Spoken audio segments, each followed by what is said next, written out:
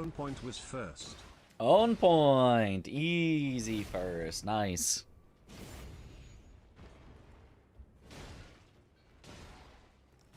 Heyo.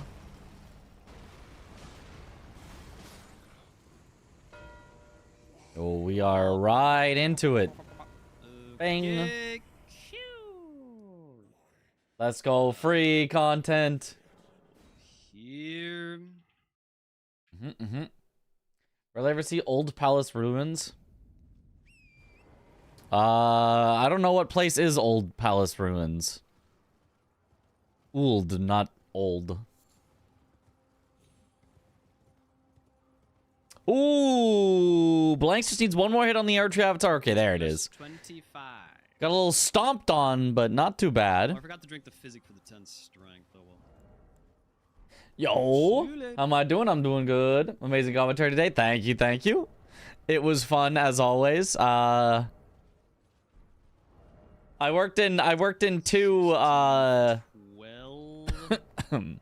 off analysis comments, and both of them were highly reacted to.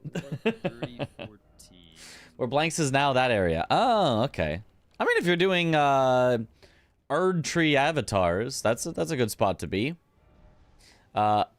Especially since it, in this case, synergizes Erd Tree avatars with bosses with tree in the name. That's a great spot to go. Wendy's 4 for 4. 4 squares to 4, but Blanks has been working on his 5th. So And arguably 6th. If he just marked it like 1 second sooner, I wouldn't have quit out, and then we could at least have the boss dead. Even if we didn't get the square. Oh, for the Remembrance boss hitless? He quit out.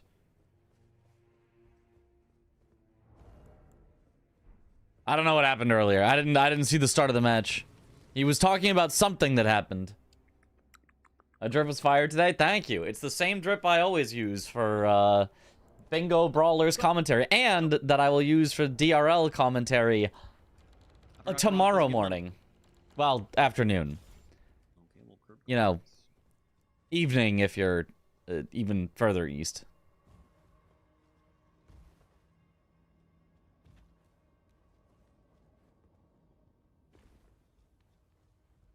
Because he got hit, then Blanks marked the square. Oh, because he was going for hitless and got hit, quit out, then Blanks marked the square. Oh, yeah, that is unfortunate.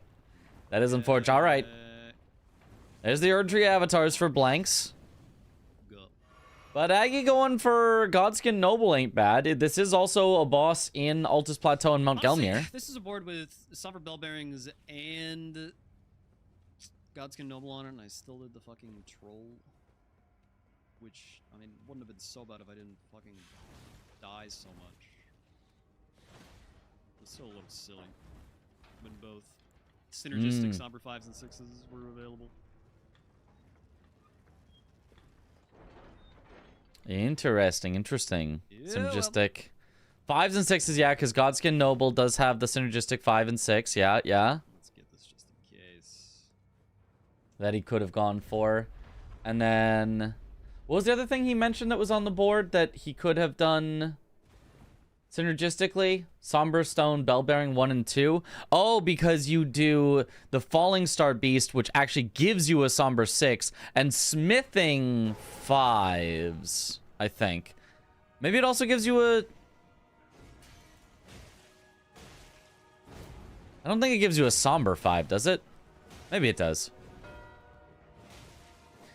2 Misbegottens as well. Oh, and Great Omen Killer Cleaver for Blanks. He's got to be happy about finding that. Makes sense. Fast after you do Misbegotten Crusader. Oh shit! I forgot. Oh yeah, never ever ever charged R2 with Barbaric Roar. That is rough. That is rough. Turns your charger. Aggie being on Team Canada and parking on another team is really something. Well, you know, Parky on Team Serbia because Well, good thing I got the bridge. she might live in Canada, But, you know, she's Serbian by heritage, so... If there's no more live matches to watch, will you be doing a review of the official matches? Yes. We'll do a review of the official matches that I commentated. So I definitely will know everything that will happen about them. And honestly, they were long matches. I'm not sure we'll get through all of them. That was a full day's commentary. Yeah, the roar's not even worth it.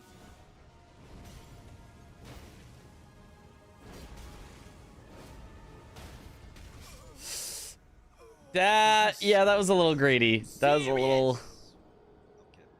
Jumping into the flames. Yeah, that was... Shifted his hitbox and pushed me into the black flame. Yeah, I liked the idea, but yeah, that was rough. What's even more tragic is when monkey business is pitted against each other. So true. Every time we do a race, it's so tragic.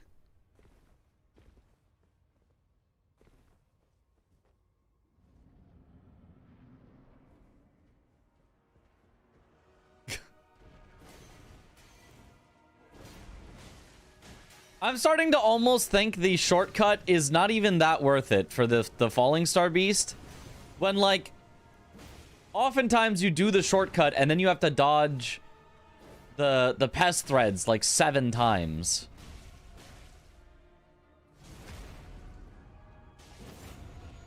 I get a strong start to this game. Now he's getting rolled. He's not getting rolled. He's a little behind.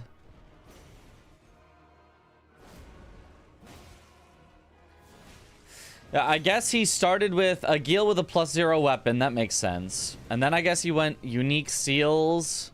I don't know how he got the 30 faith, though. I'm not sure if I like going 30 faith on this board. But...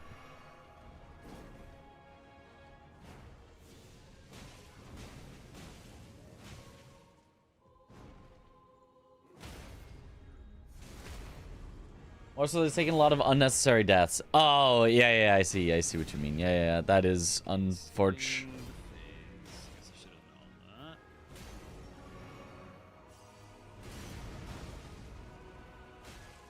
Okay, nice. Nice stagger.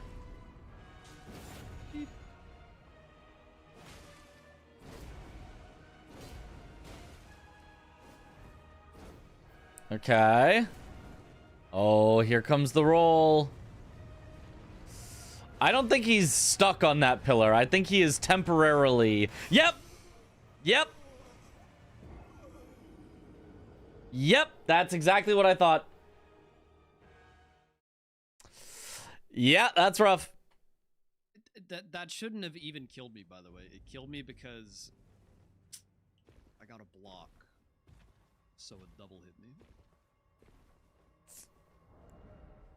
That's rough. Pressing block to reset my R1, and that's exactly what he slipped through. I'm pretty sure at this health you should survive a roll hit. We're getting the Chris versus CWD VOD. You missed the last round after the DLC match. Well, I mean, the VODs are already up on Domo's channel. If you mean when are we reviewing it, it'll be once everyone else goes to bed and I have no more live stuff to react to.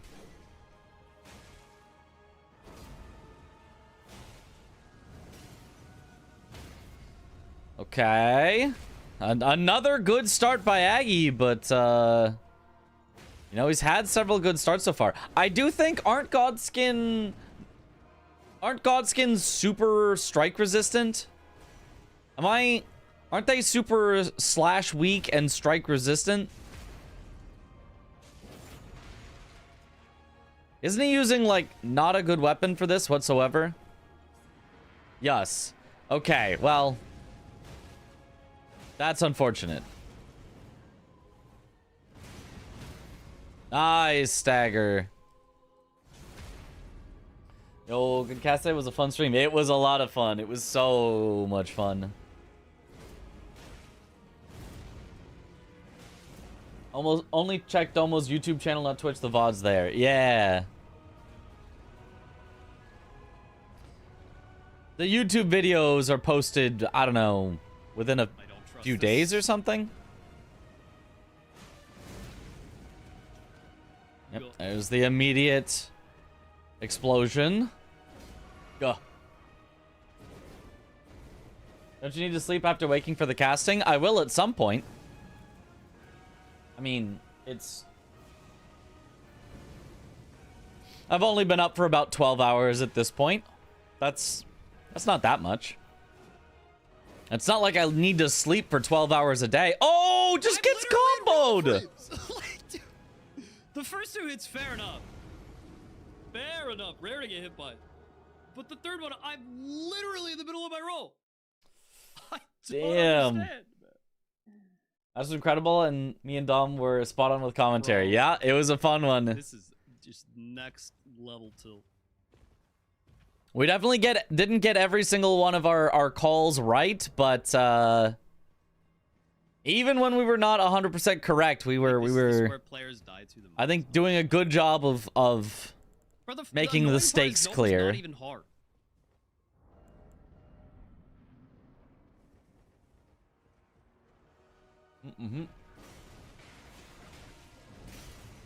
Mesmer hype on the DLC at 1 AM for you was too much. You had to sleep. Fair, understandable. Just assume you would stream for 8 hours till morning like usual. Well, I've got commentary tomorrow morning, so I am on the tired side. So I doubt it's going to be an 8-hour stream, but if we could get like 5 hours of stream, that'd probably be pretty good. Yeah, makes sense, but still a little sad. Maybe 6 if we're feeling a little Like last bingo. feeling like going a little crazy with it. Match tomorrow as well. Blank's first time. No. Sorry. Tomorrow commentary is for the Deathless Randomizer League. It is not for Bingus. The Blanks versus Tom is gonna happen on Saturday. Should have taken that repose earlier.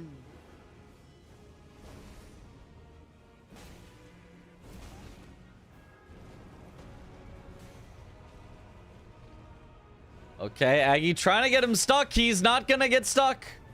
Didn't even cancel the roll with that? That's great. That normally is supposed to cancel the roll. Nice dodge. Oh, nice even dodge on that. All right, Blank's heading in for the second Somber Stone Bell Bearing.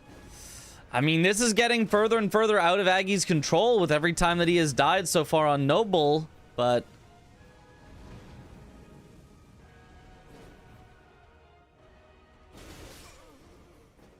well, that did not go how he wanted it. I can't, bro. I just fucking can't. I'm so tilted. Damn. Yeah, Aggie just keeps getting him down low to like 20% health and then has just died like so 4 tilted. times.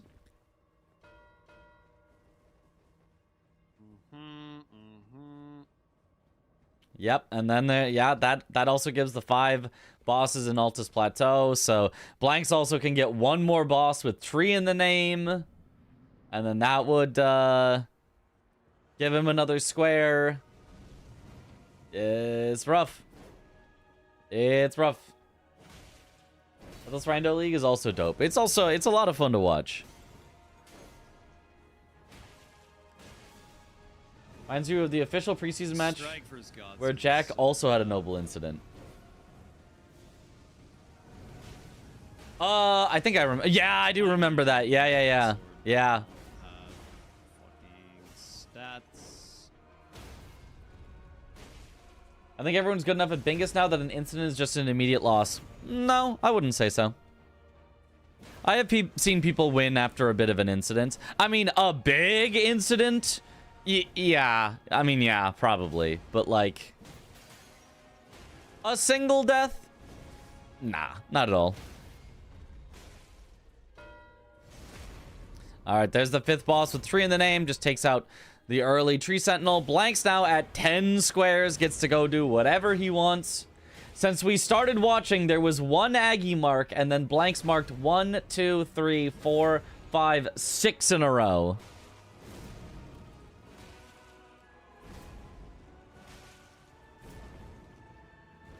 It went from 4 for 4 to 10 for good buddy.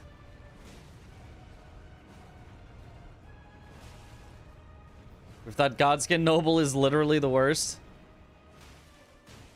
I mean, I'd still rather fight a Noble than an Apostle, I think, but...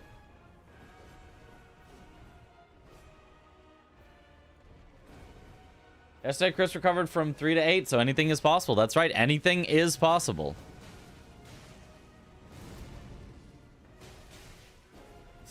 Oh, that was a really greedy hit from Aggie. He did get hit for it. Lucky that it did not combo into itself. Okay, good. It's the easier one to deal with. Nice jump. There is Godskin Noble. Bloody Hellas. Decent weapon there. Weapon, but I don't think it really fucking matters at this point.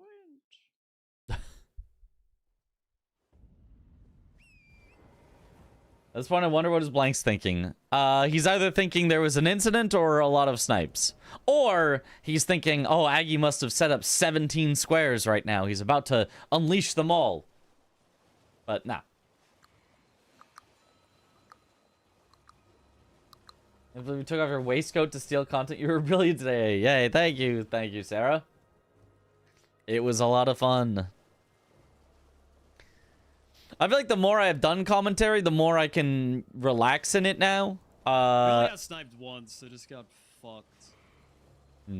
Because I feel like I've always been pretty good at, like, by bosses. Commentating, like, in general. But it's been a very, like, high wound, like, shoulders tight, you know, like, oh my god, I need to lock in at all moments. And I feel like it's become easier for me to just kind of, like, lay back and just talk about things. That one commentary was absolutely amazing on being a Brawler today. Thank you. Alright, he's going for NPC bosses here from Aggie's side. Whereas Blanks is headed for... I think he's just trying to get Morgott's... Oh, he's going to do Remembrance Boss Bow only, which also gets him access to the capital to potentially do Morgott's Great Rune after, or at some point. You could have comboed this with Renala, but that probably would have been miserable, so I do not mind doing this on Godric. Aggie's having one of those days, yep. What do you mean by is the fact that Aggie plays we had a good start. out games to their end, but if I was in the situation, you best believe I'd be asking for a reset. Honestly, same. I am gonna go for the troll. I need to not get fucking rolled by it twice. But, it honestly does make sense to play out games like this, because you do need to learn how to play from behind. Because imagine if Chris never played out games and just went, oh, I'm behind by 5 squares, I'll just, you know, forfeit, you know. We would not get the cinema of it actually going out to the end. But I should have gone so that you do need to learn how to play from behind. And you need to give your opponent a chance to practice playing from ahead, so. Spoilers? I'm sorry, there was cinema. I'm sorry, my bad on spoiler that there is cinema. Do I need to do his quest before he sells a unique one? I'm pretty sure he sells a unique one. Aggie feels like the last person to ask for a reset. I don't know about the last person. I feel like Aggie could, in some situations, ask for a reset. I feel like Sweat and Ness are the last two to ask for a reset. Top Spirit, yeah. Does he sell it at the start, though? I don't know if he does. They do need to give me more content. That's true. That's true.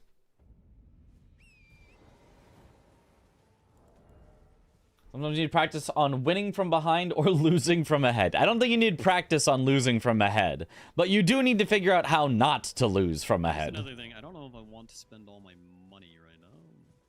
One second round, we'll find that out later. We'll find that out later when we review it. So I have 3. She sells 6. All I can tell you is cinema happened. That is all. That's all I can tell you. Them from tops. Yeah. Did Nagy ask for a reset during our Sekiro randomizer race? Yes. So really, I'm at 7 Yes, he did. after. I mean, that is a little bit of extenuating circumstances of Shichiman with no confetti, but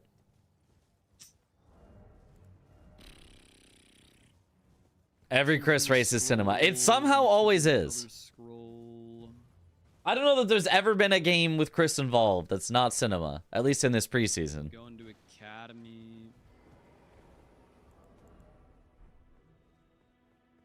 I should probably be going Academy first. I'm gonna end up going. Need to learn to lose from ahead on game 1 to give fake confidence and sweep game 2 and 3. Oh, so true. Very important skill.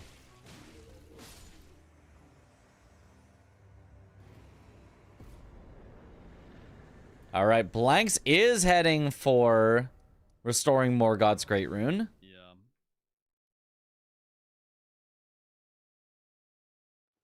Those exciting games with Chris for many different reasons, yeah. Blank's not quite making it up onto the path, but that's okay. Doesn't lose much time. No, Roger doesn't sell spells. Commentary on Chris. He doesn't see it. He must not see the board. His chair is turned completely around. Post-game interview. So, Chris, what were you doing? I forgot.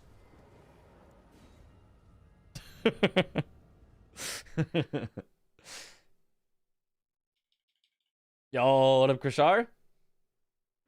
Blank's going for the bold, just win the game strategy. That is a bold strategy. People don't usually go for that. I mean, Blank's might and probably is just going Morgoth in this situation. But... I saw it, then forgot.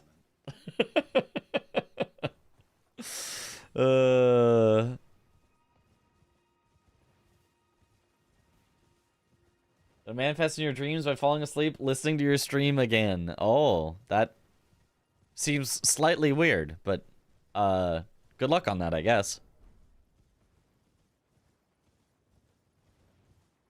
No spoilers on results. I won't say out loud any messages about results because we got to review it later. We got to review it. When's the next preseason game? Saturday. Saturday. Make sure to turn ads on in your dreams. Or subscribe in your dreams.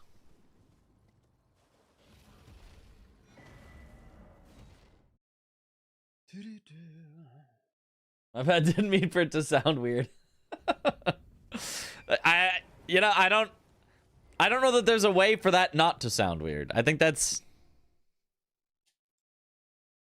Another little top Chris thinking he won, relaxing for a second. One random. I forgot. Scroll behind for 2. Teleport to Turtle Poke. Oh no! You're getting high blood pressure. The bingo is what's gonna do me in. Cutting years off my life for sure. Yeah. Smash that like button in your dreams.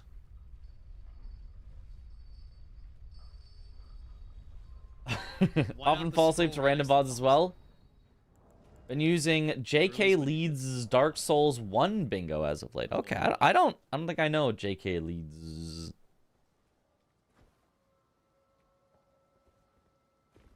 I don't remember when. Last weekend was when it was. The most recent previous weekend.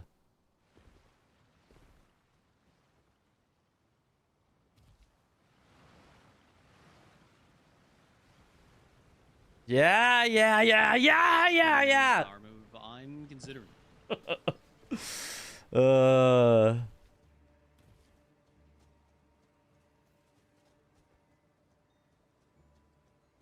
Why am I not participating? Because I don't think I would win. I think I would have gone out. I mean, hopefully not first round, but like probably. Because I just haven't practiced or learned base game at all yet, so I would have had a lot of learning ahead of me. And I can learn pretty quick, so like maybe I would have done all right, but I don't know, not getting to actually be in the main season, but instead just being in the preseason and 16, 12. Probably not winning through the preseason to get to the main season was something where I was like, I feel like, you know, I feel like I've got other things that I have the need to do or practice for or do other things. And I get to do a lot of commentary instead. Like, if you're playing, you can't commentate, at least not as much. I always think that's a And I have already gotten to commentate 3 games, which is a lot and has been super fun. And might even be doing a 4th in the preseason, perhaps. We get the commentator saga instead. Yeah, and that's a great saga. I'll be honest, this has been a very fun saga. Not even just an arc. This is a full saga. Competing in a smaller bracket against Zoodle on commentary. True. What makes you feel happy that we truly enjoy your commentary? It makes me feel very happy. That's part of the reason to do it. You know, what you should do in life should be something that you enjoy, that you're also good at. And commentary is something I enjoy that I'm also good at. Nice quick kill from Aggie. He is going to go for Renala here. Now, interesting enough, Blanks went straight for Morgoth's Great Rune, but has not done any Remembrance Boss bow only. He's just kind of left that out there to dry. Whereas Aggie is going for Renala after she summons 4 spirits, which takes a little while to wait for those, but isn't bad. Oh, Morgoth's Great Rune is a line. Well, that would probably be why then. Well, yeah, Blanks says no, definitely going to get that. I'll be honest. Joining a game halfway through, I pay a little bit less attention to the board state. So yeah, Blanks just going for the line, just putting the game out of its misery. As Blanks is so far ahead, he could do pretty much whatever he wants here. Sad. Commentator Saga does count as some GDQ practice. That's true. That's true. GDQ, part of it is about commentary. The just win strat. It is a good strat.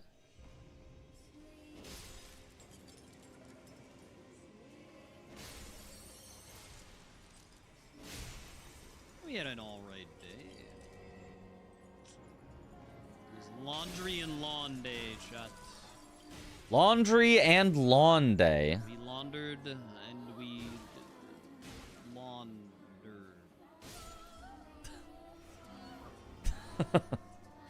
That's a very me thing to say from Aggie. Just fumbling over trying to make a kind of pun.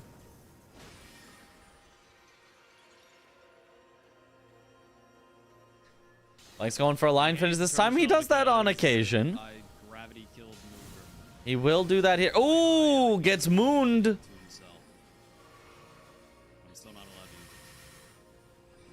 Cheese is not allowed in Binks.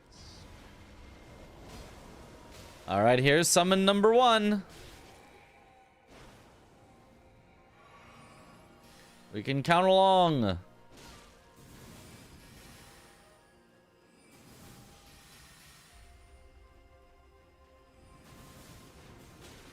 Ooh, gets a little tag there. He needs to not hit again. There's summon number 2. Delicious gravity cheese. That's a good cheese flavor.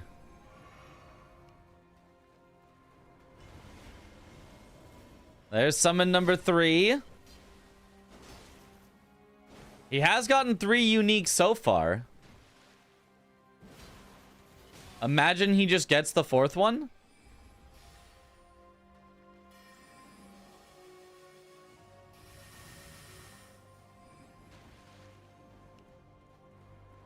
Okay, there's summon number 4. It was actually all 4 unique. Hooray! All right, 10-6. But Blanks is going to see that and go, oh, well, he wasn't going to block this, so guess I win. Never go back to Riot Academy, right? Did back-to-back bingos against Raydans the other day? He's bringing the bingo meta to bingo. I mean, I think it's more like for blanks, it's he wants to, I think, be a little unpredictable. Sometimes go for it, sometimes not. He also, I think, if he thinks he can just win, I think he's just gonna go for it. Whereas if he thinks it's like a, oh, I might be able to win, and it's like a 50-50, and like I'm gonna have to make my opponent guess, I think he will usually. 11. He will usually just be like, I think it's safer not to. But if he thinks he can actually get it, he'll go for it. Yeah, it does. I might as well just get What's this Blank's thing. first Tom? Saturday. We'll just get this. Secret objective, -1 string. Like a lot of players aren't scared of lines anymore from the few games I've seen. I mean, maybe they should be. I feel like a lot of players... I feel like a lot of times... So, in a reasonable match, you might have, oh, one person's got more squares, the other person's got a line threat. And then the person who's ahead on squares is just going to go block the line to try to force it into a majority. There's 12 sorceries from Aggie. Very nice. 10-7. And that is what happens a lot of the times. 7, 8, 9, 10, 11, 12, yes. But then, if the person ahead has a line threat, they have no reason to actually need to go for it. They can just win by majority if they so choose. So... It's like, you know, if the person behind has a line threat, then maybe they go for it, but then their opponent is going to be really, really active on making sure that they don't get it. And if the person ahead has a line threat, then they don't have to actually push it, regardless of whether it gets blocked or not. Blanks with the lore-accurate weapon matchup. The Omen Killer against the Omens. What's how people feel about lines in the later review of Chris vs. CBD? Yeah. Lines are definitely still very powerful and things that people do absolutely go for, but it depends. I think the only bad play around lines is being predictable. I think if you always push lines, you're predictable and you're easier to block. And if you never go for lines, then you're easier to ignore and have someone, you know, keep the majority. There it is, though. Game is over. Jeez. I was gonna ask you. So because I didn't mark bow only, do you think I didn't have capital access? In a second, weren't you strongly against No, these I settings for figured bingos a few months ago? Which settings? What settings was I against there for was a point in bingos? the game, I think. I assume you wanted Altus bosses. Not really. This game got off track for me. There was some incidents. There was Sure, some sure. incidents. Okay, well, If a square's picked up, the other player can't have it. I'm pretty happy. I feel like that was don't enjoy playing it as much. Yes, that is Yeah, the true. skills I didn't really expect.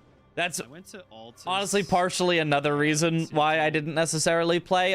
Part of the reason why I enjoy commentating more than playing is because I'm less of a fan of lockout. I just default to For your going to setup, Sealed yeah. Tunnel anyway. I really like non-lockout, where And then I you got fucking you have to stuck basically against have the wall a by 2 dogs. custom speed run. Didn't have But a race, so I had to walk all the way back. And then Oh yeah. I missed the explosive plump throw and died to the troll lifting his weapon up, which apparently has a hitbox. totally find fun in it that way. I mean, it's always fun to watch things. I've never never seen him actually attack, so that's good to know. Sometimes it's fun to watch something you And after don't that, actually want to took, play. At least 5 more minutes than it was supposed to. So that really Ah. sucked. Did you want to push column 3? Like, not really beyond what I already had. Mm-hmm. I was going for a hitless boss after that, and then Radon did a basically unavoidable move right at the end of phase 2, and then I quit out to try again, and then as soon as I quit out, you marked it. So then I just didn't get the square, and I didn't get to finish for Dawn. That's tough. And then I went to Noble and died 4 times in Noble, so that was just grand.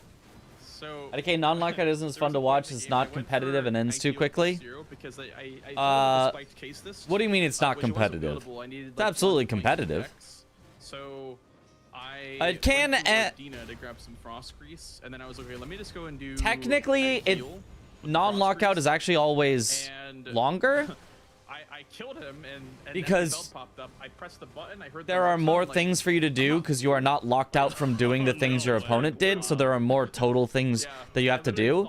If you did like blackout bingo or even like 3 lines. Dude, that's so crazy because my Agil, like, it started out as a really good Agil. Well, 3 lines would be and then I got a second 15 square. Yeah, like 3 lines would be about the same length.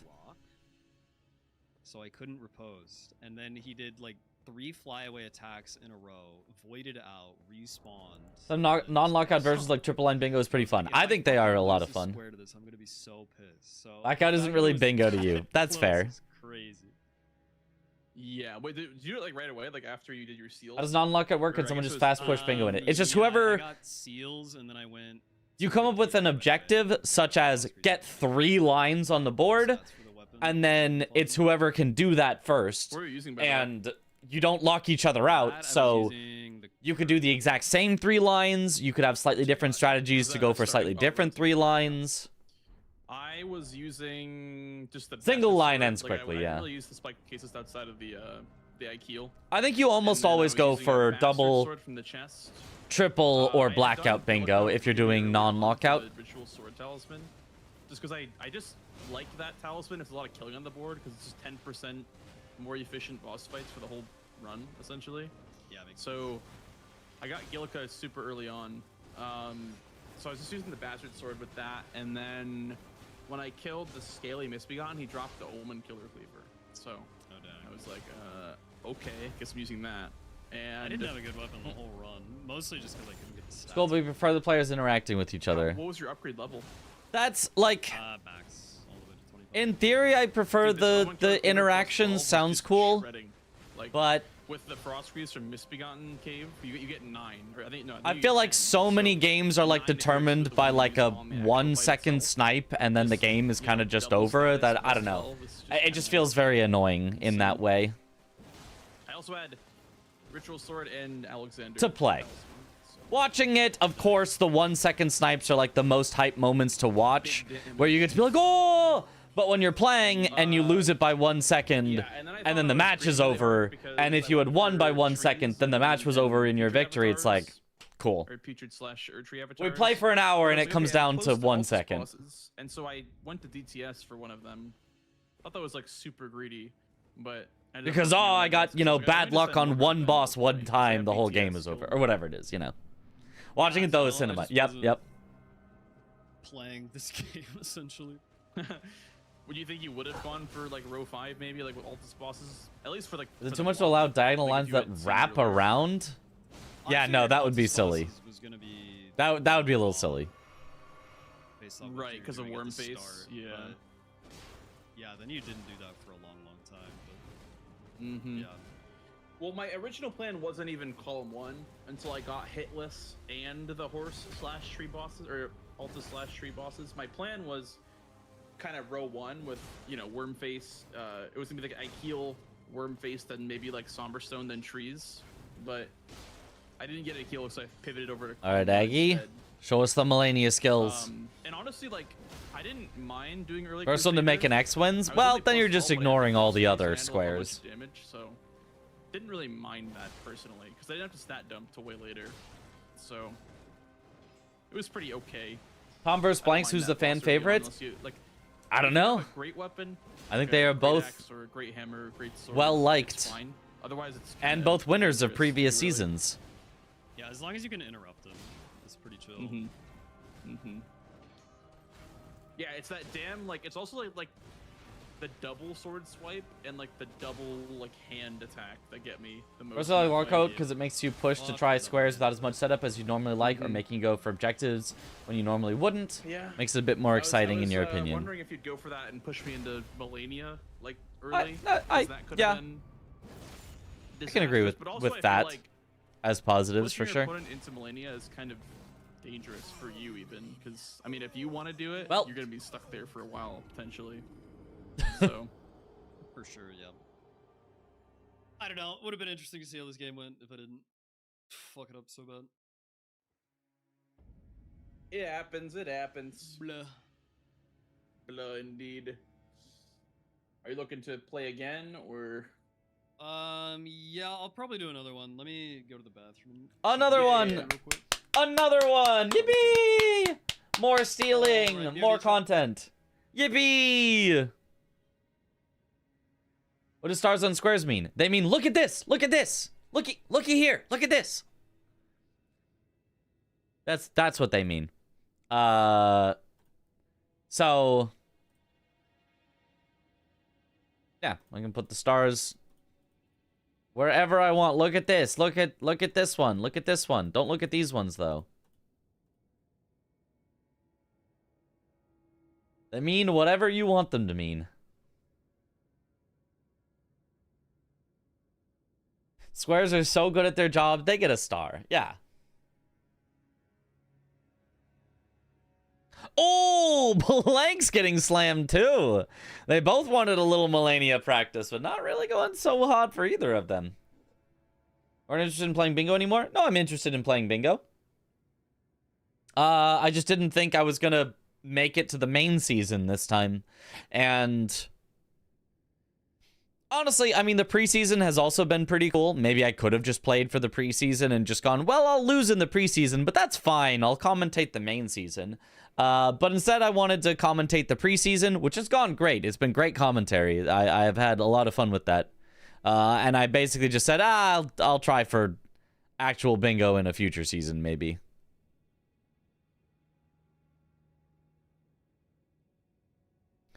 I don't know. The longer I don't play bingo, the more I'm like, bingo seems pretty fun to play. And then the more that I do play bingo, the more I'm like, you know what? I'd be okay with not playing in the next season of bingo, actually. Just gets me very, very, very stressed out.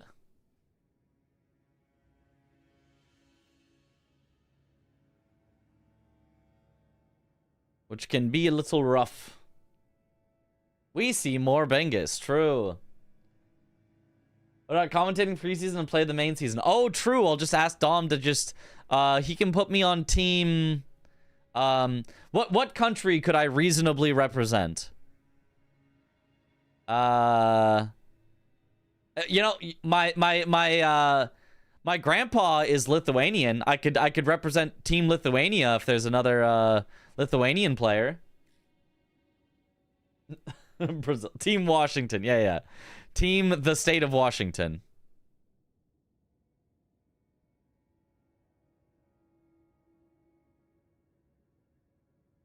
Preseason has been amazing. Can't wait to see how the main season will be like. Yeah.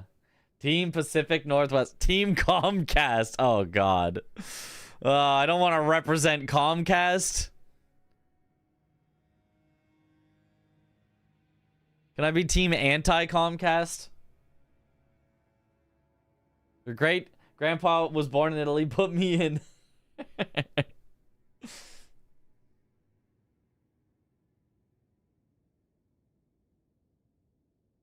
You know what else I think would be really, really fun? And I don't know if any player wants this, and I don't know if it almost would be like insulting to a player to even suggest, but it would be fun to like coach people in bingo. Like be a voice over their shoulder to like, you know, ask them things or tell them things about like, okay, you know, there's efficiency possibly here, or okay, he marked this square, maybe this means this, or, you know, like thinking about, because thinking about the bingo is fun. Stressing out and actually having to like execute while you're thinking about the bingo, that's hard. Like, I feel like, you know, let's say, for example, somebody from another country who is learning or relearning the game of bingo, but doesn't feel super confident on it yet. You know, maybe I could, like, coach them as they play practice matches or something, as long as the opponent is okay with that.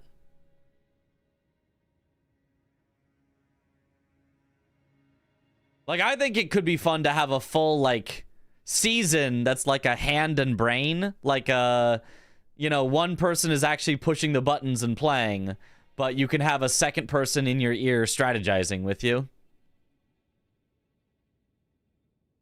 Do not guh. Like PogChamp when pro chess players helped coach streamers. Exactly, yeah, I think that could be fun.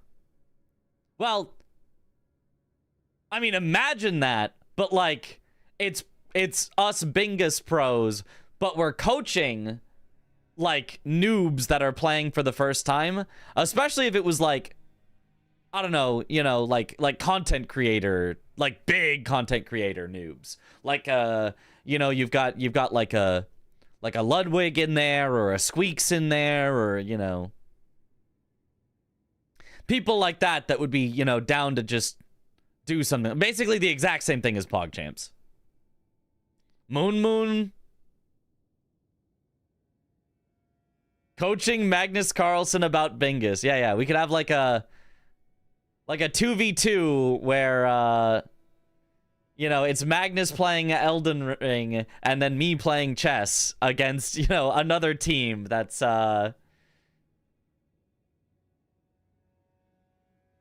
you know, somebody else playing chess, and you know, like Tom playing chess, and I'm trying to think who I would who I would say for the playing Elden Ring, but you know, you get the idea. Hikaru playing Elden Ring, yeah, something like that.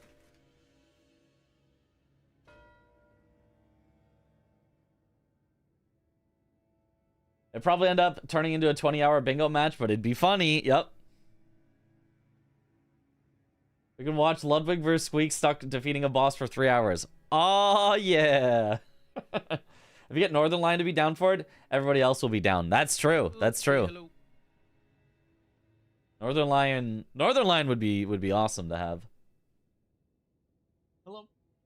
Imagine Chris coaching Squeaks at Bingus. Oh, no. Oh, no. Did you know that Melania with Colossals kind of sucks? Yeah. No, I did know that. Not a fan. What do I do now? Nobody cares. Didn't Would you like ask. to run it back in base or DLC? Yeah, let's run it back in base. Okay. I'm gonna the seed. Okay, we get another base game. Ja.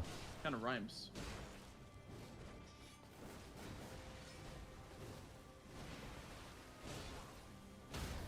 Oh, you're fresh, Aggie. He's a little behind. Oh, killing Melania from level 74 only gets you 15 levels. You know, I can't say I did. It's not that many levels.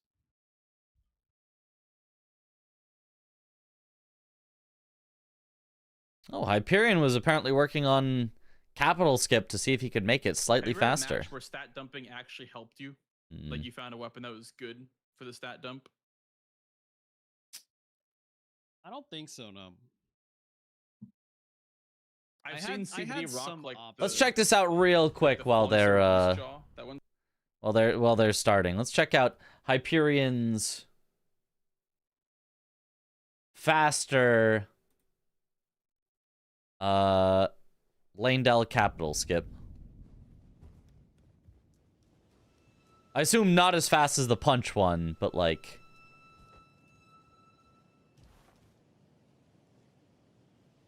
that's pretty nice. That's pretty nice. If you can do that consistently, that's pretty nice. That's not bad at all. I kind of like that. I kind of like that. Neat.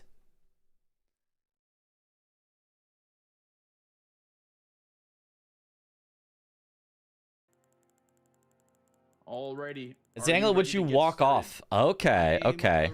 Is it a precise angle or? All right. Best of luck. See you on the other side. Bye. Good luck. Okay, here they go. Okay. Mental reset, chat. That game got away from us a bit. Faster setup of Tom Skip, basically. Ooh, Center Crucible Misbegotten Duo. That's kind of weird. Agil +0 again. Millicent Invader. Someone's gonna do that. Someone's gonna do that. How you spell Millicent? I'm not sure that it is. I think there's 2 L's. Maybe not. No, 2 L's. 2 L's would be if she was 1,000th of a cent. That would be she would be Malaria's worth back. very little if it was 2 L's. 2 unique Elder Lion lowercase. Okay, Domo. Oh, Magma Worm boss could also be something you could go to pretty early. +2. Thank you. Kill Melania on the board. That's not gonna be done early. Sword. There is pots and pots. Somehow it always appears together. Off the rip. Kinda surprisingly few Bro, this is kind of crazy stuff. super rushable ones, but I don't know if I want it's more of a mid-game board than like a early game board. Good. I feel like it might be okay. I think the only 3 that are like really kind of rushed are Millicent, Agil, and Magma Worm. 30 Faith Rush? Shocked you can wield this thing. That's very interesting. Do they have the Grace near Melania unlocked? They do. Yes, they do.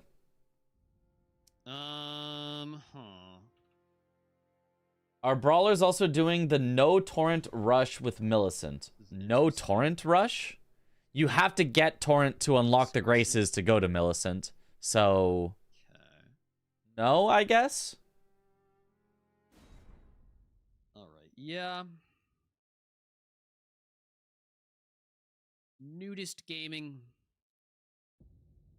Trap chest, but then you gotta run through the swamp. Oh! That sounds bad to me. I don't know. Yo, what up, hit or miss? So I could go Agil off the rip, or... Also make a base game and DLC in one match. We did that when it was 2v2, but to have a 1v1 that involves both would be weird, would be tough. Also Millicent, but- Ooh, different starting classes. I like Aggie starting with the Gargoyle's Greatsword. He's got even the stats for it right away. But I guess he's on the Wretch class where he doesn't have any armor, is kind of the one downside. Whereas Blank starting with a kind of more, normal-ish starting class. Blank's game took forever to load in. Going with just a straight sword. On row 4 are my main What's the Ash of War on his straight sword? Lord Sworn? I didn't get to see what it was. He'll swap to it. He'll two-hand it eventually, probably. Maybe he won't, actually. If it's got square off, this is an okay starting weapon. If it doesn't have square off, you'd rather find something else real quick. I did start Crackpot. Good. Bow only looks very hard. It's not actually that hard. It's more that you just really want to have your weapon upgraded by the time you do it. If you didn't have your weapon upgraded by the time you did it, then it would be pretty hard, yeah. To be fair, you guys can finish both in under 2 hours. Depends on what the things would be and how you'd have to unlock the DLC. Lions are the big lion. It apparently does have square off. Okay. Then that's an alright starter then. I like the Greatsword, but having armor is also a really nice start compared to not having any armor. Would a 1v1 base plus DLC in the same match make any Radon Moog related goals super important, or would they do this in 2 different game instances? I don't know. I don't know how it would work. I mean, mostly I don't think it would work. I think it would be horrible and a failure of a format. But if you were to try to make a way for it to work, I guess you would just do it in one game instance, but you would just start with a Grace in the DLC and start with a Grace in the base game. I don't know. It'd be weird. Well, he has 3 pots already because he started with 3 pots as one of the starting gifts. One of the starting gifts is 3 cracked pots. This is how it is in the base game. Baseless DLC in one game sounds awful. Yeah, probably. Are there any smithing straight swords that don't have square off? I'm almost positive there are. I don't know that I could name one for you that doesn't have square off, but I'm almost positive there are. Oh, and he goes for square off because square off actually works really, really, really well against a Geel. Started with a usable weapon. Ooh, oh, that's not a great spot for a Geel to be, though. Blank's losing a ton of time here. Square off is good on a Geel because it also does pierce damage, which a Geel is weak to, as well as, of course, getting a stagger nicely. But, oh, this is a really awkward spot. Geel should be uncontested. Well, a Geel is uncontested, but not in Aggie's favor.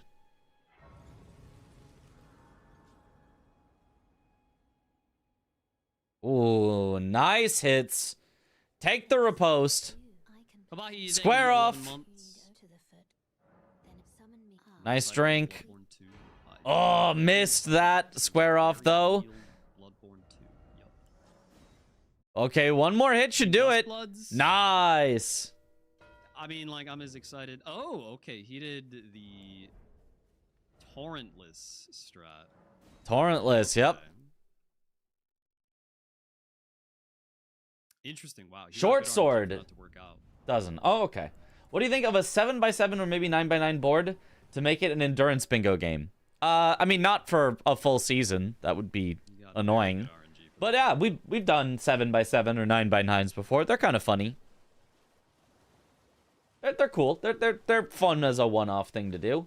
They are not fun to do a lot of. They get real long and boring and repetitive.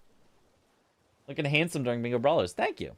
What about 53x53? You know, if you can come up with 2,500 squares, go for it. Wonder if someone like Tom has optimized the Geel position to make sure he doesn't fly towards that cliff so often. I don't know. You could ask Tom if he's done that. I don't know. Terrible movement, but, you know, whatever. Warlock's Talon and Short Sword. Short Sword is kick, Talon is spinning slash. Okay. Well, there you go. Thank you, Hyperion, for letting us know. I'm new. Did he say season? Is this a thing? Yes, there is a season. There is currently a Bingo Brawlers season happening. Technically, it's right now in the preseason, the qualifiers. And then after the qualifiers, we'll get into the main season, the main big bracket of the season. But yes, there is a season happening right now. Bingo Cube board. That one I'd be down for. The Bingo Cube. We make it 3D. 5x5x5. You could even go smaller. You could go like 3x3x3 or something. Maybe not, though. I mean, I guess he didn't go Millicent.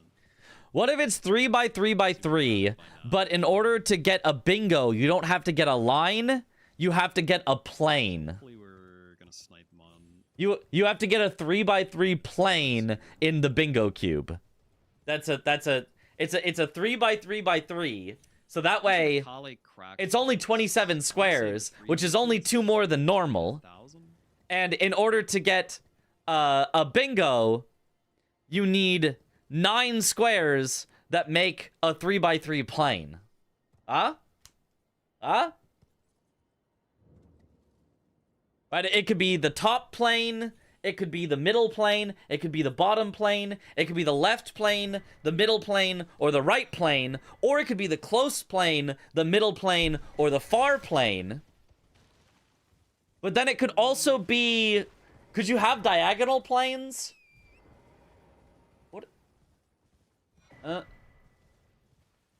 You could! You could have diagonal planes, but you could have a plane like that, you could have a plane like that, you could have a plane like that, a plane like that. Yeah. Oh, there's 6 diagonal planes. Yeah. Hold on a minute. Maybe now we're cooking. Rubik's Brawlers. The Grace, I got You absolutely can't have diagonal. Yeah, okay, no, this is what we need. This is we gotta suggest this to Dom. The 3x3 bingo cube. Where you win by getting a plane. 12 total possible bingos. But 6, 7, 8, 9, 10, 11, 12, 13, 14. I think there's 15 bingos?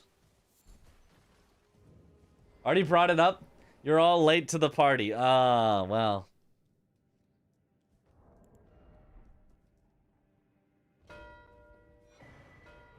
Okay, there's the cracked pots for Aggie. A nice fast one, using his starting gift there to get it early. That is also going to mean that he has some progress on ritual pots. I'm really surprised neither of them went for Millicent Invader and Kaled. I feel like that's the number one thing that I expected people to go for. More than a Geel, more than cracked Still in pots, combat, man? more than anything else. Oh, now Aggie is hovering over Millicent Invader. Pivoting before me, in all likelihood. He thinks Blank's is gonna pivot, but Blank's not pivoting. Blank's committing here. I'm gonna risk it though, and then I'm gonna lose the square, and I'm gonna flip. Aggie in a little bit of tilted mood. Bingo's so easy to tilt. Ooh, Blanks is, I think, maybe pivoting out. But after he grabbed some of the stones here... Bingo Q's been pushed for since season 1. Ah. But did they say it in the way that I said it, where it's a 3x3x3, and you have to make a plane for a bingo? Because I'm just saying, that's the cool part. If you don't have it where you need to make a plane, then it's much less interesting.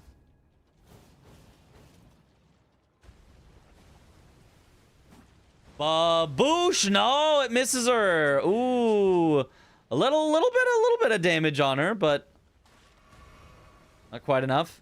Aggie heals, Millicent heals. Okay, going for the baboosh. Baboosh! Okay, one more will do it. She doesn't have any heals here. Oh, this baboosh is probably not going to hit her, though. Can he drag her into it at least a little? At least a little? Hit her, just R1. Nice, nice. There's Millicent Invader. Dare I say a dumb square? I agree, Aggie. I actually do think the Millicent Invader is a dumb square. Dare I say it, that square's kind of silly. I agree, I agree. You would have a hidden cube in the center. Yes, there would be a cube in the center. It wouldn't be hidden per se, though. Sometimes silly is good, but like, yeah.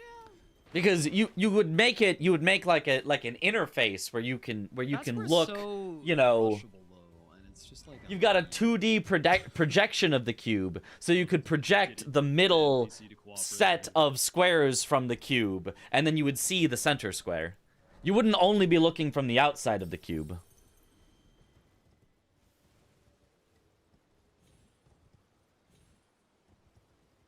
What's wrong with that square? It's just a little silly. It's not like you just kind of run around till the babooshes happen, and I don't know.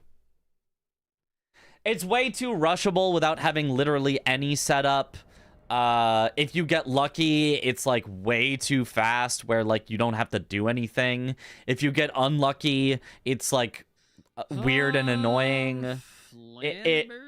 It's just a little weird. It's just a little weird. It's not, it doesn't feel like a great square that you're like, that you feel good about like going to and outskilling your opponent on. It's just kind of a square that always gets rushed. And then you just kind of hope that the babooshes hit right, and that's about it. Like, it's just a little bit of a silly square. A lot of luck involved, yeah. Hopefully I have enough to level up to +9 still. Wouldn't it be easier to just have 5 bingos on screen? 5 bingos? No. This is only... This is a 3x3. This is a 3x3 cube. A 3x3x3. So you'd only need to have 3 boards of 3x3 on the screen at a time to show all 3 of the layers. Oh, I thought 5x5. Yeah, you know, 5x5 maybe was an original idea, but that's too many squares. That's too many squares. 3x3x3 keeps it at 27 squares, which is almost the same as our 25 squares currently. And then you could reasonably do bingo planes instead of bingo lines. My brain's not built for all this. Spatial reasoning has got to be on point. I have multiple players, one base game, one DLC, and one floating. The floater is the cube master. Surely, yeah. Okay, nice. Blank's going for the magma worm boss. I really like the magma worm boss as an early square to go for. He also got a lot of smithing stones in this area, so a great call by him is going to catch him up. It'll be 2-2, and Blanks, I think, will be a little bit ahead on the early setup, so... Aggie does, though, have some ritual pots still, so... Not a big lead for either player out of the gate. Right. Cube is only slightly bigger than the square, but plane is almost twice the size of line. Yes, but there are more planes than lines. So lines, you only get 12 potential lines. So in order to, you know, block them, it's relatively easy to block 12 lines. Not easy, but like you can block 12 lines. Whereas planes, you've got 1, 2, 3, 4, 5, 6, 7, 8, 9... and then 6 diagonals, so there are 15 planes to block. Hi, little egg. So even though each individual plane is harder to get because there are 9 squares in it, there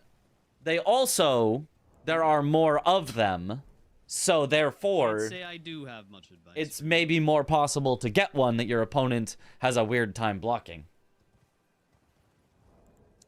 3x3x3x3. Oh, a hypercube. Yes, now you're thinking. A length 3 hypercube.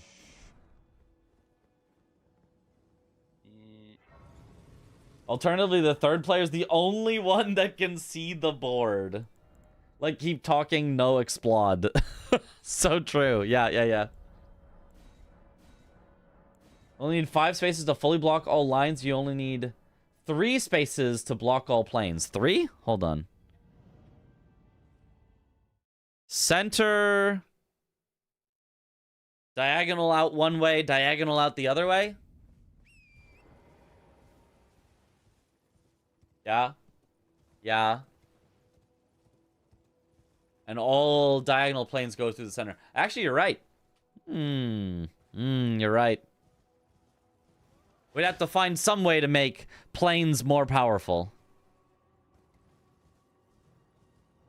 Okay, I'm gonna do Magnus and then Maybe you need 2 coplanar lines to bingo? Is that... Can I get through Margit after then? 2 parallel lines?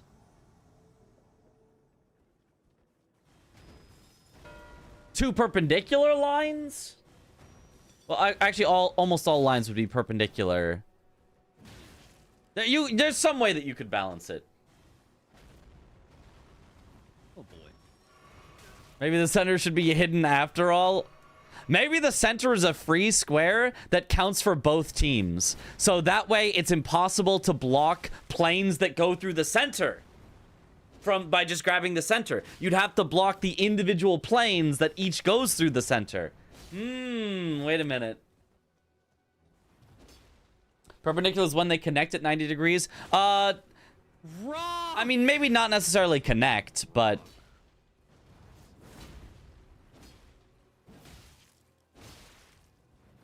Not like, diagonal lines could be not perpendicular to each other, but a line that's sideways is perpendicular to a line that's up, which is also perpendicular to a line that's coming out at you, so... I mean, he's just being fucking ridiculous. Yeah, classic Magnus. Magnus is always horrible.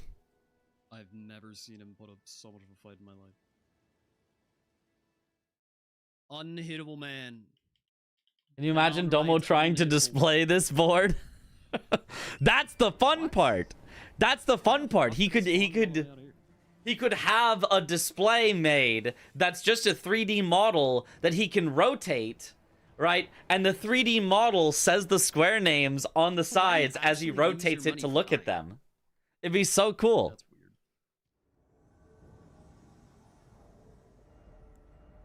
Google Terra Minx Rubik's Cube. Alright.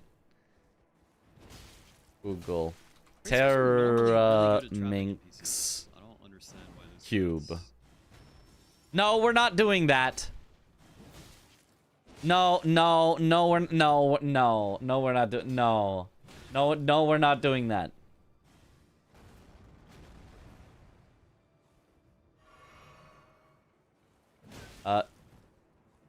No, we're not doing that. We're not doing that. That's not something we're doing. That's not happening.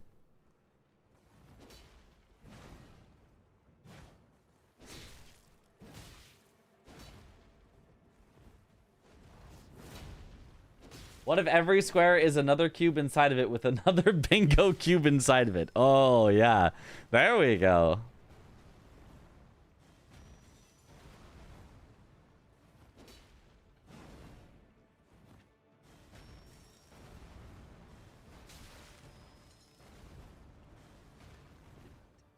What if Fucking every just do a time... normal attack! Holy shit. Oh, Aggie, I don't think This he's gonna is win this versus ridiculous. Magnus. Wait! Okay, that's good. Oh, no, does not get the punish. Nice! Wait, one more hit! Don't get greedy, don't get greedy. Oh! Oh, no! I can't today, man. I just fucking can't. Oh, that was close.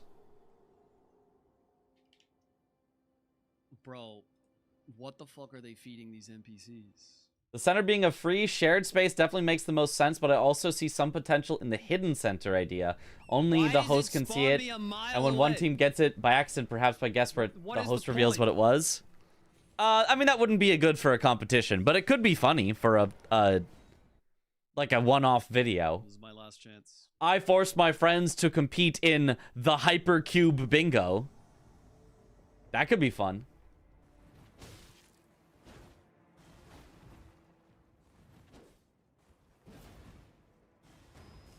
No mercy, Magnus, yeah.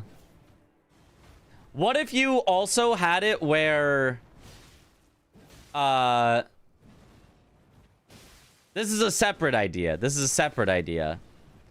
What if getting a square on the board shifts that row in the direction that, that it is from the center? So, for example... If on this board you claimed the square that is acquire both Scarsteel Talismans, then the entire center row shifts to the right by 1. Whereas if you acquire Graven Ghost Glovewort Bell Bearings, the entire center row shifts to the right by 2.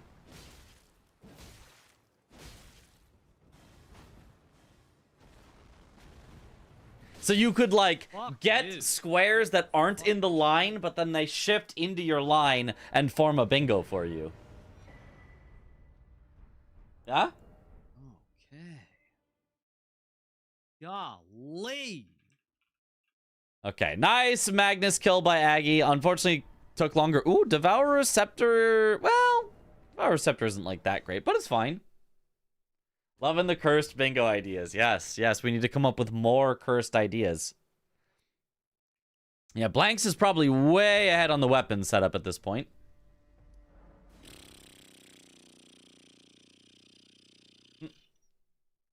What about Bingo Rubik's Cube, where every claim space, you get to do one Rubik's rotation. And then you try to make a plane out of it with the squares that you have? That could be interesting. My head would be shifting throughout the race. Yeah, that one seems really hard. That one That seems really hard.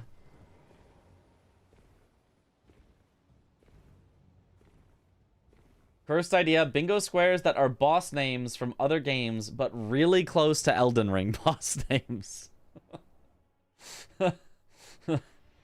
I mean, I feel like that'd be easy enough to figure out.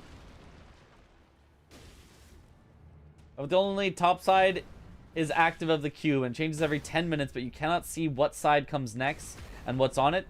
If you didn't kill the boss on time for the square, it could get locked. Or if you accidentally did an objective on a side that wasn't there, you're just locked out of it because you can't do it while it's on top. We've got some truly cursed ideas. Double anti-bingo is a cool format. One bingo is chosen by your opponent, and you also have to get a second bingo of your choosing. Oh, so it's 2-line bingo, but with chosen lines for both players?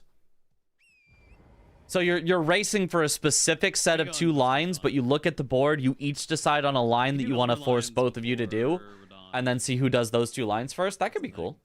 Like, that could be, like, genuinely cool, not, like, cursed. Rubik's Cube rotations could be a charity donation. Oh, God. Elder Lion out here easier? I don't know if the Elder Lion out here is easier. Any knowers for Elder Lions?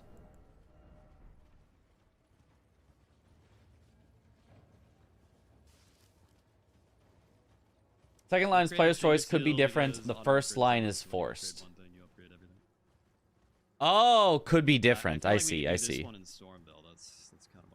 Oh, blanks. Oh, this is an interesting Elder Lion. I didn't know there was like a hidden transforming Elder Lion. This one doesn't even look like it has that much health. That's a nice one, actually. Okay, yeah, the bird is chasing, I think.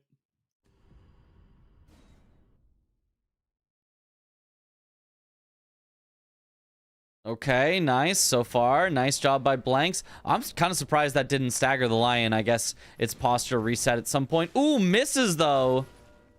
There's the 2 Elder Lions for blanks. Aggie sees it. At least he didn't spend too much time on it. 4-3 in blanks' favor here. The larval tier one. Yeah, I didn't know about that one. I did not. I was unaware. 7, but the viewers picked the squares. Okay, well that one you could actually do as a little side event.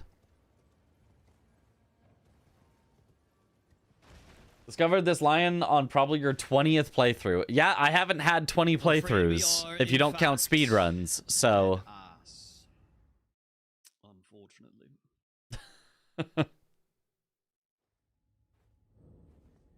Do we know who is in Team USA till now? We do not know who is definitely in, but definitely either Blanks or Tom will be in. And then there will also be a second person who could have a few options.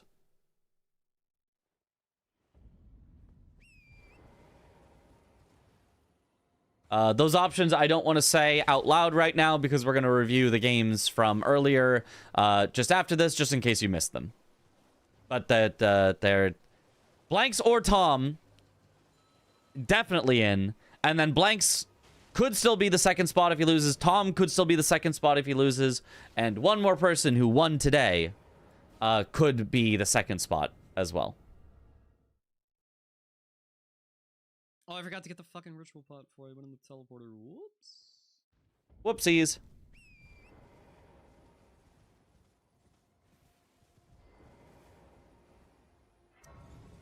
Shit.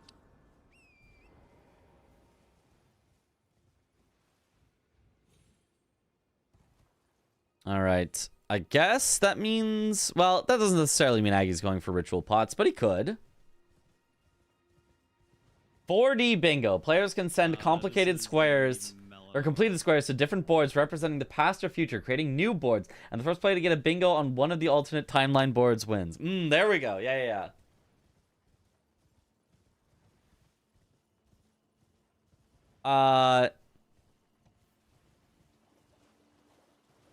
Or it's a bingo board made of bingo boards. Like alternate versions of the bingo board. So each position on the board is a board itself. So when you mark a square on a board, it takes you to that board that's on that square as well. And then if you mark the square on that board, it takes you to the board in the position that you marked there. Unexpected. So you have to like send it back to the same board over and over again until you can get a line on one of the boards. Little annoying.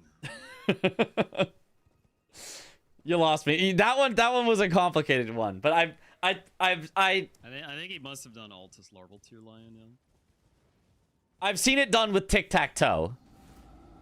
I've seen a tic-tac-toe where each time you put down your thing in one of the boards, your opponent then gets to play in the board of the position that you just put down. Where it was like basically like a big like Sudoku board of individual tic-tac-toes on it. Should have just kept going with Radon stuff. Okay, Blanks did get his 5th square here. Use the Ash of War Lightning Ram to kill 10 sheep. Which does block out Aggie's line that he potentially could have gone for. And Blank still has a potential line here with column 4, but it looks like Aggie is going to be ahead on Ritual Pots probably. Blank's heading for Crucible Knights is interesting. If you're going to do that, I feel like you would do the Crucible Knight and Misbegotten Warrior duo first to make sure you don't get sniped on that for the synergy, but Blank's just heading for, maybe it's just going to do 3 completely separate Crucible Knights. Magnus wasn't a fucking bitch, bro. True, Aggie. We do hate Magnus. Yeah, that was my plan, was to push Crucible Knights. What the? Because I thought he was going to... I can't believe Chris would say this to me. Into Crucible Misbegotten. And then I'll just get the other Crucible Knights. What if we did like a 5x5 2D board of objectives where you have to win by line or by majority? Okay, well we have a +9 weapon. 2D? Do you mean 5x5x5 like a big cube? It's too big. It's too big. Use this to my advantage. Bingo rule idea. Mog 65k, 300k for DLC, runes to unlock a locked out square. The other runner will be informed. I feel like that's too easy. That's you could do that too much. I feel like you'd have to like 10 times those numbers. That's too powerful. Ooh, Devourer Scepter +9. Aggie is way upgraded here. Aggie definitely could have a chance to come back here with this much upgrade that he's got. 30 minutes in? That's not bad. I mean, if he's not gonna, I'm gonna go back and then he's gonna. As in 5x5, 1 plane bingo. I don't know. Sounds kind of boring. Sounds only one plane. You've only got 1 plane. I don't know about this one. You chump again.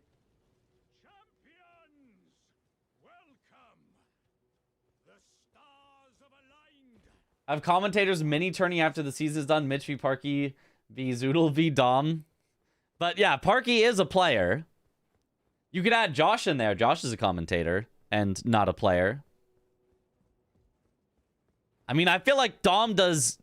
Like, Dom plays and practices in order to make sure that, you know, the squares are good and things like that. And just in general to play and be good at bingo.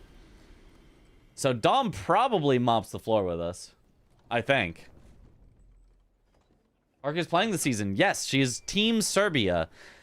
Team Russia got replaced with Team Serbia because Team Russia was not able to get visas to travel to an in-person finals of Bingo Brawlers that will happen at the end of the season. Yeah, you're right. Somewhere in the US. I don't think Dom said the actual location. Arky is Serbian, yes. By heritage, she is. Oh, Aggie, you gotta bait out the good attack. This is so much slower than baiting out the good attack. Yeah, and then you get hit. Yeah. Genuinely, there is one good attack to start, and, like, baiting it out is genuinely worth it. Like, 99% of the time. Maybe more. Maybe 100%. Yeah, auto upgrade is fun. Auto upgrade is great. I agree, Aggie. I really like the auto upgrade this season.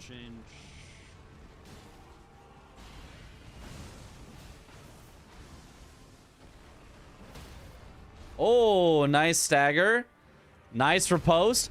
Ooh, Blank's also going for Radon. So they are probably racing here on Crucible Knight and Misbegotten Warrior duo for the center square. I think DRL was what convinced him to do auto upgrade. Yeah, I mean, probably makes sense. Why not just have everyone start with fully upgraded weapons? Because for the base game, the upgrading is part of the routing and is interesting.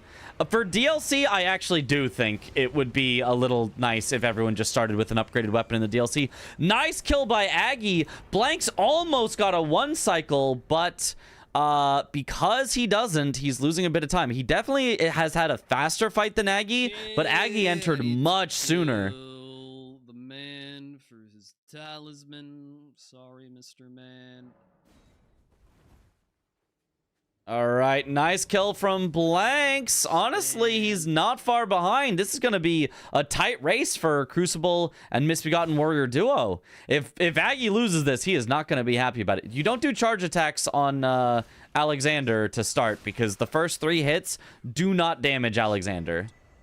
So you might as well do R1, R1, R1 for the first 3. Then you can do charged R2s after.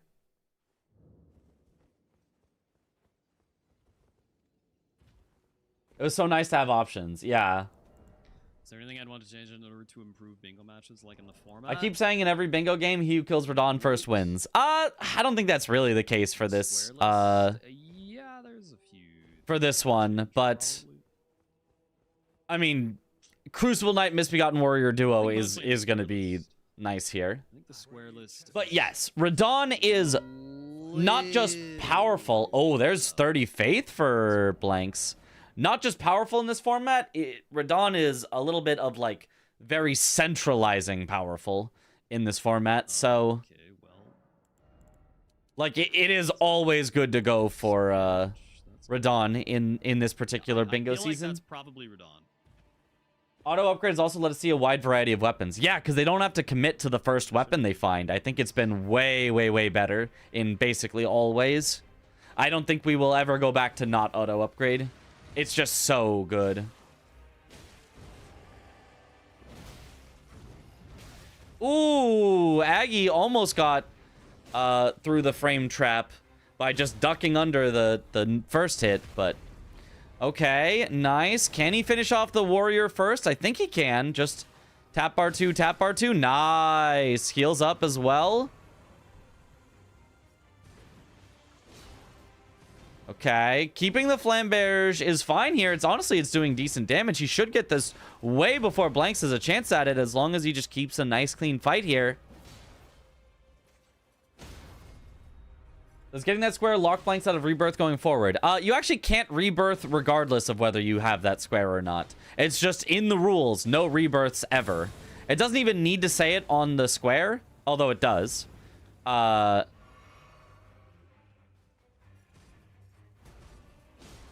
But yeah, it's just in the rules that in base game and in DLC, you just can never rebirth.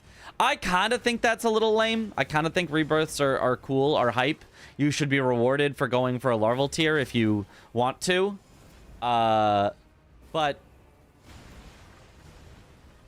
in order to make those squares make more sense, no rebirth kind of made the most sense. Like if you put your stats elsewhere than rebirthed into the faith, that would be weird. But also if you put your points into the faith, then immediately rebirthed out of it, that would also be weird. So I kind of just think those squares suck, personally.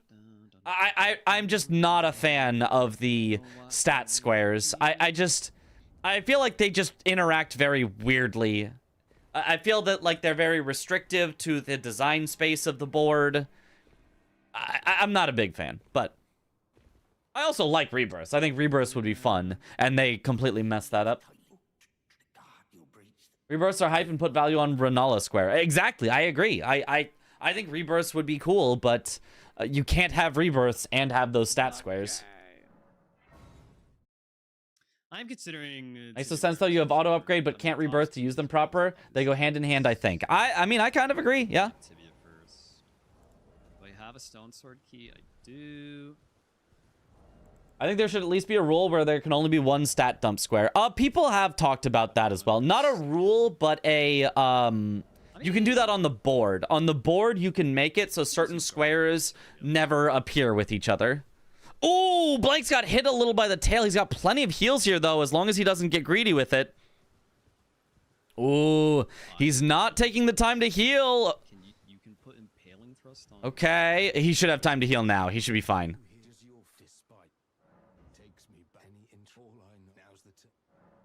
Nice. I think ones that are rebirth allowed and no rebirth would fix it then, no? Is a lot. Yeah. Ones that are rebirth allowed and no rebirth? I don't know what you mean by that. How would rebirth work for the DLC? You could just do it at a grace, at the like starting grace of the DLC. The randomizer actually has that as a built-in option. We don't use it, but the randomizer does have that as a built-in option. Did not realize you could impaling thrust with a greatsword. That's kind of nuts. A Sudoku board. You need to solve one Sudoku for each square to see what it is. Yes. The reason that the last 3 main bosses are not square possibilities. 2 hours seems like enough time to get them included. Sure, if you were rushing them. I can't believe I forgot to pick up the ritual pot. I'm so upset about that. It takes about an hour to rush to Elden Beast by himself. Now, okay, but in that hour, you're killing a few god bosses, and you're killing Morgott, and you're killing Fire Giant, and you know, oh, but you get a bunch of other stuff in the progress. It's like, yeah, but Elden Beast by himself takes an hour to get to and kill. An hour. It would be a little silly. I think it's a little too much. I don't think anyone wants to do it. Like, imagine you've got a board like this where most squares can be done in 10 minutes, and then there's Elden Beast where you'd have to go out of your way by literally like 20 to 25 minutes after you're done with everything else to go get to. It'd be so boring, right? If it gets 12 squares to 12 squares and we've got 20 minutes left of the game where they're just chasing down Elden Beast, it'd be awful. It would be really, really, really bad.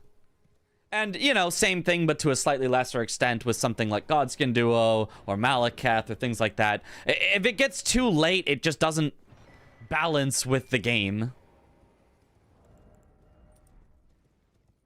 All right, so it looks like Aggie's going for Tibia Mariners, and along the way has grabbed the talismans. It is 6-4 in Blanks' favor, and Blanks does still have an open line threat that Aggie has not blocked yet, but, I mean, it's not going too bad for Aggie. Mostly just those early Magnus does have deaths. these scar seals, and we're pretty sure he killed Radon. So which Tibia Mariners are non-unique? I'm not sure if there are non-unique Tibia Mariners in the base game, like respawnable ones, but I don't know.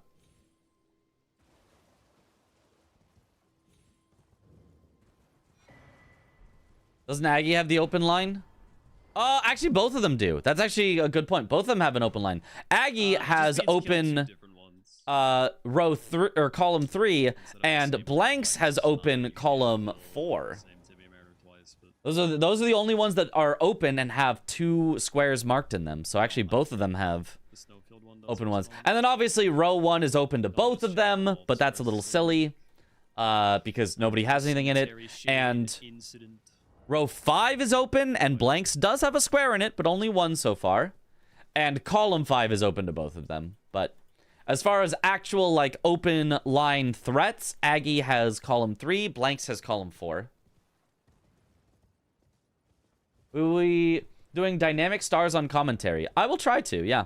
I will try to do it based on what I see them going for. Cemetery shade that respawns. Although my brain is a little destroyed. Said that you're not allowed to kill cemetery shades that respawn, but it was literally the only non-boss cemetery shade in the base game.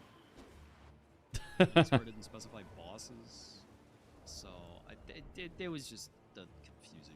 so now Domo just changed the rule and the wording. Oh, did it not used to say unique Tibia Mariners before? Oh well, whatever. All right, so Aggie is currently going for unique Tibia Mariners. Blanks looks like also maybe thinking about going I there. would say this is an Chris situation. I think Chris was in the right, and Domo changed the rule to match what Chris did. Nah, it's a little bit of an Chris situation. Nice. Got it there. 6 to 5. Weirdness. But now where's he going to go? If Aggie goes tops key, he could force blanks into bow only, which is not great. It's honestly not as bad as you would think. Oh, he is going for tops key. And actually so is blanks. They're actually racing here on tops key, but Aggie is way ahead because blanks hasn't gotten the academy key yet. Oh, very nice. Is there Sekiro bingo? There is. It does exist. I have made it. I made all the squares, and I've tested it, and I've played it a few times, and it's a lot of fun. It was a really good best of 3. Sekiro bingo is very good. Between Chris and CBD. It was a very good best of 3 between Chris and CBD. If he starts to say the result, I'm gonna mute him real quick. Really, really good. I'm ready. I'm ready. We can't be spoiled. We can't be spoiled, Aggie. I know I was there. Not in the U.S. pre-qualifier bracket because my ass is not ready. That's for sure. Yeah, the U.S. pre-qualifier bracket has been stacked already. It has been so many good games. Oh, he missed. Why did I get a baby jump? Baby jump for babies. Why did I get a baby jump? Does Blank still have Godric open? If I remember correctly, yeah. I don't think there's any reason he's done Godric yet. He did do Radon already, but I don't think he's done Godric already. Only Renala isn't hard at all. I would 100% run for that bingo line yourself. I think Godric's way easier bow only. Renala, the problem is phase 1, honestly. Renala phase 2 with a bow, I think, is fine. I think Renala phase 1 with a bow is really annoying because bows have such low damage that it's going to be like a 5-phase 1 where you have to just keep finding the little student to shoot with an arrow, find another student to shoot with an arrow, find another student to shoot with an arrow, get like 3 arrows in, which does like a tiny bit of her health, then she goes back up in the sky. That's the big problem. This is a Bingus household, not a... To start a sister bingo brawlers for Sekiro? I've been kind of saying that. I just need... Man, I should have popped it. I don't know why. I just need to get people interested in it. I also either would need to be not lazy myself or get somebody else to do a lot of work for me. Because... Dom does a ton of work, but then also has, you know, a modder that he has hired to do a bunch of stuff for him to make it work. He's got an overlay person that makes the overlays for him. He's got a technical guy that helps him with, like, the streaming stuff. So, like, there's just so much to get done to make an event like this that I'm too lazy to do all myself. And I need to convince people to play Sekiro Bingo with me, because... Or with each other, I guess, more accurately, to make an event.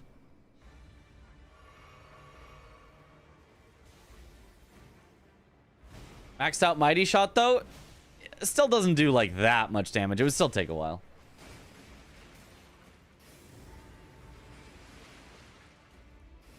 I think the insane variety and diversity in Elden Ring makes it very suited for bingo. It makes it, yeah, it's great for bingo.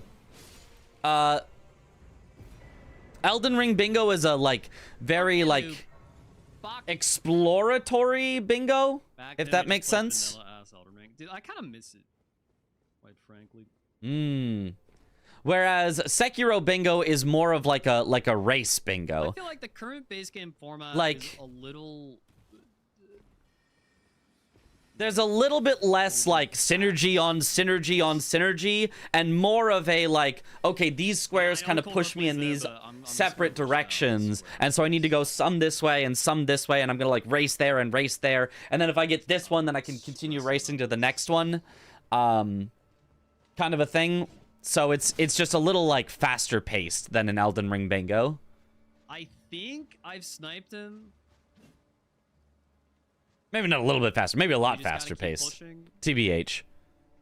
I think if you got really good at Sekiro bingo, you could have like 30-minute matches, but I think that's actually kind of good. You could do like okay, it's going to be 30-minute matches, but we're going to play like a best of 5, where it's just like constant, like go, go, go, go, go type thing. As opposed to, you know, Bingo Brawlers, where it's 2-hour matches, but it's more like an hour to an hour and a half matches, and they do a best of 3. Feels like it would be foolish to. Did Blanks kill Margit yet? Not that I know of. Unless there's evidence that he's not doing it. Okay, Aggie also got the imbued sword key while he was here. Okay, he's got Top's Academy key. He's definitely ahead here. As long as Blanks does not have the Top's Grace already. Aggie just has to ride all the way back to Top's.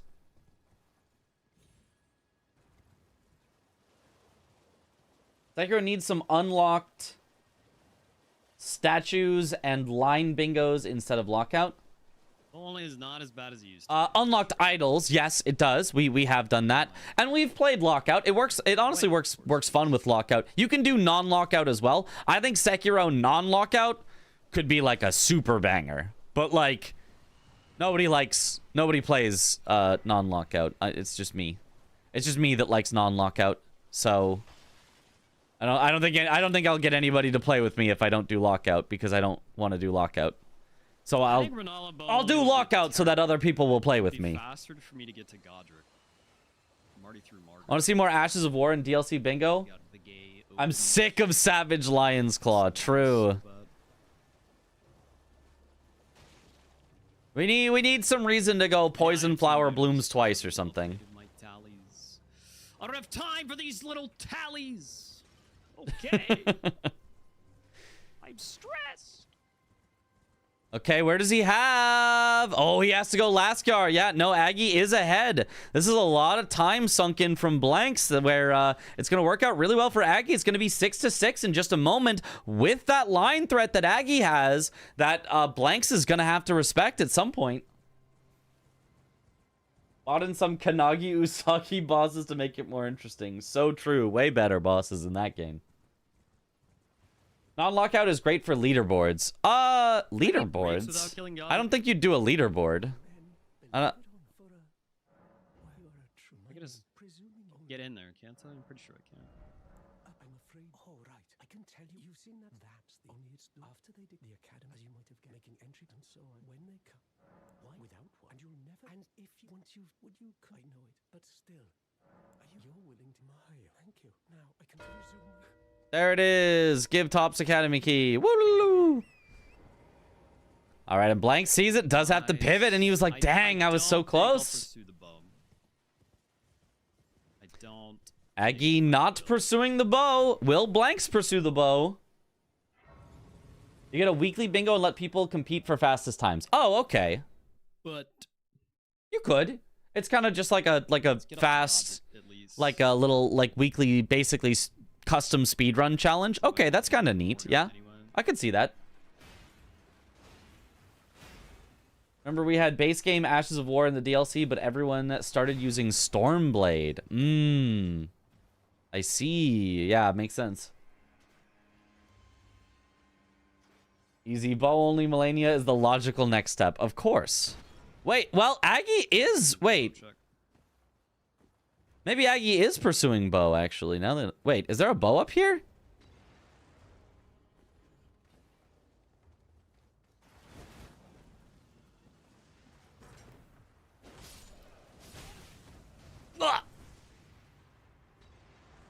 There is! Oh, wait, on the way to Godric, there's a bow check? Why haven't people been doing this?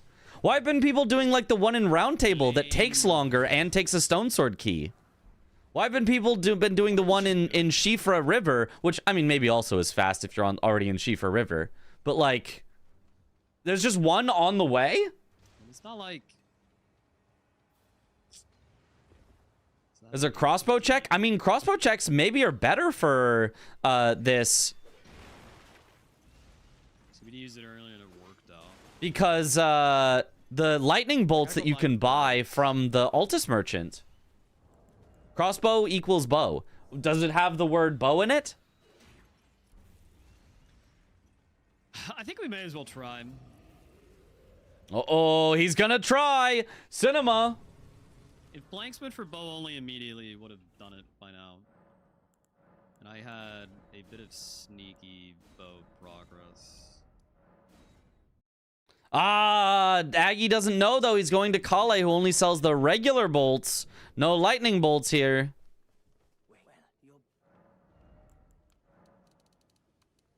I mean, honestly, it's probably fine. I don't think the lightning bolts make like a big difference. But I do think the lightning bolts are probably better. Love to see Aggie win. Oh, yeah. We'll see. We'll see. I think he's got a fully upgraded, so this actually shouldn't be long. I think he wins here.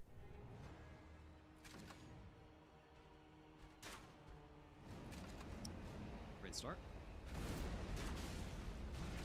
Lost plenty of damage. We can't really see the damage because... Oh, yeah, it's yellow damage. Yeah. It's fast and it's yellow.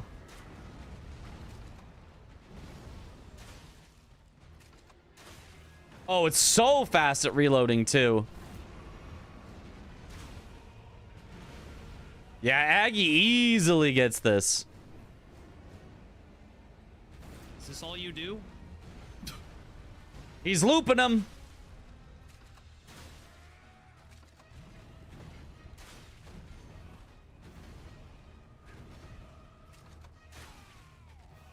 Yeah, already into phase 2. Very nice. Probably just heal here while he's taking less damage. Nice.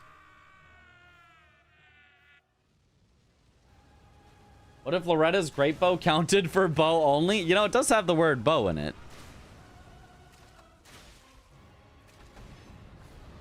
Nice. Hop onto Aggie's chat for this one. I'm too weak-hearted for this. Look, it'll all be over quite soon. Aggie gonna just win here. Dang, the load action is like really fast. You can cancel that with a roll like immediately. Yeah, this light crossbow, very solid. I can't believe I get that fucking roll off while loading the bow. That's crazy. I am the Lord. Oh my goodness. And one day we'll return together That was kind of nuts. to our home, bathed in rays of gold. Even polybow is relatively quick if you're going to the hero's grave. Ah. There it is. Line. Bingus. Biggest. GG's. Bingus. GG's. Dude, you sniped me on top ski by like, I want to say like 20 seconds. Oh, dang. Okay, that was pretty close. That's pretty close. Yeah. You didn't go for So did you have Tibias the at all? academy? No. No. Okay. So I'm guessing you had a bunch of Leonia stuff set up by that point. I had Aggie finished the his Academy Grace vegetables. and the Academy Key. That's that's all the progress I had towards it. I see. Yeah, I got a bit greedy. I was doing a bunch of random shit at the mid game. Like, I did Lightning Ram, and then I was like, let me go to Stormhill. Did a Crucible Knight. That was right there next to Lightning Ram, and then grabbed the Talisman in the chest over there. But that was just enough time to get sniped on Misbegotten Duo, as well as Top's Key. I had gotten the Third Church of America for Sacred Blade, and if I had just gone straight to the Academy, I maybe could have made it for the block. But I think top I looks got like Third Church of NPT. America for Sacred Blade, and then I was like, let me just go to the Academy. Like a Saw little. progress in the block, but ended up being a bit too greedy of me in the mid game. Their volume's kind of low.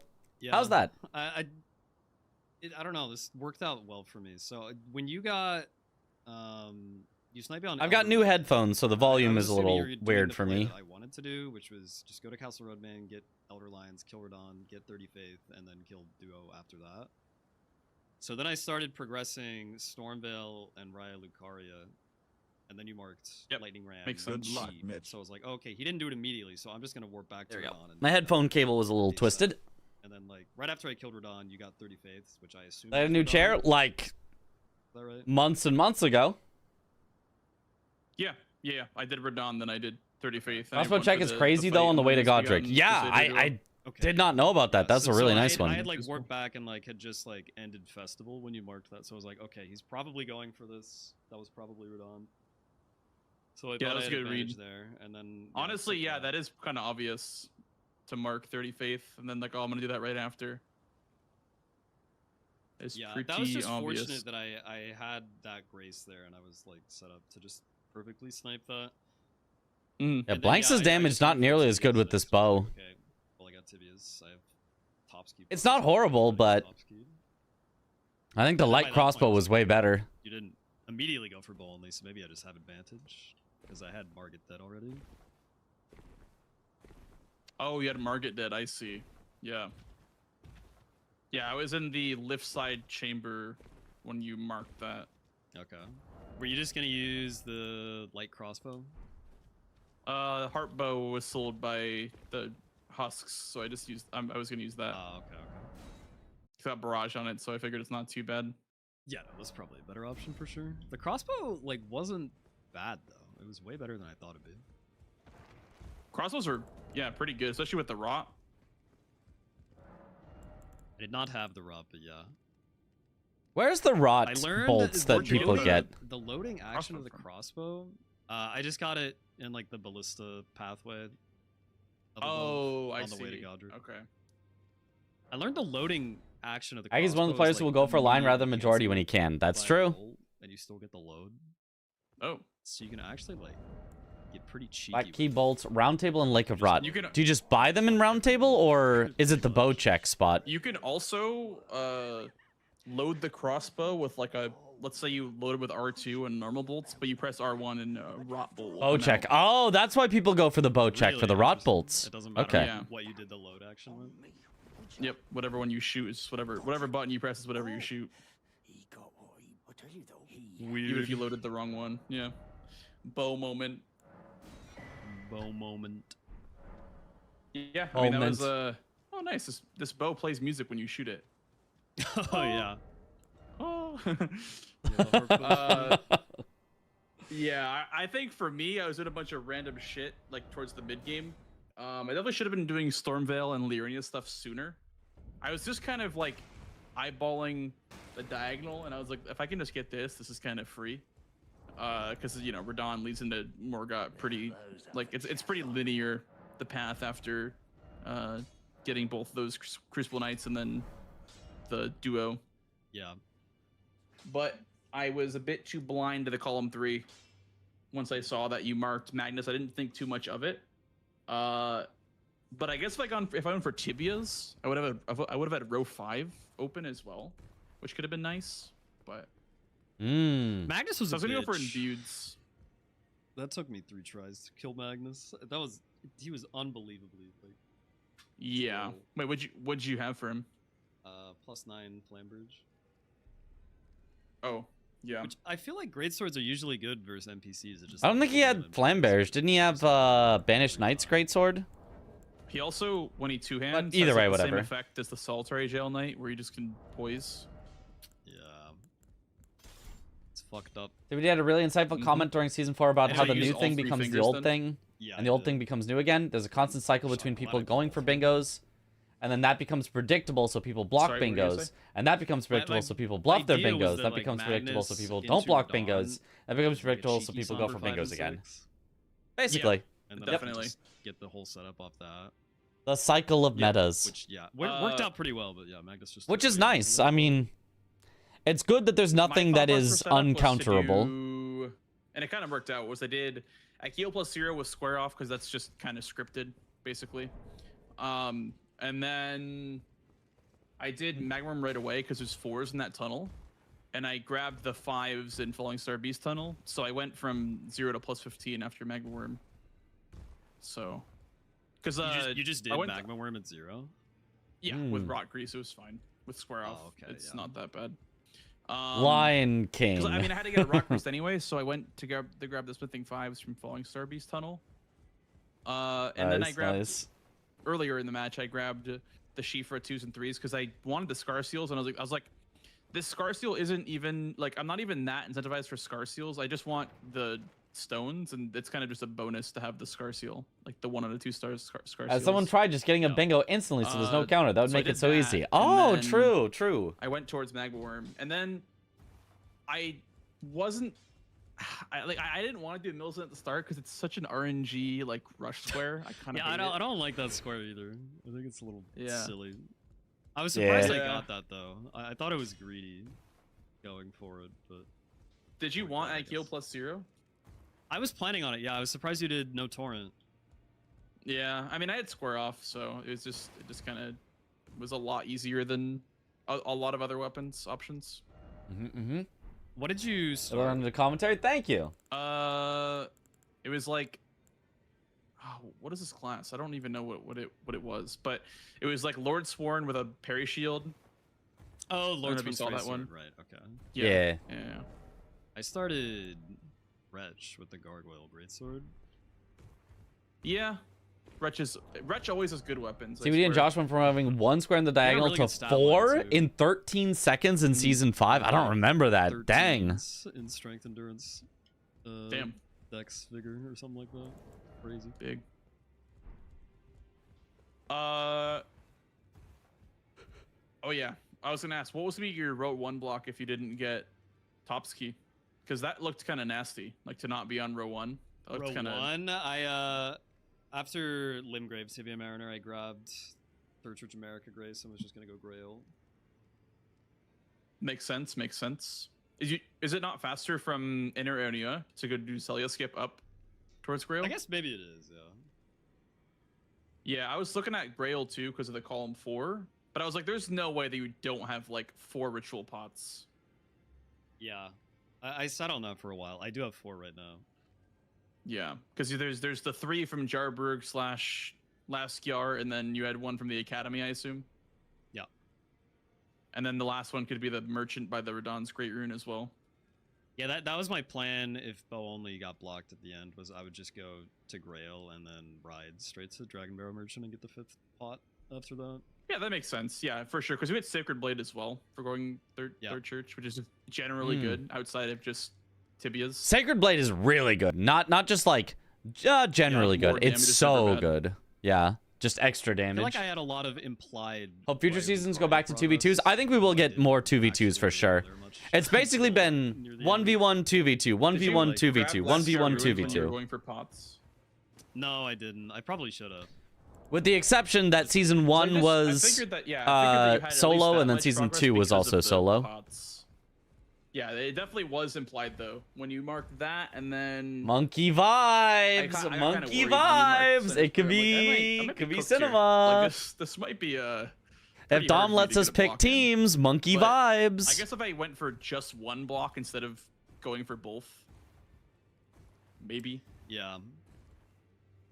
Inevitable honestly, the Chris bow only Mitch wasn't even team. bad. We I feel like we could the maybe auto sweep. upgrade, I'm just saying. the- We could maybe Yeah, I mean, sweep. Stormville was Doing also those good on squares. this board as well. Maybe we'd be too good of a team. Painting your ward, so. And Hayata Grapes, which is good for row 1, right? So. Yep.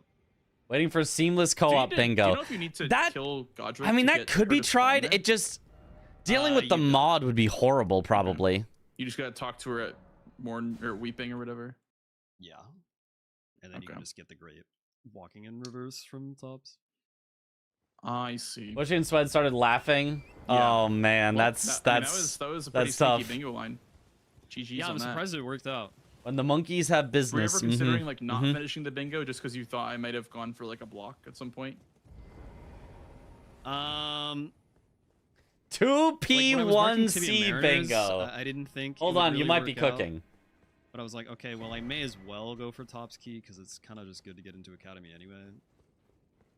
And then I got that, and I was like, well, I may as well just try because I want to get to the Godric Grace anyway.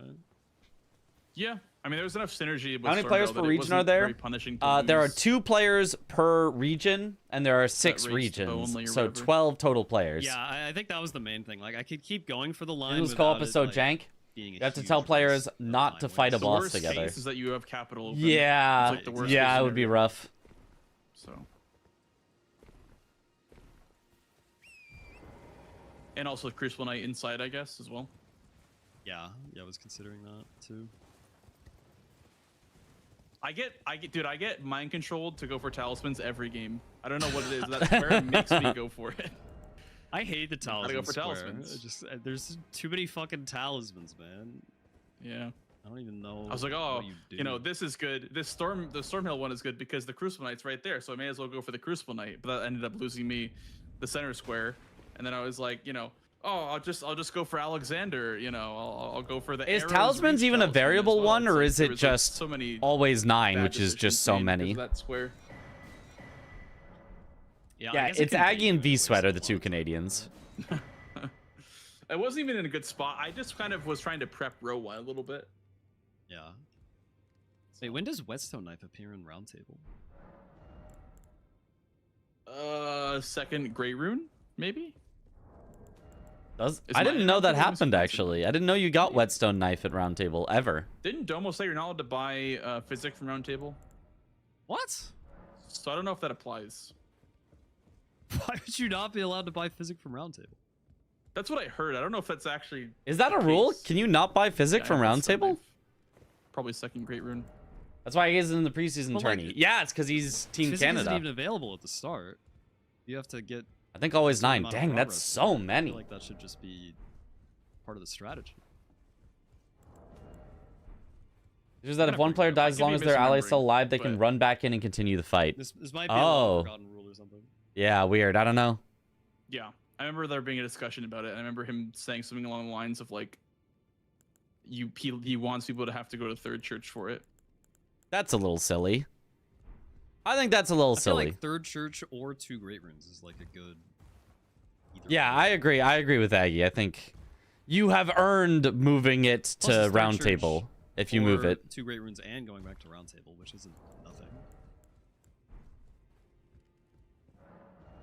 Yeah, I would agree. I don't know. I feel like the Physic Flask is like kind of underutilized a little bit in Bingus, but maybe it's because the tiers are too out of the way. to Yeah, grab. the tiers are way It's too hard out of to the get way. Tiers. I feel like Strength tier is like easy enough to grab. And then beyond that, sometimes I'll get like Faith tier. If Dex tier is pretty in the close to Scenic neighborhood. Isle, honestly. Oh yeah, that too. So if you have like Rakshasas and you don't want to level that much Dex, you could honestly just go Scenic Isle and grab the Dex one if it's on the board. Yeah, you can Like, totally close to do that. Physic. Yeah. Canadian native, I feel Lil like the hardest Aggie. part is Yes, just of getting course. Flask. Well, he lives there now. Is that not what Shocking being native? reason to go to Church America. It is. Well, it isn't, but. What's the knife Well, movement to roundtable hold is kind of that essential if you was play Dungeon Crawl and don't quick intend to one. explore the overworld. Ah. Are you Part of the going settings, it's not to be default that you can just finished run for back the into night, boss fights. or Normally, if you die, what's you your only plan? spectate in boss fights. Sorry for ping. All good. Okay, so it is a possible setting. Yeah, Yeah. I'll be done. I still gotta eat. I don't know. Either way, it's weird. Okay. Sounds good. Good games though. GG's, Aggie. Always Oh. fun playing. They're done. Is there As anyone else well, practicing? friends. There Take care. is Tom and Jack You too. still on. So we'll see if they're still going. All right, let me take a look. Let me take a little quick peek. So what is up in Tom's side here? Oh, They just finished a game. I don't know if they're going for another. I'll just listen in on their call, and then we'll know if they're doing another.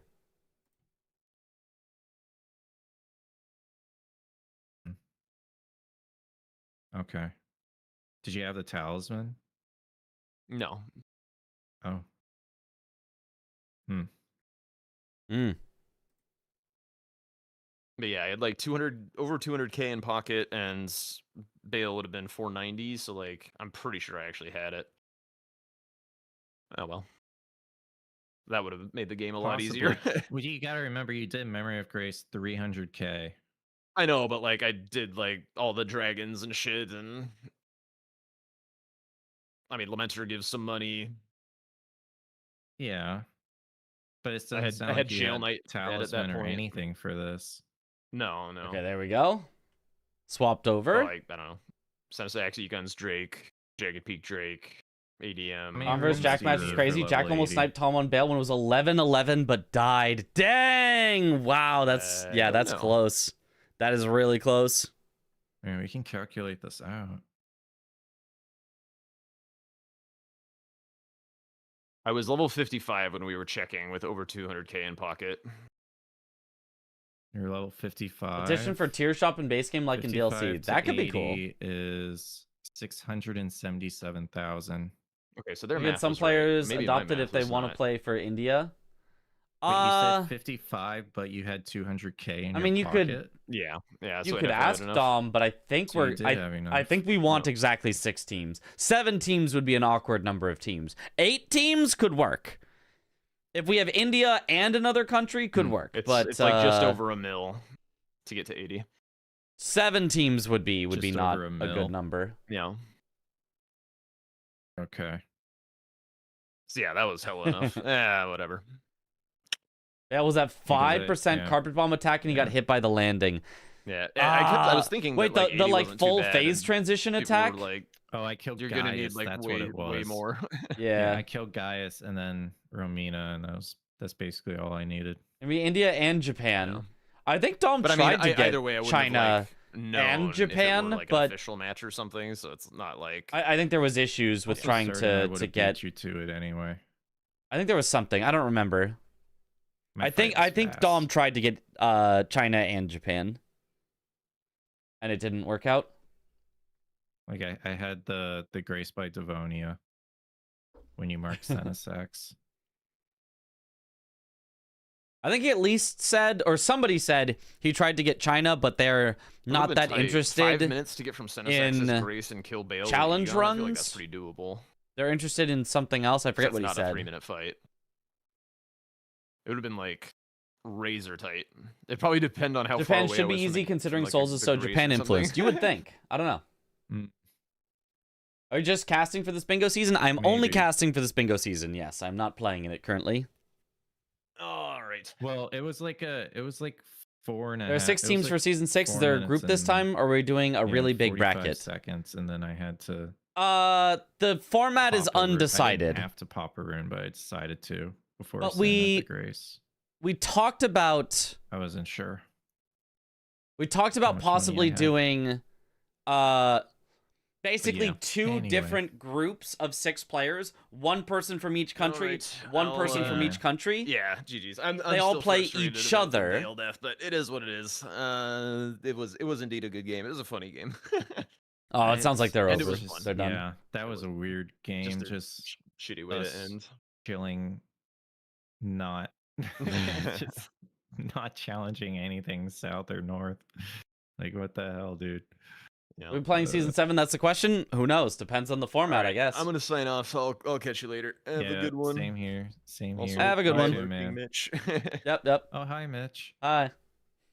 Did you just join, or were you? I just watching? joined because you guys finished at just after Blanks and Aggie also finished. So I was gonna see if you guys were doing more, but all good. I can also review the Nah, official it's- matches. It's past my bedtime. That's fair. Yeah, That's fair. Yeah, those are some good matches, man. Yeah. It'll be a total surprise to me. I totally haven't seen them before. Mhm, Yeah, too, you've never seen them, right? Mm-hmm. Yeah. Yeah. All right. Have fun. All right. Have a good one. Bye bye. Bye. All right. Wait. There's another practice going on. Blanks and Gray. Hold on. Hello, Mitch. Hello. Are you guys? Is this Yeah, we'll play. Mitch. I saw Aggie was going to bed, and I assumed Blanks was gonna follow suit, but we got some late Nope. night gamers. Dude, I've only been live for 3 hours. I can't believe it. It's already 2 in the morning. Early morning for This is why. somebody. This is why I don't stream late. Yeah. 8 a.m. for me. It's tough. Yeah. Yo, I- Jack, thank you for the I raid. need to Welcome on in, practice Raiders. the new We game. have I more need content to practice steal. Base game quite a bit. Gray but I'm got scared of on. base game, especially scared of you in base game, Blanks. So I will Aw, still like thanks. to do DLC. Okay, that sounds good with me. Being feared is a good thing. Okay. I Better to had, be feared less- than loved or something. I guess. Machiavelli in the chat, I- dude. Mm-hmm. I had only 7 or 8 games of base game so far. Ever. I've been only playing DLC. Is it the same lobby? Well, yeah. Which color are you? I am red. I told Aggie I was practicing my red squares because it's a whole different game when you're playing red squares versus blue squares. It is a very different thing. Yeah, Chris needs some practice with red squares. He is not adept at that. Yeah, I'm a blue only guy as well. All my season 4 matches that I was blue, I won, and the ones that I was red, I lost. That's how it happens. So I'm practicing my red squares.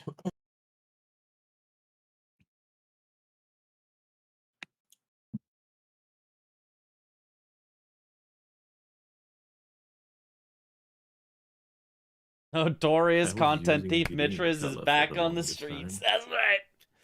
Green. That's right. But yeah, but now We're adapting to stealing red some and more. blue. Green enjoyer. Yeah. Well, the stolen content area helps you fill a usually empty time of night. Yeah. Holy! I got Wait, a club. Is it right? Yeah, I was about to. Is this broken? Is this did I run the wrong version? The rare Perfect. club. Club. Wow. And my nun is Lands Between Rune. Yes, sir. Don't you mean your lands between Thank rune you. is none? Nope. Yes, it is true. Yeah, no. When you bring it up like that, you're kind of right. It should not be the case usually, but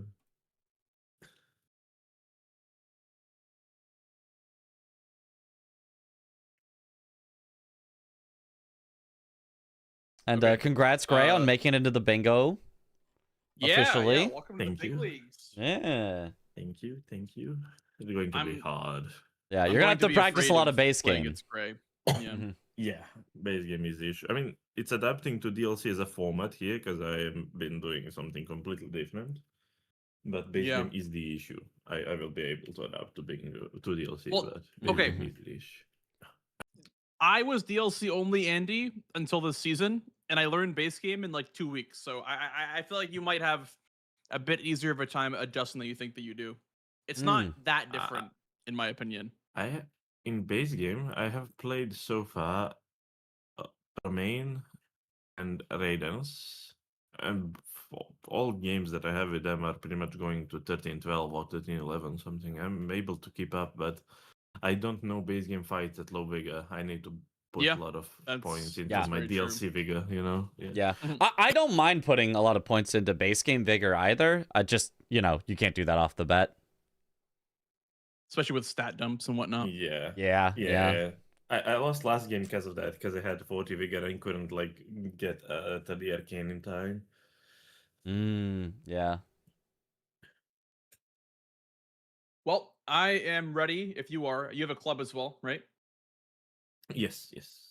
Alright. I'm ready in a sec. I just need to drink some water and I'll be ready. Oh, Okay. yeah. Make sure you stay hydrated. Don't want you to have it. Oh, thank you, yeah, for the change title. That's Perfect, what got my perfect. throat- Blanks my throat is a versus bit Gray Yeah. the Error. Did you get his full Understandable. username with that? I should be Presumably. Are you gonna go over the matches later, Mitch? By the way, or are you? Yeah. Commentary tonight. Yeah. Well, I don't know that I'll get through all of them because they were long, and I'm doing DRL commentary tomorrow morning. But I'll get through what I can. Hydrate. Nice. All right. Well, I'm gonna get it going. So best of luck, Gray. You too. Appreciate it. Best of luck, Mitch, as well. Thank you. I will need it. All right. Let us see the board. Who's the other team? Serbia? Gray is the other team. Serbia. It's Parky and Gray. Full Twitch name, Gray the Error. Oh, God. How does this always happen in the center? Oh, disgusting. 5 Mikola crosses center. Hate this. That's dumb. That's silly. Not again. How does it always happen? Other rushable squares. Hippo is super rushable. Twin Talisman rushable. Bowls is rushable. Tiolier's concoction is rushable. Queeline and Bellerad relatively rushable. I don't know that somebody will. Loger's relatively rushable. Ooh, and then we got some super, super late stuff. Wow, this is a really weird ton of early, ton of late, not that much mid. 3 DLC full armor sets also could be relatively rushed. These are the things that I'm seeing. Honestly, even Rolana. You could go Rolana super early, potentially. I rarely see Rolana on boards in this season. I feel like this is the first time I've seen it in all the matches that I've looked at. Whereas I feel like she appeared on the boards every single time in Season 5. Jory and Mattinghand, a Jory rush board, perhaps? No, but a Jory kind of, sort of early board? Maybe. There's also Yolan and Ana with dropped NP, or not dropped NPC, where is it? Dropped talismans.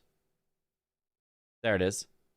These two also have some synergy with each other because drop talismans you can get by blowing the fingers to help you get towards Yolan and Ana. There's also Ceiling Tree with nothing?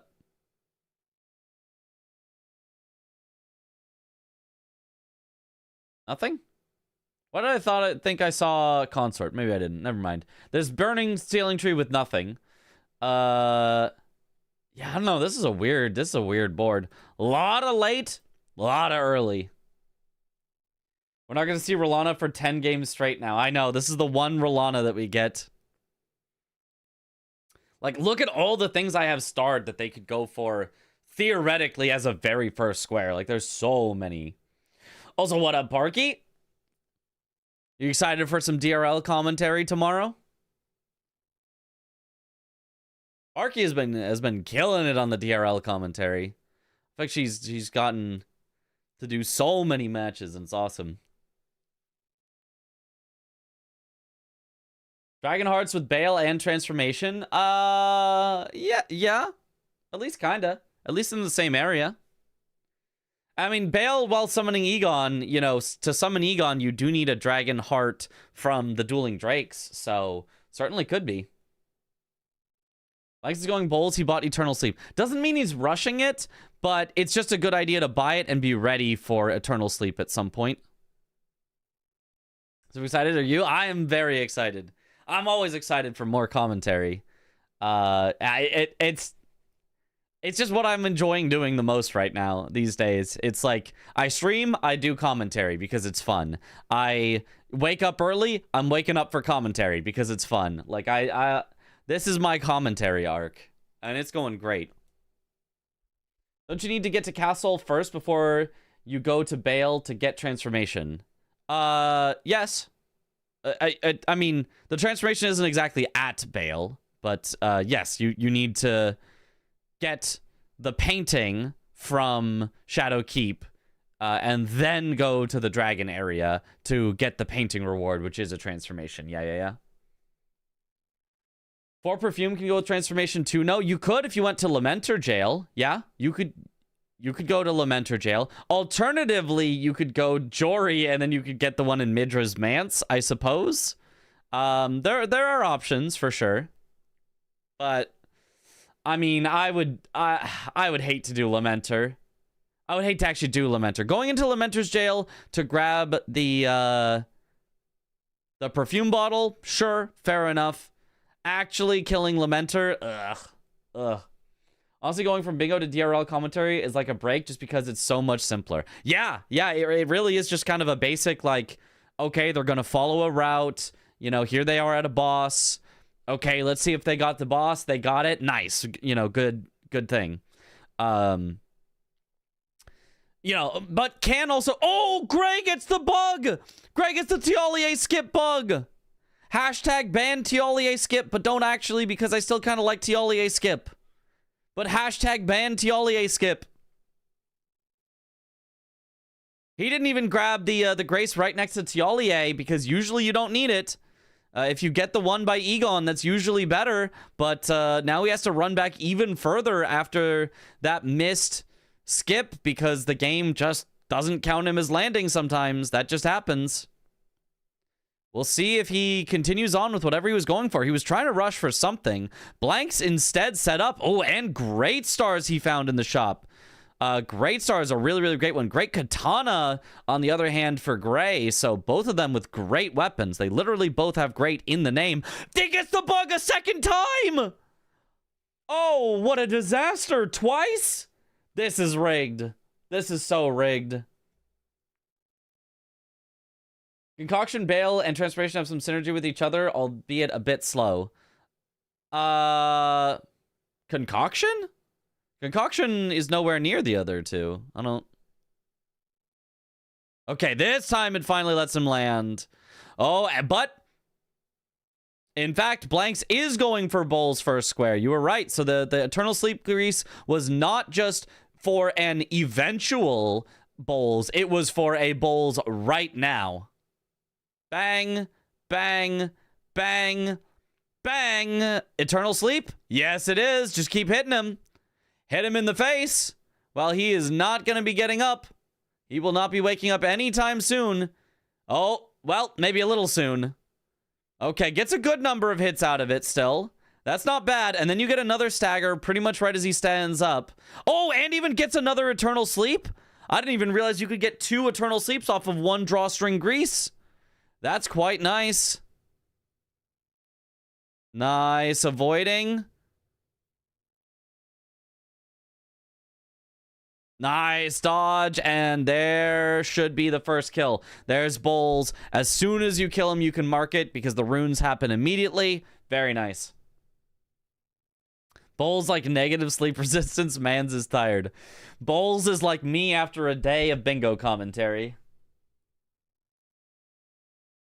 Why do DLC players start with more HP than base game? Because otherwise DLC would be really boring and annoying for everyone, because you would start the game, die after walking 10 feet because something would clip you and one-shot you. You'd try to continue walking, die again. You'd try to continue walking, die again. You'd try to continue walking, die again, give up and quit and never play bingo again. Yeah, the first, like... 200,000 runes you spend in DLC would be forced to go into health in order to have any chance to do anything. It would just really, really, really slow down the game. Same reason they have 14 flasks at plus 12. Yep.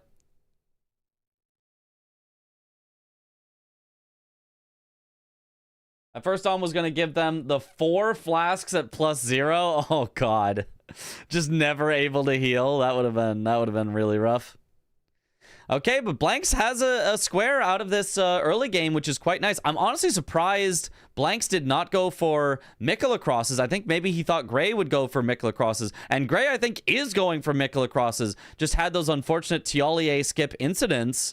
No, except I think Gray skipped 3-path cross, right? So I think Gray wasn't going for it either, right? Because you would get 1, 2, 3, 4. Yeah, not enough. Not enough unless he goes back for 3-path cross.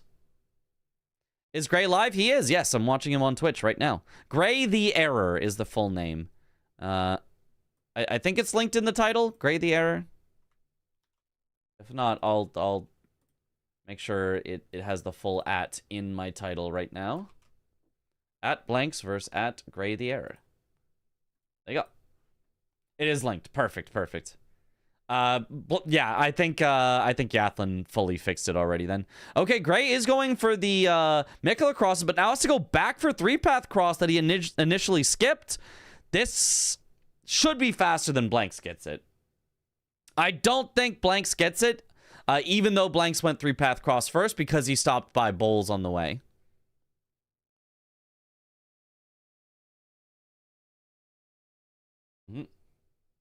Thank you, Yathlon. Right, I forgot I could check the title by doing exclamation title. I changed a bit before, and by now I know Gray's nickname. Let's go! Starter weapons are randomized. That's enough of a care package since it lets you equip for the squares you want. That's pretty nice. Yeah, it's pretty nice. Do you think base game bingo could be better if you started with a little bit of a care package of sorts? I don't think it's quite as necessary in base game. Because things are easy enough that you can, like, people often kill things at plus 0 in the base game and they're like kind of fine because it just doesn't scale that high. So I don't think it's necessary. Would it be better? Maybe. But is it necessary? No. So I guess that's just like a preference thing of whether you think it would be better with it. Are Eternal Sleep Greases sold in shops? Why don't people buy them when a red bear is on the board? Why has them not waking up been patched? They didn't wake up before? I didn't know that red bears didn't wake up from Eternal Sleep Grease. But yes, there is Eternal Sleep Grease in the shop. Did they just never wake up? They just hibernate forever? That's so funny. I have not heard of that. Base game starts with Haligtree, Lake of Rot, and Mountaintops for starters if you want. Yeah. That's basically their care package. Their care package is starting with a ton of graces that get them immediate weapon upgrades and runes. They just have to go get them. Which honestly is kind of better even than how DLC starts out. Because you have to like invest a little bit more, you know, into it if you want it. But in DLC, I don't know, it'd be weird to try to set up that same kind of system.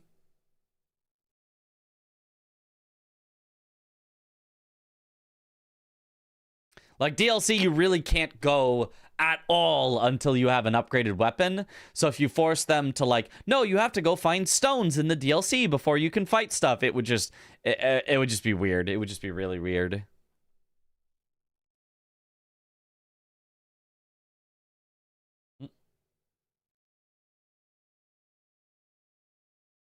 Base game player can steamroll almost everything after 10 minutes of setup. Maybe not 10 minutes. I think it takes more like 15 in total if you want to like max out your weapon. But yeah, after not too much setup. Oh, what up, Shirk? Maybe it is only 10. I actually don't know. Maybe you could do it in 10 if that was the only thing you were looking to do. Howdy. Which Kale could sell base game Ash of War like Cragblade or something? Apparently they used to do that, but it got a little too much where like everyone was using the same Ash of Wars, which, you know me, I don't mind. I never found it super necessary for everything to be randomized anyway. But maybe if he sold some randomized Ashes of Wars, that could be cool. I don't know. Can you do that? Can you randomize Ashes of Wars? Like have Kale sell, let's say like 5 Ashes of War, but they're completely at random. So you go, wait, my weapon can use this Ash of War. I'm going to buy it. That would be really cool, actually. That'd be neat. Wonder Domo can change the mods so the DLC player has unlocked graces, but also has both DLC and Farah Missoula. Why would you want Farah Missoula? I don't think you need that, but you could have unlocked graces for sure in the DLC, but I really like the way that DLC has to like claim map progress. You don't just get to go somewhere on the map. I think the claiming map progress is cool. It's honestly, it might be the thing that I think DLC does best over base game is the claiming map progress, which you don't have to do so much in.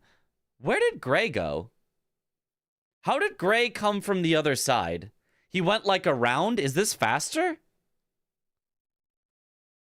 Did Gray go a faster way to the two-handed talisman that I haven't seen before? So I can say Chris is already in Farah Missoula. Oh, okay. Cragblade, Wild Strikes, Impaling Thrust, Unsheath, Stormblade, etc. would all sell for big money, yeah. New tech. I mean, I guess you could include all of those, but make them like 100K or something, so people can't afford to buy them off the rip. But then, you know, you could buy them later when you're like just flushed with cash.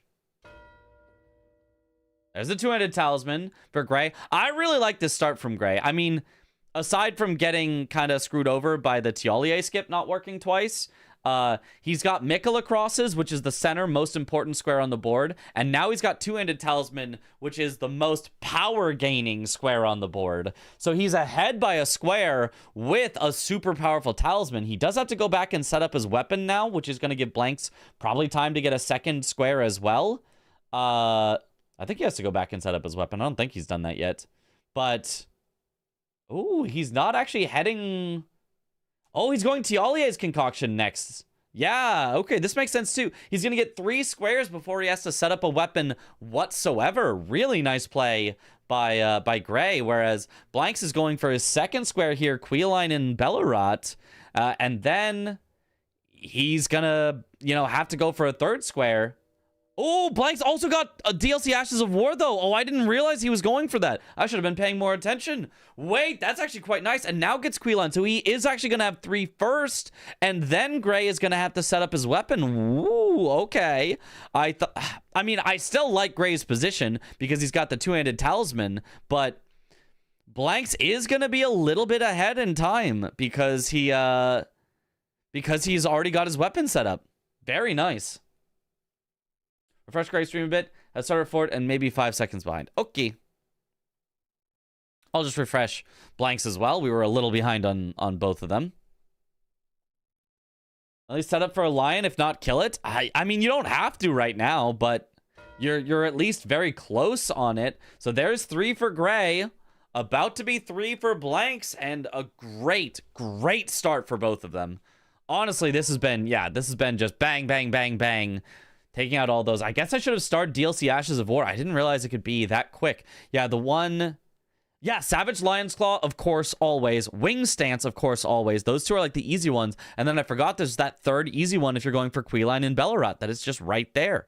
So very nice. What would be the funniest Ash of War of Great Stars? I mean, Wild Strikes. You're just taking this giant two-handed hammer that usually have to like, and instead just like putting it in one hand and just kind of like flicking it around like it's a baton and just going, yeah, no, this is cool. Yeah, no, I got this. Wild Strikes is very funny.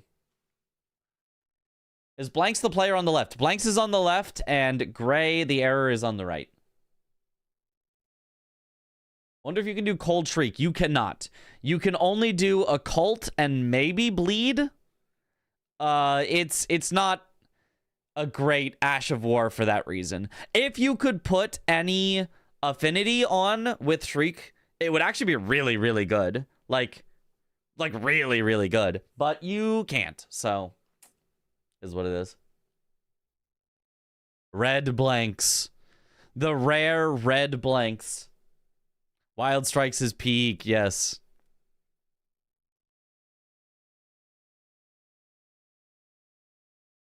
What about Light Sword Stance 1? Oh, Light Greatsword? The Wing Stance? It's not that silly. It's not that funny. It's kind of neat. I have an urgent question. Okay. I have a relaxed, non-urgent answer. How much Riz could a Mitch Riz if a Mitch Riz could Riz Mitch? Well, as much Riz as a Mitch Riz could Riz if a Mitch Riz could Riz Mitch.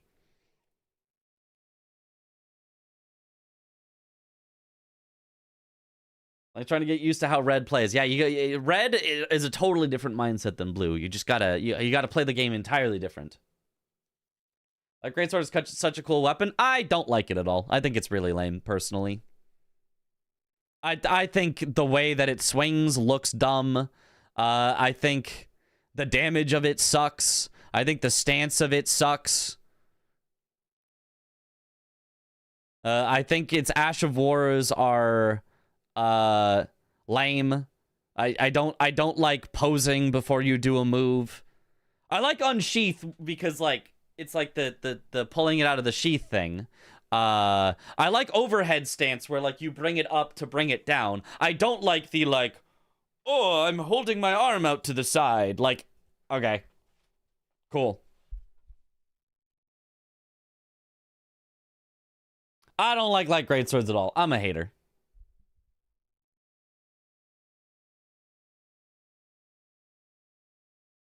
Walmart great katana, yeah.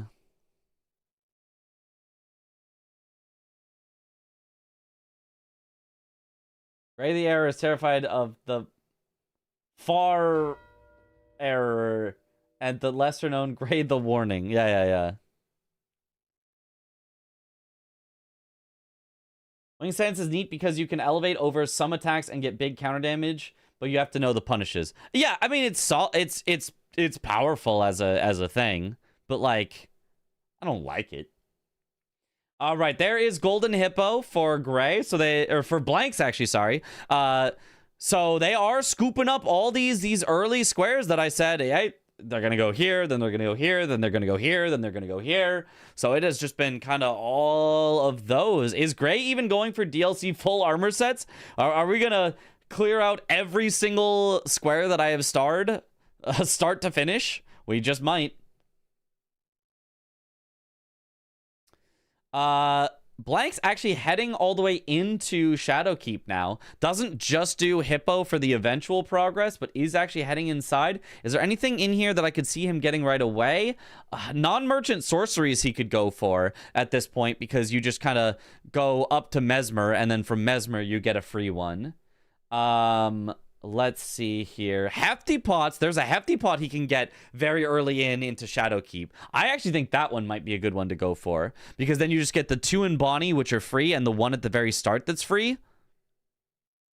He might still be going for that with this warp out here. Unsure. A cheeky Logre. Ooh, a cheeky Logre would be good. I could see a cheeky Logre. If he's going for a cheeky Logre, I maybe... Ooh, it might be a Logre race. Gray is actually right back here at Kale. Ooh. And is now using some Skidoo blessings. It's a Logre from Blanks for sure. Who won the last game between Blanks and Aggie? Aggie did. Aggie got a line.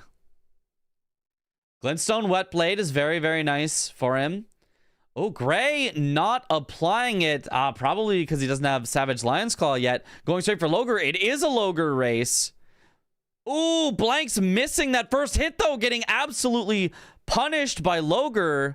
Oh, taking off all of his armor so that he can light roll, but that does also mean he's going to take more damage if Logre does hit him, so has to be careful. Getting a couple of good hits in here. He's trying to get a Frost proc before the grease wears out. Gray not having much better of a time. They both have started off getting hit and having to heal. Okay.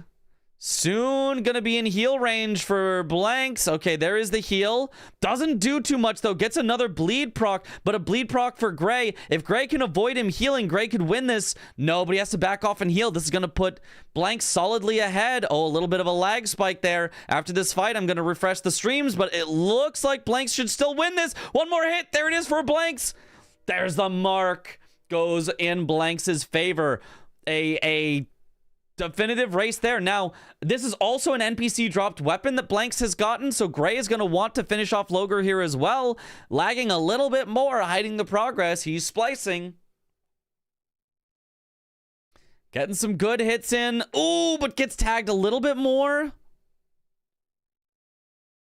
Okay. Let's see. Nice overhead stance. Just a few more hits. He's got to be careful, though. Oh, overhead stance should do it. That does it. Okay, he's got the NPC dropped weapon. Now we can refresh his stream now that we saw the whole fight. Refresh Blanks as well, just in case.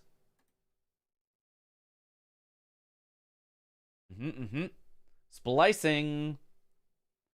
In yesterday's match, you said you would prefer the third match to be base game just before the voting started. Do you think that had a hand altering the result? No, it's a coin flip. It's a coin flip with a little bingo overlay to represent the coin flip, but it's just random.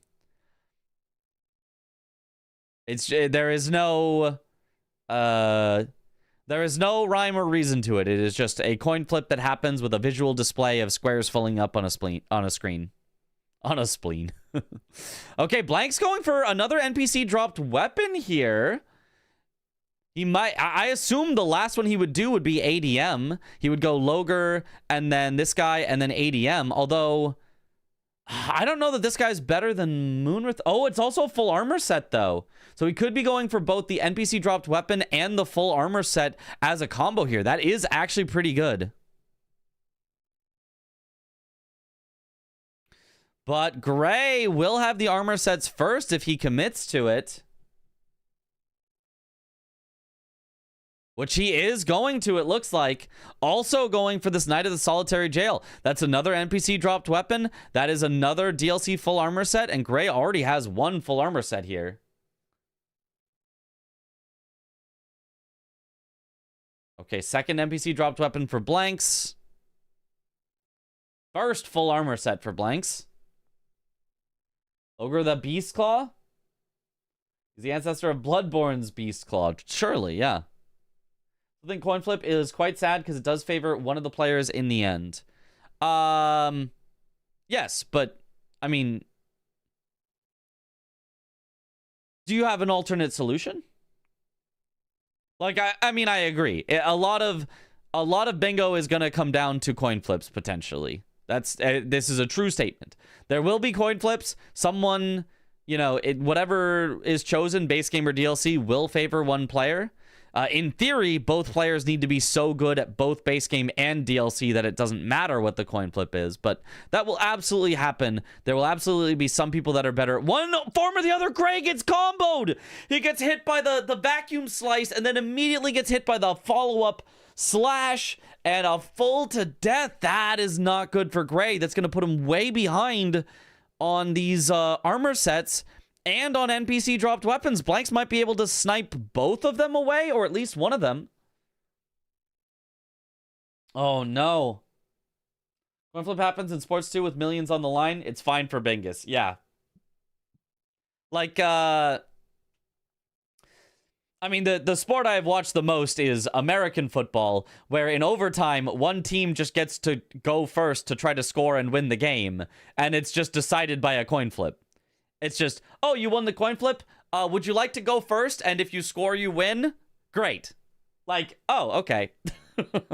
Now they've changed it where each team gets a chance to score, and like, it's a little more fair now, but it used to be like heavily favored on the team that got to go first. And it was just a coin flip. Nowadays they get a chance to tie. Yeah. This was back in the day, but that doesn't happen in the greatest sport, college football. True. Was it also a field goal would win? No, a field goal would let the opponents have a chance, but a touchdown would end the game immediately. But if you got a field goal and then your opponents, you know, got a touchdown, then your opponents would win. If you got a field goal, then they got a field goal. Then it's your turn again. And then if you get a third field goal, you win. So it was like whoever went first always just had more chances to score. There was never any reason to go second previously. Now there's some argument to going second, although I still in general think going first is almost always better for overtime.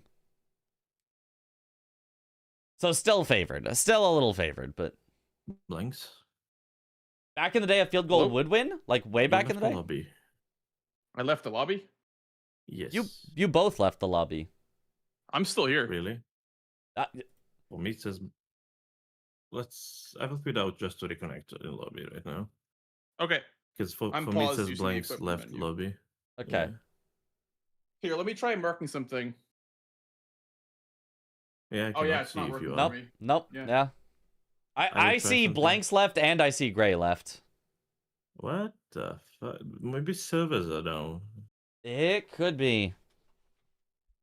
Oh, Gray joined. Okay. Gray marked. I Okay. joined. Yeah, You joined. I'm back. See if I can mark. No, I still can't mark. Yeah, it hasn't said you've rejoined yet. Oh, you joined. Now you should be able to mark. Let's see. Hey, okay. Okay. Okay, that's weird. Yeah. Yeah, I looked to the side and see I'm the only one playing. Like, what the fuck? Okay. Okay, so do you wanna count down or something? Like, let's wait for 27:15 or 27:10 to join. Yeah. in. Okay. Okay. Sounds good. 27:10.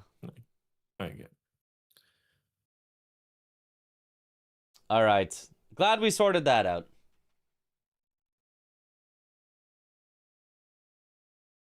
Not too long ago, really. I mean, at least like 10 to 20 years, I think.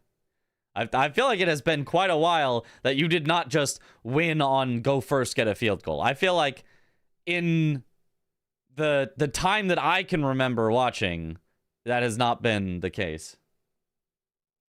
Sportsmanship. Heck yeah. Doesn't Gray have 3 sets already? No. That he has 2, and now he's going for... He can't do Egon for the 3rd. He could do the one at Red Bear, but he hasn't done that one, I think. I think Gray could finish off the armor sets, but has not yet. Probably more than 10 at least, maybe not 20. Okay, yeah, that's what I thought. That I consider that pretty old. I consider that pretty old. 20 years ago, I mean, yeah, I'd have been a barely a teenager, so old. 2010 was when it changed, I think. So 16 years ago. Okay, that's a while ago. That's a while ago.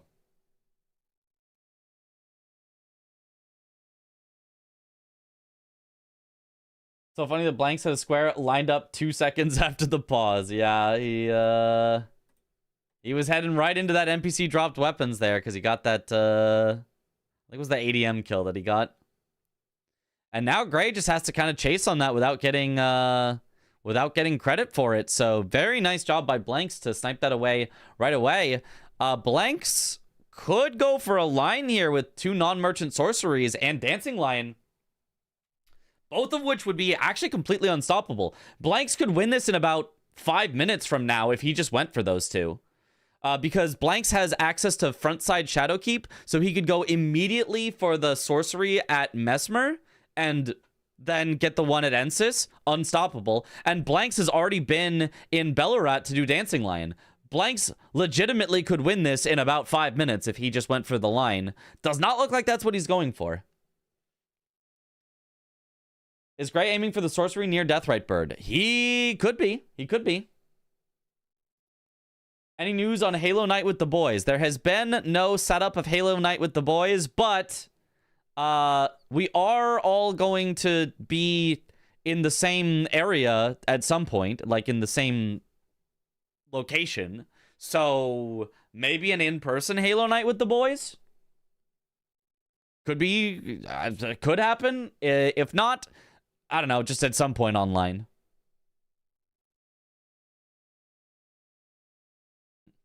All right, have a good one, Chappie. LAN Halo Night, yep. That'd be fun. That would be fun. That'd be a lot of fun. You already did the Ensis one. Oh, okay. Oh, is he going to Ymir? Well, that's a merchant sorcery. So I'm not sure where Blanks is headed. I mean, Blanks is going for Ymir. I guess that would be for dropped DLC talismans. Because he already got the one from Queeline. So all he needs is to grab the whistle, blow the one finger after ADM, and then gets him 2 more dropped talismans. And then he would actually have that square, I guess is what he's going for. Okay, that's not a bad call. Blanks Zing versus Graying. Yeah. Just check. Gray does have 3 sets already. Oh, and forgot to mark it?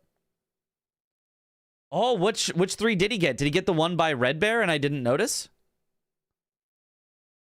Because, yeah, he has the one from... I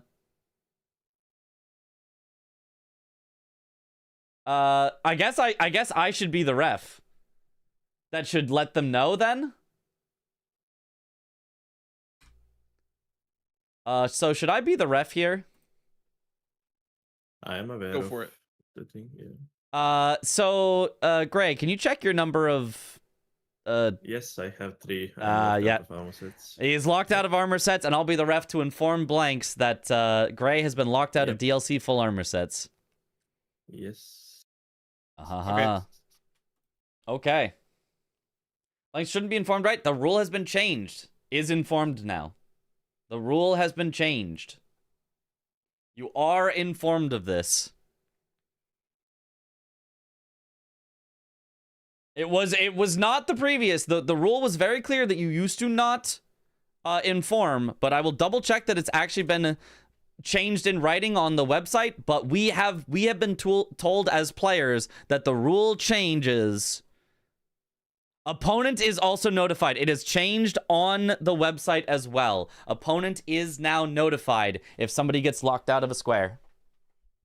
Not informing is better. I don't know. I like double informing, but allowing a player to get one more and still get it. I thought that was a really cool solution, but didn't end up going through. The double informing, I think, is fine. I think the only thing that would have been bad is not informing the player that they were locked out. I think that would have been bad, because then you just, like, are setting them up for failure. But I don't mind informing both players. I think informing only the person who made the mistake would have also been fine. I would have preferred it. I think it would have been better that way than what it is with informing both, but it is what it is. I think it's a little bit too much like double punishment for forgetting something. Because something like, oh, oops, I forgot. Like, I don't think that's like a, whoa, infraction, inform everybody, this person made an infraction. That's just so like, oh, they forgot to mark. Oh, they don't get to mark it yet.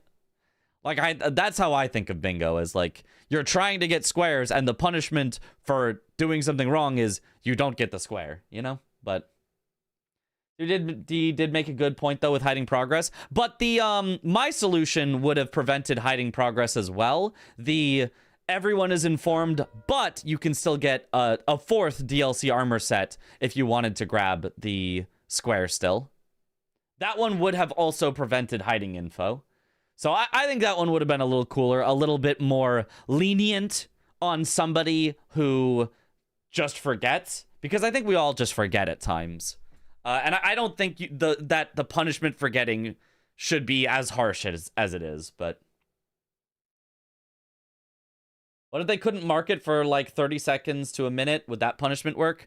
No, it gets too complicated with something like that. That gets too complicated, I think. But, ooh, there's the third DLC drop talisman for blanks. He does maintain our majority lead here quite nicely here. Sorcery's blocked out, but does have a nice lead here. Info is king in Bingus. That's a pretty huge amount of info because the opponent both knows that you have A, wasted time, B, map progress towards whatever square that was, C, that they don't have to worry about it all now. If it comes to majority and that's the square, they just win. Right. It's a very, very big punishment for the crime of, oops, I forgot. Like, it just doesn't, I don't think the punishment fits the crime, but... At the end of the day, it's Domos. I'm not going to, like, complain. I'm not going to make a stink about it. I think it is a reasonable solution. I just wish it was a little less punishing. I think it's not a bad solution. I don't know. I just don't know. I just wish you didn't get so screwed for a little oopsie. You have the ability to mark how many you have with the mouse wheel. Yes, but that works horribly because I use the mouse wheel because I'm playing with keyboard and mouse. So it gets my marks will get randomly changed all the time, so I can't keep track of them. Controller players, in theory, don't have that same problem. But I was not able to unbind scroll wheel from changing my count, so I got screwed over by that a lot. So I just never used the marking feature. Because it just did not work good for me at all.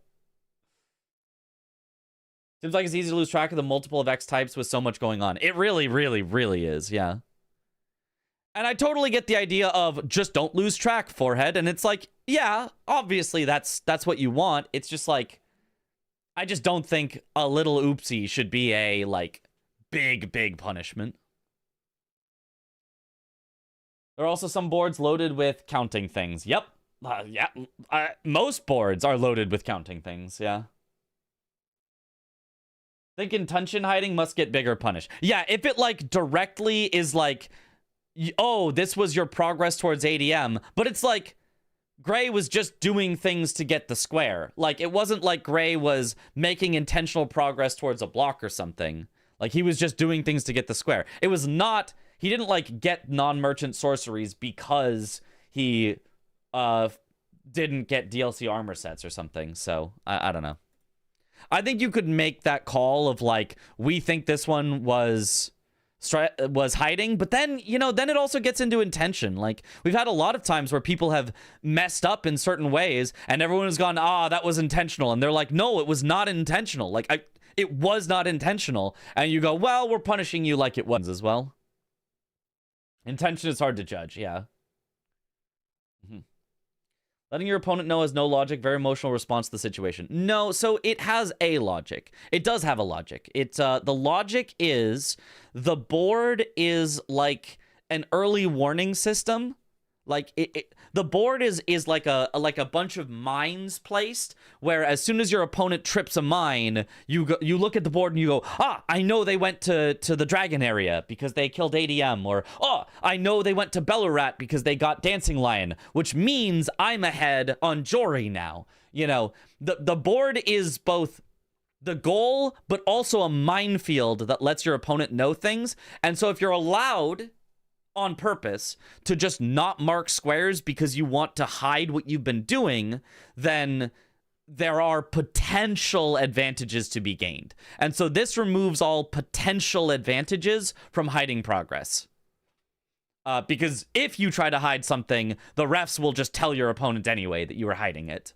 So that logic completely makes sense. I just wish you weren't then also locked out of the square, but instead could go get it if you did one more. If it's seriously just an oopsie poopsie and you still want that square, I just think you should be able to go and get it still.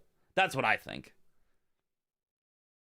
Joy for Perfume and Skidoo is diabolical from Blanks and Matting Hand. It's pretty nice. It's pretty nice.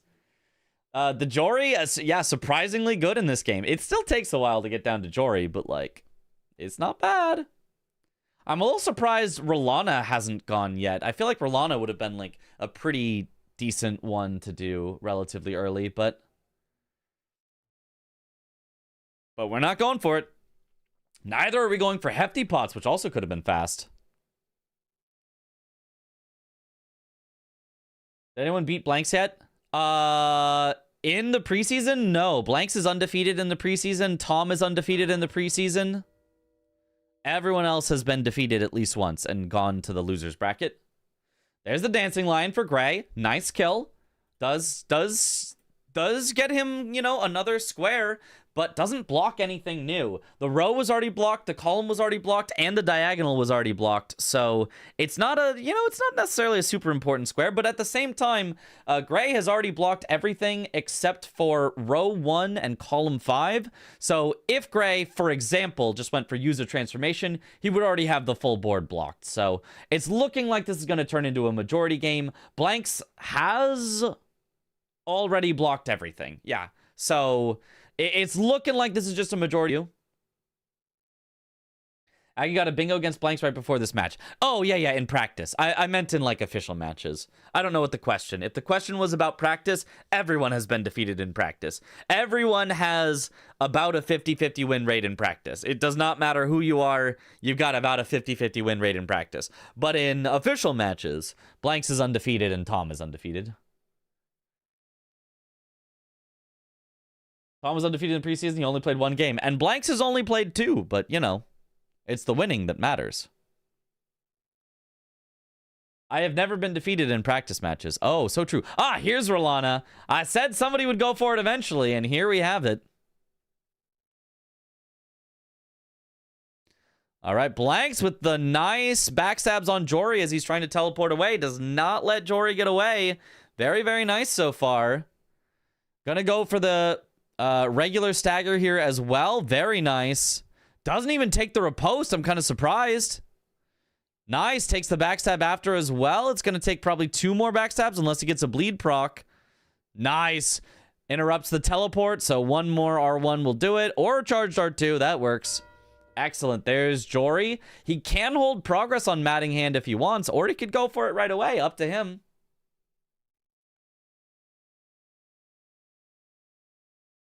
Who won match 3? I can't tell you that. We're going to review it later. I can't tell you that. You're going to have to either, if you want the info right now, watch the VOD. And if you'd rather instead review the match and actually see who won, then you can stick around for that later. Nice Rolana kill from Gray. 8-6, still in Blanks' favor. Very, very likely to be a overall majority game. Blanks maybe heading towards user transformation. He does have the painting. I mean, at least he should have the painting on the way from Jory. Yeah, he is heading to user transformation. He's going to keep the pressure of lines on Gray. Gray has to go for Deathrite Bird. Gray has to go for Deathrite Bird because Gray is locked out of DLC full armor sets. Gray has to go to Deathrite Bird, otherwise he will lose on column 5. And then he's also going to need something from row 1 as well. Ooh. Gray's stream is a few seconds behind again. Yeah, it seems to just be a little bit of lag every so often on Gray's stream. Blanks seems to be mostly fine. But there's a match. I mean, who wins match 2 is the question that was asked.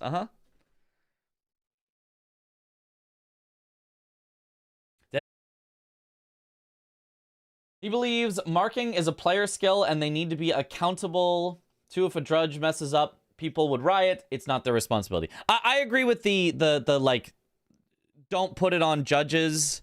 I think there's a lot of problems to be solved if you have judges mark, if you have refs mark for them. I think it would be neat, but I think imagine the two players are close and kill the boss at almost the same time, and then the refs have to figure out who killed it first, and then both players are sitting there like, wait, I killed him, why isn't the ref marking for me yet? And then the ref marks for somebody. They've effectively given the winning person information that the losing person who got sniped was also doing the square, which is information they should not have had. So there's extra problems introduced by having refs mark. Players marking being a skill, like, I don't know. Like, whatever. I think it's a little silly. I think it's a little silly to say player marking is a skill a little bit. Like, we have to have rules around when you're allowed to mark because it's necessary so that races can be, you know, determined who wins them. But the idea that, like, if you don't know that this square actually marks on rune acquisition and not on enemy feld and you lose the square because of it, like, that's, you know, oh, you deserve to lose because you didn't like it. It's like, whatever. Whatever, man. The fun part is the playing, the game part. The marking is just a necessary evil that we have to deal with. Okay. Ooh, Gray is going for the transformation by Lamenter. Interesting. So I thought Blanks was going to go right for transformation, but didn't commit to it. So now... Ooh, wait, he's going for the torch? No, he just wanted to practice the skip. Honestly, I do that too. I totally do that. I practice the skips, and then I just drop down anyway. Tracking jungle camps used to be a skill in League. Yeah, I mean, that one maybe is, like, slightly more interesting. I don't know if they respawn at weird times or whatever. But, like, that one at least, like, there's a timer, so you can, like, look at the timer and, like, see when they, you know, whatever. And, like, there's kind of that information there, whereas, yeah, keeping track of the exact how you mark and stuff on a board is, like, arbitrary. It's very outside of the game, and it's... I have to learn exactly when you mark, you know, 100 different squares. And if I'm wrong on one of those 100 squares, you know, I could get penalized for it. It's like, okay, you know, whatever. All right, 4 hefty pots for Blanks. Very nice. 6-9 in Blanks' favor. Nice. It's just bingo. Yeah, it's just bingo. Like, I feel like we maybe get a little too serious about the bingo of, like... There's, like, this, you know, the serious skill of, like, knowing how to everything, and, like, everyone must be punished super harshly if you forget a rule. Like, if you forget a rule, you're gonna get locked out, and it might be a match forfeit, and, like, this and that. It's like, it's just bingo, man. Like, I just feel like we could be a little nicer to players, and I feel like it would be okay. We could go a little bit more by, like, just making it easy for players. I don't think making it hard for players is beneficial in any way. I think if you just made it easier for players, it would just be better also for the audience. But that's just my opinion. there'd be a lot less drama, for example, if squares got marked automatically. If the board was like, you put something into the board where you kill something and the board automatically gets updated and your count gets updated, and then you kill the right thing and, you know, the board automatically marks it for you, right? I think that would be super cool, and I don't think that would, like, take away from the skill of bingo or anything. I think that would just be better for literally everyone. I think it'd be better for the players, it'd be better for the refs, it'd be better for the spectators, it'd be better for the commentators. I think there would be, like, only benefits if we had something like that. And I don't know that Dom agrees, but I really like the idea of automatic marking if it worked. Nicer to players and meaner to Domo. No. No.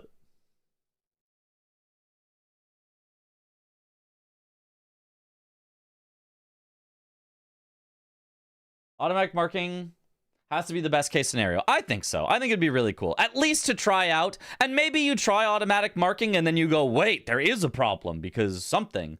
Ooh, nice Lamenter. Uses the Savage Lion's Claw to just barely get him down. Honestly, got very low himself. Can he get the kill before he teleports again? Oh, yeah, he can. He definitely can. Very nice kill. That's going to give the transformation. Blanks went with a Dragonheart boss in the meantime.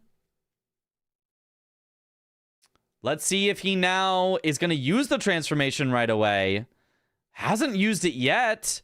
This is a little scary. He hasn't seen Blanks mark anything in a while. So, I holding priority on this this transformation when you literally did Lamenter just to make sure you didn't get blocked on that. I mean, that seems a little scary to me. That seems a little scary to me. Do you win up 13 squares even if the opponent isn't fully blocked? No. No, no, no, no.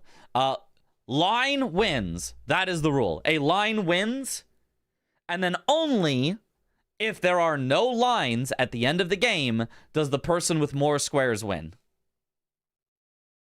You could have 20 squares and lose. Yes. Auto marking on Kill a Boss with a perfume only without taking damage is a nightmare to mod, I believe. I think so. We might have trouble making it automatic, but I think it's at least something worth investigating and trying and seeing if we could. I mean, there is currently a mod that does know when you get hit. There's a hit counter program that knows when you get hit. So if you take the code of that and put it into the bingo board, I feel like it's probably possible. Auto hit counter, yeah. If you take that exact program and you apply it into the bingo board specifically for the hitless square, if that's on the board, I think it could maybe reasonably be possible.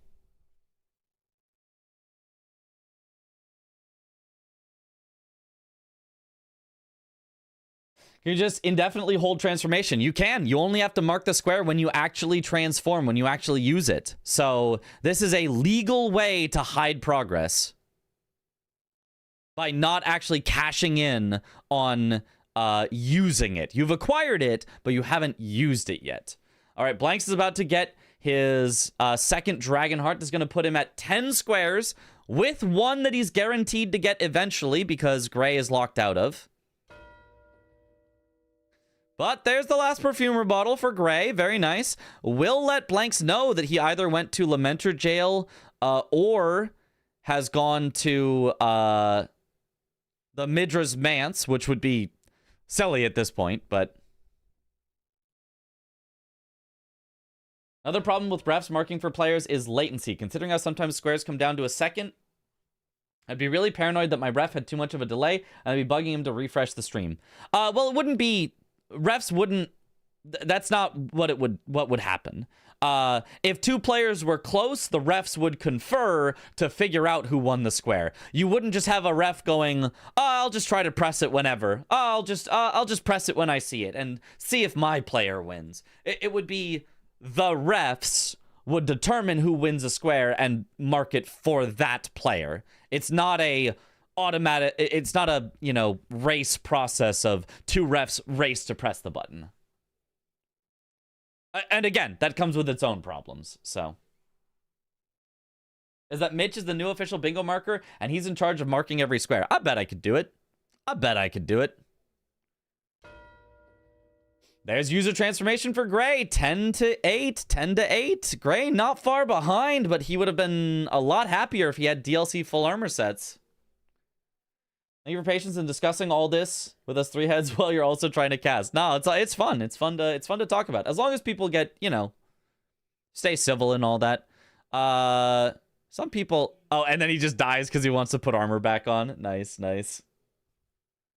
1 minute delay on refs marking squares to hide conferring about close squares. 1 minute would be too much, but I could maybe see like a 2-second delay or something for refs to confer and just like double check, and then only if it's like really, really, really close is there any problems, like legitimately too close to tell. But Blanks thought the fourth perfume was in Lamenter's jail, so he thought he would kill Lamenter and get transformation, but he already had it and knew Blanks would contest and waste time. Insane stuff. Yeah, I mean, yeah. Great showing. Now, ooh, now going for the Deathrite Bird. He does have Holy on his Great Katana, but Blanks with strike damage could kill it way, way faster. Strike damage is so much better on Deathrite Birds, but Blanks not contesting it. Maybe going for PK, St. Trina talk to you, perhaps?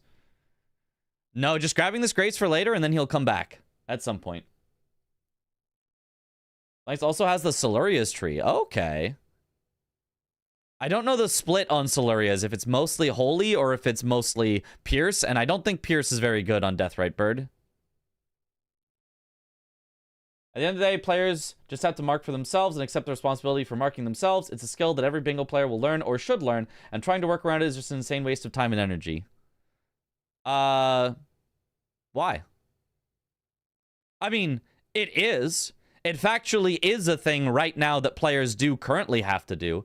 But why would trying to make a better solution be a waste of time and energy? Like, I'm willing to do it. I'm not saying the players have to do it.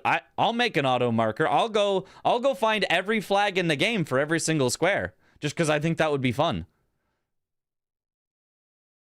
Sure, okay, fine. I'm wasting my time, but I'm the one wasting my time. That's fine. I just need somebody else. Oh, Blanks gets knocked off his horse. Is he alive? Genuinely 1 health. How did he live? Check him, PC. I just need somebody else to do the coding part of I tell you what flags correspond to what squares, and you make it so that the bingo board can accept a flag from the game and then mark a square based off it. I don't really see how that, like, you know, is something that we should poo-poo of, like, that's just a waste of time. It'd be like, I think that'd be really, really cool, actually. I think that would save us actually a ton of time overall. It's a little bit of time spent now making it work, and then it's a ton of time saved later of not having to go through constant, like, oh, well, wait, this rule is weird here because this, and, oh, actually, well, I don't think I should be punished this way, but actually, I think that I should be told when my opponent this way, and, like, instead of having all these, like, mismarks that happen and stuff, we could just have no mismarks ever at all. Like, that seems actually like overall you would save time. No auto marking because of the umpire union. So true. 10-9. Gray keeping up here. Oh, and Blanks just gets killed by the Jagged Peak Drake duo. I hate that fight. And that's why. Oh my goodness. Gray looks like going for St. Trina talk to you. There's only really, really late stuff left. Like, everything left is super late, with the slight exception of the DLC full armor sets, you know, but that's Gray is locked out of, so Blanks does not have to cash in on that. Gray literally crawling his way back with these plays. Yeah, Gray doing great here to keep himself in it. If he had the DLC full armor set square, if he wasn't locked out of it and said had it, this is like a perfectly even fight here. Oh, and now it's a race. Now it's a race to St. Trina. Gray a little bit ahead, but he is going off the beaten path to get the Skidoo. And Blanks has a much better weapon for this because it's strike damage. Ooh, this is going to be tricky. I think Blanks is going to end up ahead on this. I think if Blanks has a good fight, he takes this square first. They are racing now. Doing great, if you will. Did some research. Every preseason match so far, the person who marked the board first ended up winning the match except for 2 games. Is that interesting? Well, how many games have been played? 6? So 4 out of 6 times it's been the first person? I don't know that that's that interesting. I mean, it's interesting, but that's not like a overly high sample rate. 15 games? Oh, games, not matches. Oh, you're right. 15 games. First mark has won 13 of 15. Oh. That is interesting. Is it statistically significant? Sounds like it, yeah. That's... Well, technically no, actually. You need at least 10 successes and 10 failures in order to even perform the test, technically. So, we would need a sample size... Well, since the expected value is 50-50, that we'd be testing against, which would be silly, but I guess you'd only need 20 games because then at least you'd have 20 games. So keep track of it for the next 5 games, and then we'll have a statistically significant result.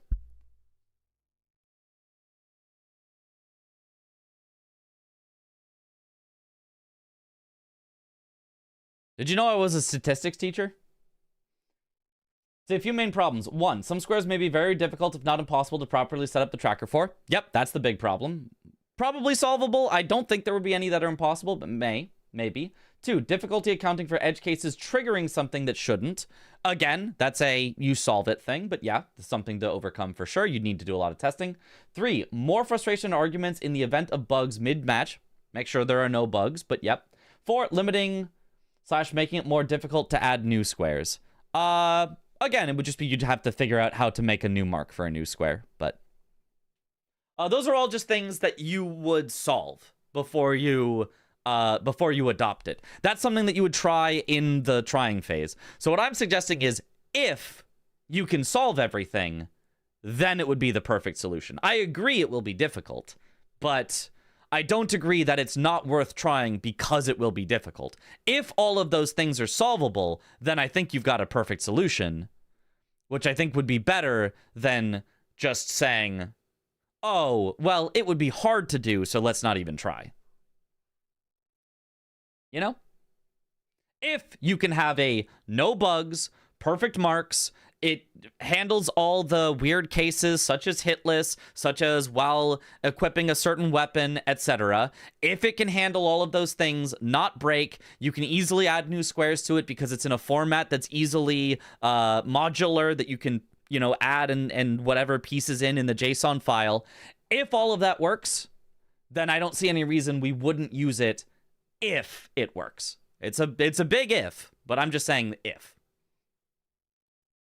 No bugs is like the hardest thing ever, Lamau. I mean, yeah, but like the live split auto splitter works super well. Like it and this is effectively what it is. So I can absolutely see making it effectively bug-free.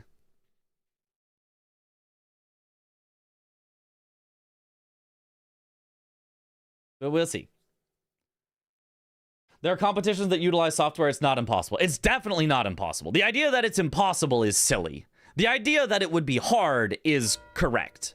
But the idea that it's impossible is silly. Okay, there's Blanks' 11th square. Gray now needs to win all 4 of these remaining squares. He knows, however... Oh, he's pivoting out, but he doesn't know. This is actually exactly the one Blanks is going for. This is actually exactly the one he should have committed on, but he doesn't know. He thinks, I'm so ahead on St. Trina, I should actually go somewhere else first. Ooh, I mean, it's a smart thought. It's absolutely a good thought, but unfortunately wrong in this case. Unfortunately, this is going to mean Blanks gets PK and is going to win. Any tips for Radon not letting you get close to him? At the very start of the fight, run away till he disappears, then walk back in range, check if he's still shooting arrows. If he is, run away until he disappears again. Repeat until eventually he stops shooting arrows. And eventually he's just going to run straight at you, and then you're fine. He's making the right choice overall, but wrong in this scenario. I mean, he is making the right choice, because the choice that you make is only ever based on the information you have. He is making a choice that will cause him to probably lose, but he is making the right choice. Or maybe not the right choice, but he is making a smart choice, is maybe a better way to say it. Nothing can stop Blanks. He's home free. That's right. Yeah. Nothing can stop Blanks now. Nothing at all.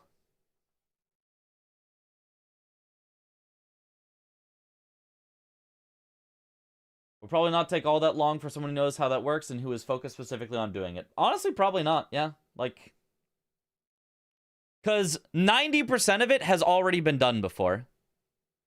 90% of it already exists. Oh, he gets killed again. Blank's not having a good time here down in the PK spot. The have something happen when a flag happens. Live split already does that with auto splitter. The have something happens when you get hit. That already happens in auto hit counter. The only part that I don't know directly has been done yet is the only count something if you were using a specific weapon. But I honestly feel like if I asked Matt how to do that, he could be like, oh yeah, I could do that in 5 minutes. I already have a bunch of stuff that interacts with your inventory. I'll just have it check what's in your weapon slots, or, you know, whatever one you're currently wielding or two-handing or whatever. Like, he'll just be like, oh yeah, you know, I got that easy. Yeah, here you go. Here's the code. 5 minutes later, pop. There you go. Because, like, this is such a heavily modified game that every piece of it has been done at some point, and it wouldn't be that hard to code. Yeah, I don't think it would be that hard to code whatsoever.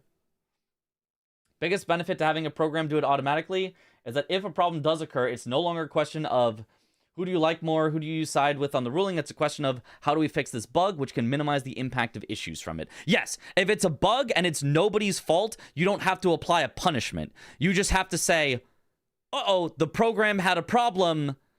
Refs, fix this. And the ref just marks it for somebody. And you know, then it becomes on the ref, which is the thing we wanted to avoid or whatever. But it's like, then it's like very easily, hey, this was nobody's fault. This was a slight bug in the program. Don't worry, we'll have it fixed for the next match. You know? Like, it becomes this very nice everyone's on the same page thing, instead of like, how big of a punishment should we apply when somebody forgets to mark a square type thing. It's like, no, it's just, we will get this right. Don't worry, guys. We will get this right. He skipped a grace. Also, as long as bugs are rarer than human error, it's a W. I think they would be much, much rarer. Like, we have seen multiple times where people forget to mark squares. It happens. It happens. It happens to all of us. It happens to the best of us. It especially happens to the worst of us. Not naming names, but yeah, it absolutely happens. And like, the bugs, they'd probably happen once, and then we'd fix them, and then in theory, they'd just never happen again. Chances are that 90% of squares are trivial to code a rule for, 8% are somewhat harder to do, and the remaining 3 squares will make the modder tear his hair out. Probably. Yeah. But does it happen to The Last of Us? All right, here it goes. Blanks for PK. Not actually making his weapon holy. I thought he would, but honestly, he probably has so much strength. Heavy might actually be better. Because Strike is really good against PK as well. I mean, it's good damage. It's definitely very good damage, but I think Holy might have been slightly better. I'm not sure. But yeah, he should still have a nice fast kill here. Oh, misses though. I mean, there is no way that Blanks throws this. There's no way that Blanks loses to PK, so simply impossible. Nice skip from Greg. Gets the tree skip. Too good at this game. Is there a published square list, by the way? I'm not sure. I noticed an up-to-date list on the current website. I don't think there is currently. I think there's still... I think it's not going to be published during the preseason. I think it's going to be published between the preseason and the main season. Phase transition by throwing darts at him. Is that what Blanks just did? Oh, does get clipped though. He's trying to keep up the pressure. He's trying not to let anything happen here. Oh, but he does have to just heal here. Okay. Okay, tries to keep up the stagger with the bone darts. Not a bad call. Jumps over the last bit. Ooh, does get tagged a little though. Has to heal again. Okay, nice jump over that. Okay, this should pretty much end it. One more hit will do it. Oh, misses though. That rolling R1 isn't great. Okay, there it is. Now all Blanks has to do is talk to St. Trina a few times. I mean, in theory, he could pivot for no reason. Like, he could just go pivot and the game could not be over. But I think he's just going to talk to St. Trina and the game will end. Mad tongue Mitch. Blanks doesn't know the jump punish. The jump punish isn't always better, but yeah. Unless you mean like when he's spinning, I think the spinning jump punish only works with a fast weapon, I think. I don't think you can hit it with the great stars as far as I know. Maybe I'm wrong.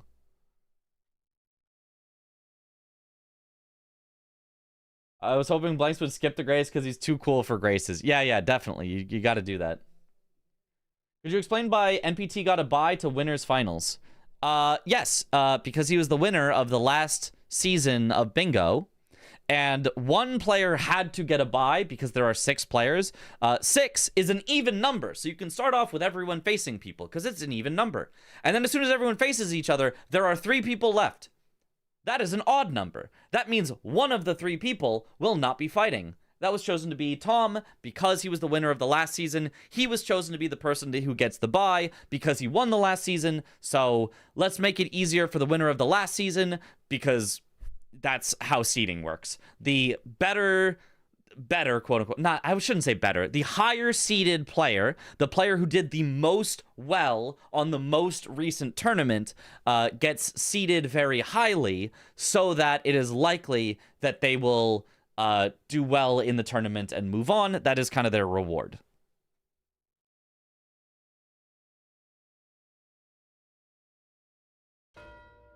And there is St. Trina, and that effectively ends the game. Have to go through the collecting armor. Yeah. If you don't want to. Yep, I'm fine with that. Yeah.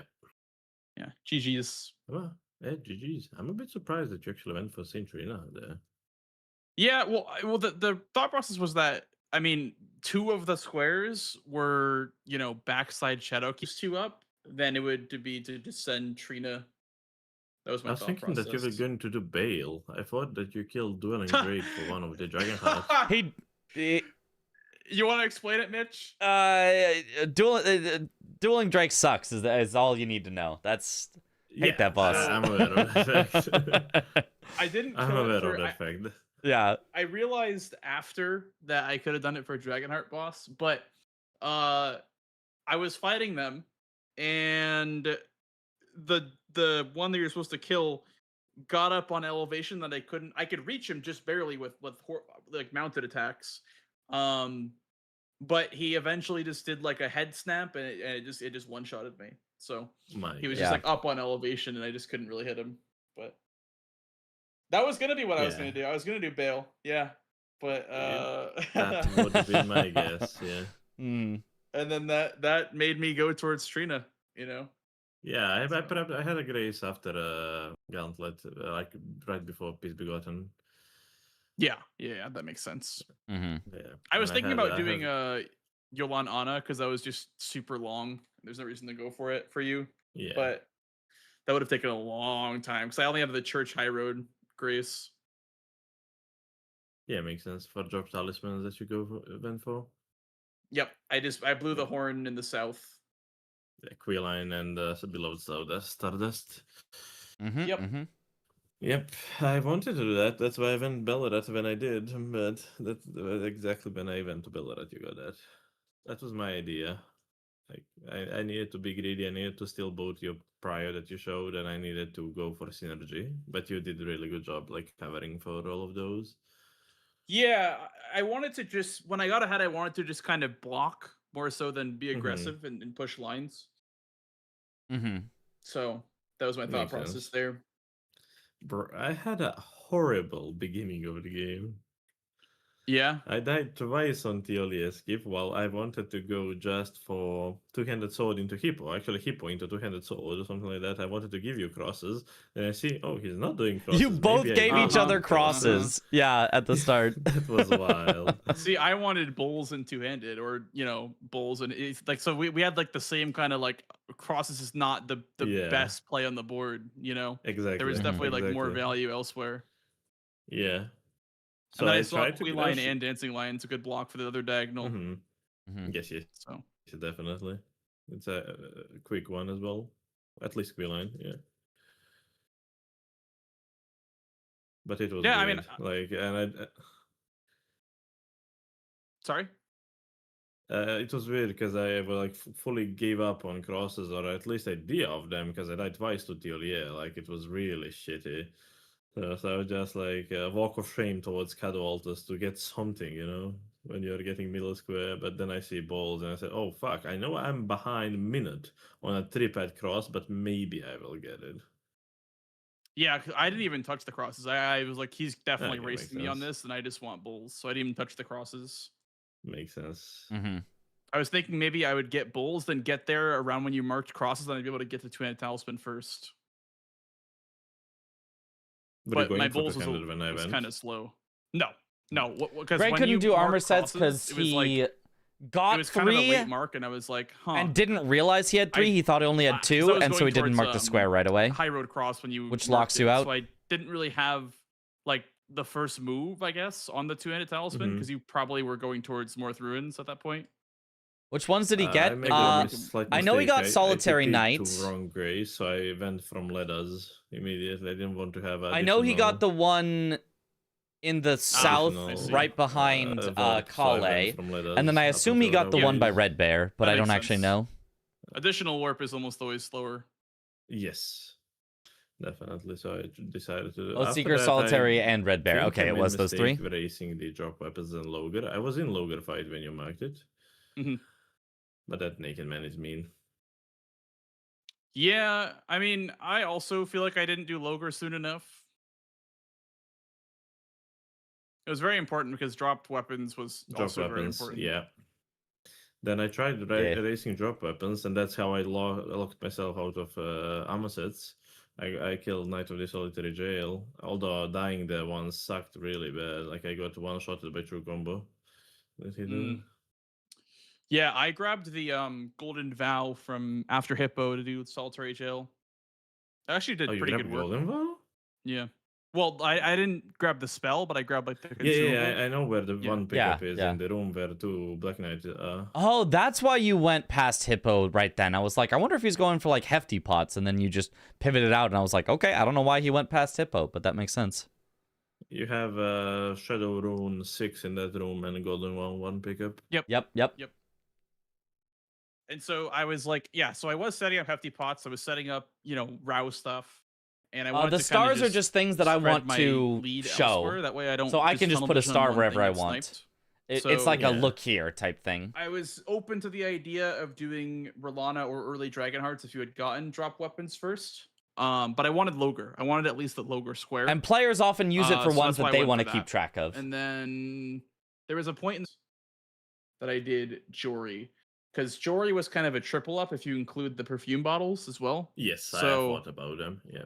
Yeah.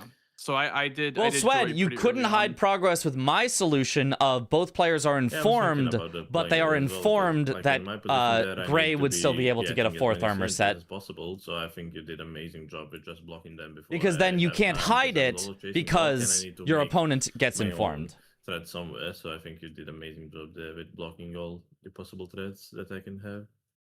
Thank you. Yeah, I mean, That is definitely way to play when you're ahead. That'd be good too. I think that's a like cool you solution. could just. It's a pull those unique aligned. Like, solution. I was thinking about like row It's a 1 or cool something like solution, that, but but almost not it's going with too it, risky so- when oh well. you know that the player that you're playing against can be somewhere, like, because you weren't marking many squares at that time, so I knew that you could be in a lot of places, and so you Yes. kind of hinted at self. Gray the progress error by is the stream. marking sorceries. I was like, okay, he's probably in front of Deathrite Bird. Was I correct about that? Indeed. Okay. Yeah, and so that's when I kind of sacked a little bit of stealth stuff. I was like, okay, he can have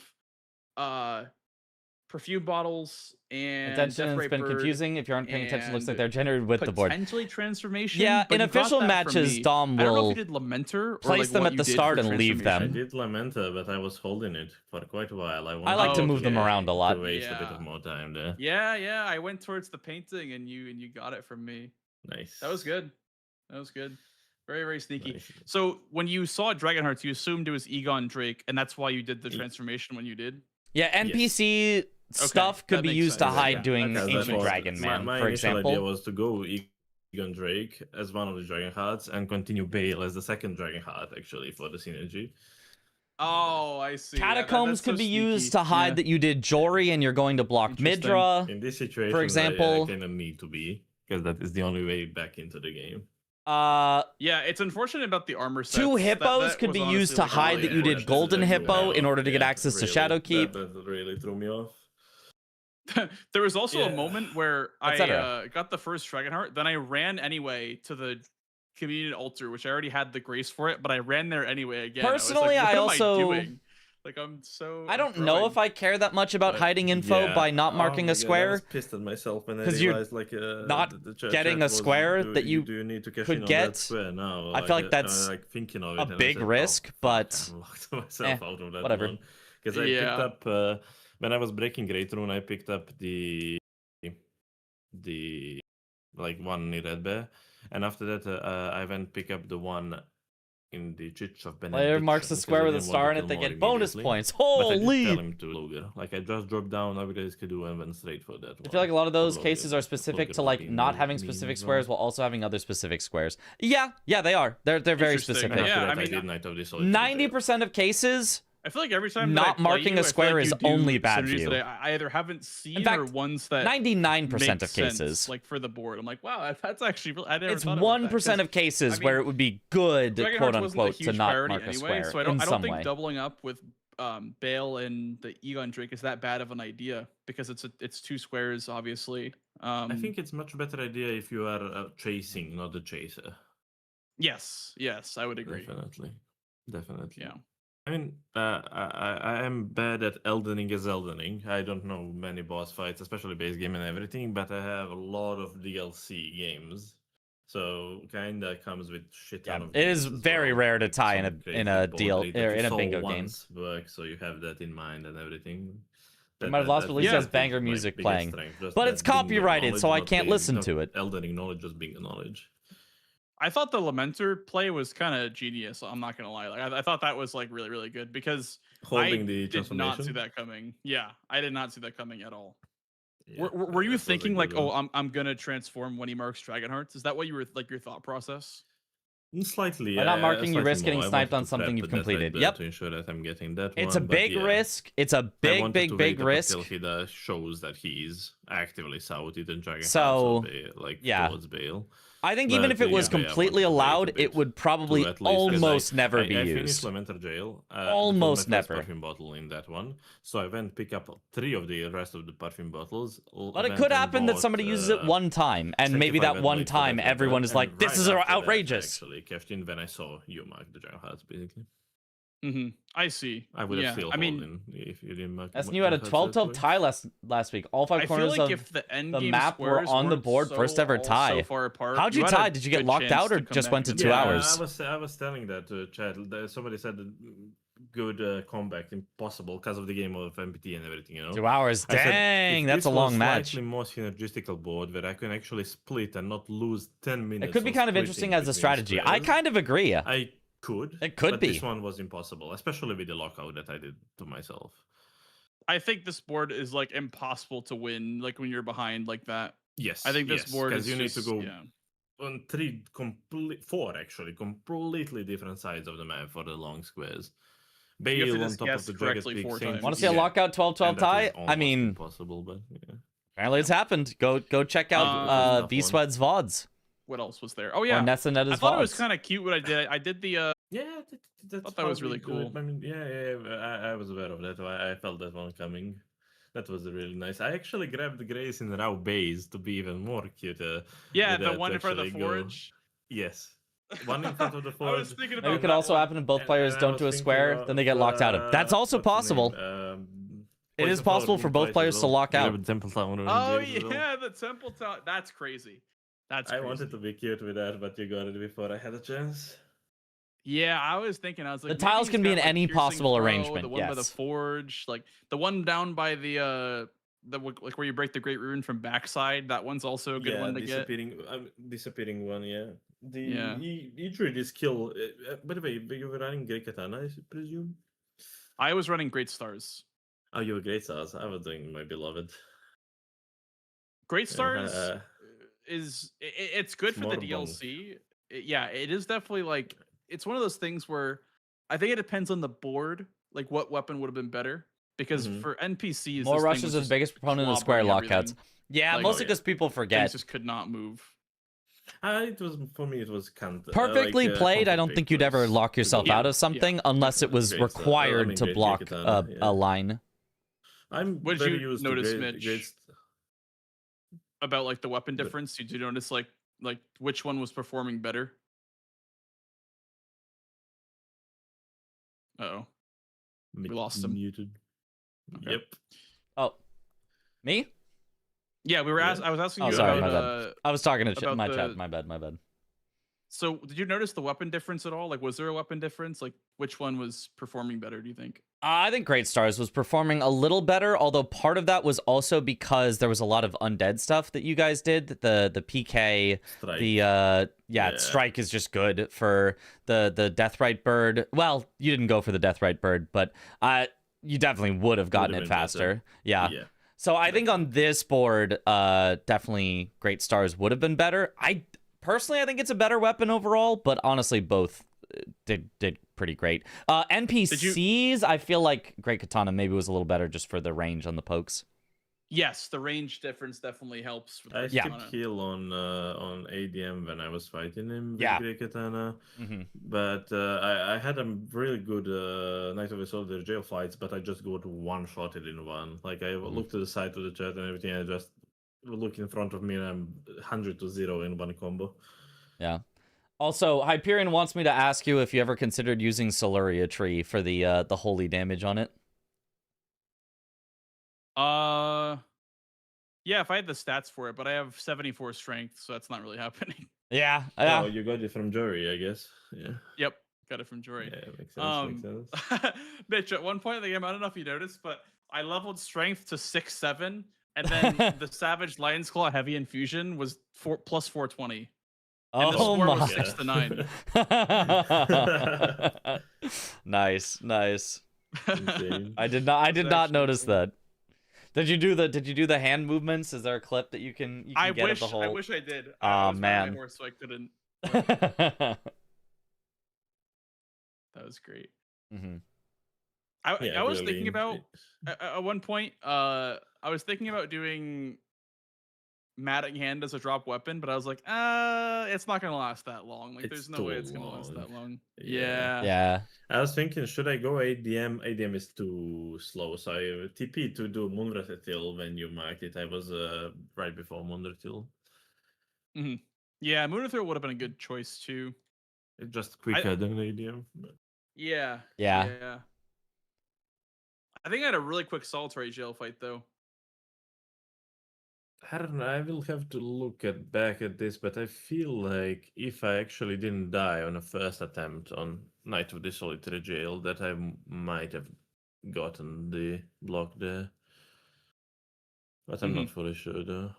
Because I died, he was lowish. Yeah. I don't know, because you still needed one more weapon after that, right? It wasn't your. Yeah, that would be Moonratil. Yeah. Moonratil Yeah, would've been I the don't know. last one. It would have been close. I don't know. Because I was in front of Moonratil when he marked it. So yeah, I think Mhm. it would actually it would be quite close. Yeah. And I think overall game would be different, but that is if statement. Like Yeah. you can have shit many of them. Also, you did just wake up, so that's also playing a factor. Part of it. Yep. That Yeah. is the part of it. The funny, somebody who's been up for 18 hours and the other person just waking up.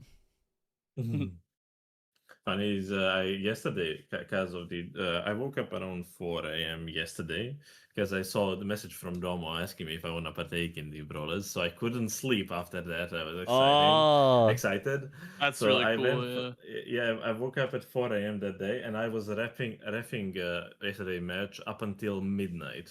So I did not have that much sleep at all. Either way, it was good. dang. Looks like the Siluria tree is Assume doing it's fine damage here. Have you tried the Ash of War on it?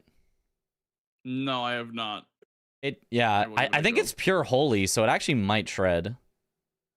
Oh Depending on the my attack, I god. guess. Yeah, there it is. Oh, that's the damage.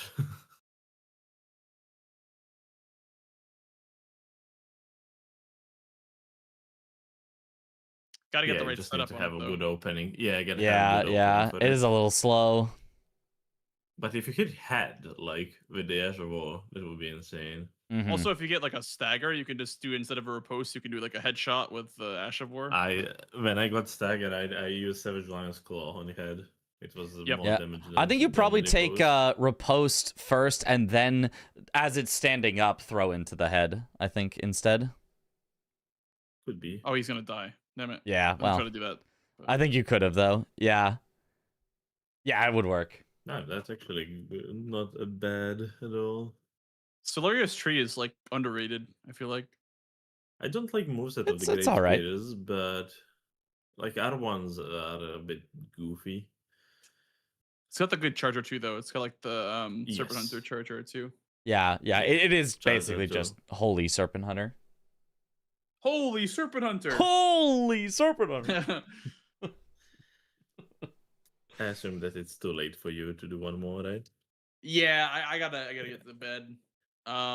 That's fair. One more thing though. I'm just gonna ask, like, so you went for Lion, and that was just to try to steal synergy from me and waste my time. I'm assuming. Yes, and I wanted to have access to Quilline so I can do the exact play that you did with Drop Talisman by going Bellerat. Gotcha. But I was exactly at Quilline's Grace, I think, when you marked talismans. So I skipped Quilline's Grace and went straight for the Lion.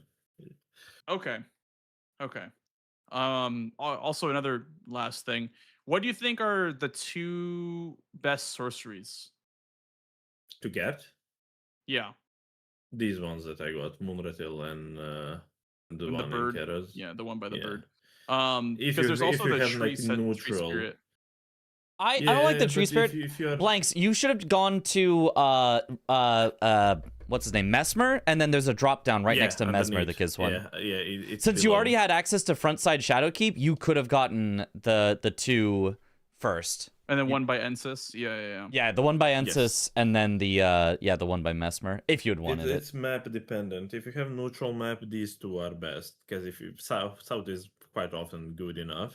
So this will actually make sense. So Yeah, but if you have Shadowkeep I would say instead. one below Mesmer. Yeah, Yep, yep. definitely. And, What about- Moonratil? Moonratil is like stable there. What about Falling Star Beast? Is that ever good? No, They because have a if you square of that, if but you're yeah. at Falling Star Beast, you could get to the one under Mesmer faster, and then you could get to the Ensis one faster. Oh yeah, I guess that makes There sense. is Yeah. one niche situation where that one can be used. Like if you have Giant Hand, if you have base game boss, Golden you can Braid, do Falling Star Beast. Sure, so yeah, I something guess, like- yeah. It is cute play, but you will almost never do it. We You'll had a probably good lose square, it. which cannot be used in the randomizer, sadly. But we had acquired both gravity sorceries, so you needed to kill Gaius for that, and you had to kill FSB. So that actually Oh. promoted FSB a bit. I feel That like cannot Falling be in Star the Beast randomized. should be a square almost. It should just like, be by its own itself. square, yeah. I Yeah, kind of maybe agree with instead I that. of would not be America or, mad like- about it. Yeah. Yeah.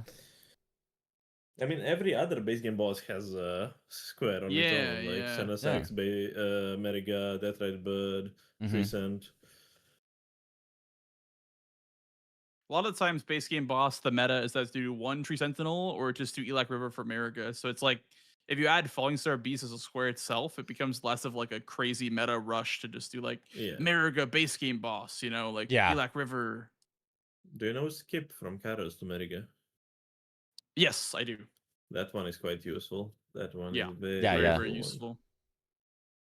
useful. Is it faster to go that way for the mausoleum as well? For Mausoleum, no. For Swordsman, yes. Okay. Because Mausoleum is straight line there. Yeah. Actually, yeah, for yeah, I can see Mausoleum, that. I did something cute in one game. I had Spirit Ashes, so I picked up the Spirit Ash that is right after the Furnace Golem in the Karos. And you can use Spirit Spring to drop down towards Lil Onze and Dancer. And you Oh, Oh, yeah, yeah. You're exactly at that grace. There's a Spirit Ash over in Karos, like by like the. I guess it's like there's like right a Furnace after Golem up Furnace there. Golem. Yeah. Yeah, right Yeah, after yeah. Furnace Golem. It's a Grey Bed Ashes. Interesting. Yeah, and if you Yeah, miss the spirit spring, you can instead there's gravestones down. Yeah, there I are see. gravestones, yeah. Yeah, yeah. It's a quite like cute little niche piece of knowledge that Yeah. you can do. Yeah. Same as where you did in one game, I think it was versus you first. No, it was CBD actually. I did for Spirit Ashes I did Manflies, but there is skip there as well that you can skip like running around the whole village. You can actually like be mounting goat on the rocks. You just that kind of are- climb the that are wall. there. Yeah. Yeah, that's it. That's quite a nice one. Oh. It as looks well. silly, but it's actually way easier than it looks like. And it's quick. Yeah. Very quick, yeah. Did you get Recluse's River downstream blanks? You could just go there and see it. Oh yeah, I did. Mhm. Uh-huh. It's quite a cute one as well. Yeah, you just kind of go at the wall, and then you just kind of like, I think I could stand there. Yep. Oh, I think I could stand there. Yep. Like just this wall You right don't here. have to climb up it. You just go like towards the Manfly village, and then you just like don't go down. Continue on. You don't need to climb up. You just go straight. You just stay towards, horizontal, where- basically. Yeah. Yeah, where Oh. Spirit is. Yeah. Yeah. Yep. Basically like that, but there's a little bit of jumping involved. You stay a Oh, little I bit see. higher Yeah, than that. Yeah. I see. Yeah, but it's effectively just that. Yeah, our friendly mountain goat drink came up with that one. No wonder. Yep. Oh yeah, wait, this is so funny actually. What the hell? You I stand think right you go here. slightly Yeah. higher, yeah, onto that like rock there, yeah, and then Oh, I Yep. see. Yeah. Whoa, Surprisingly, it's I right didn't here. first. it's just right there, yeah. Yeah, you are in front of it. No need to like run around it or anything. That's so good to know, actually. Mm-hmm. Yeah, it's quite neat. Wow. Learning so much. All right. Well, I am going to head to bed now. It's quite late for me. Yep. But I hope that you can find a match again, Gray, if you're looking for more. Also, Doubt. one more thing, Mitch. Did you like my Blade of Mercy pickup? You did? I didn't notice. Aw, I'm sad I didn't notice because No! that's so good. I love the Blade of Mercy pickup. Yeah, I picked it up when I was picking up the pot. I was like, yeah, why not? I think it's way more worth it than people give it credit for. Like, it's such It a was good good. talisman. It was And solid. it doesn't take that long to pick up. It's maybe like 20 seconds.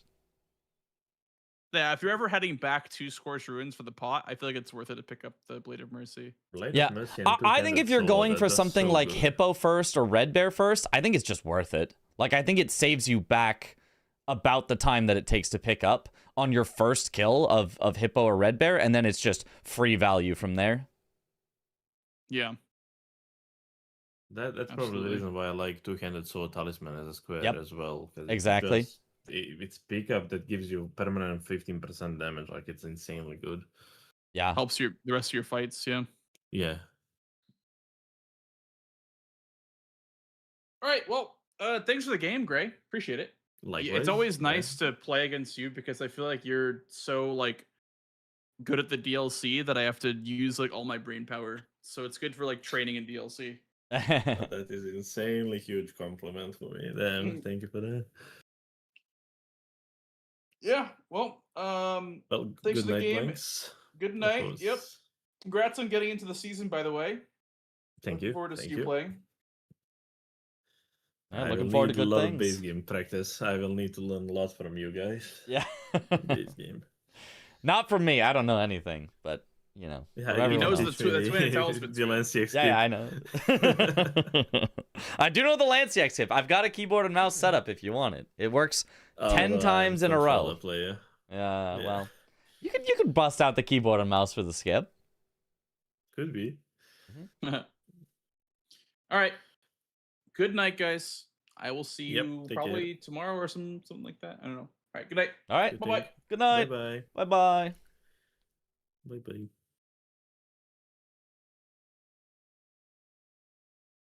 All right, now we can review the official matches. Boo, boo, boo, boo. Okay. Let's close this, full screen this. Captain _ Domo. Swap scenes. Yeah. Makes sense. Yeah, Sacred Flask. Go back to the start. And here we go. Let's change the title as well.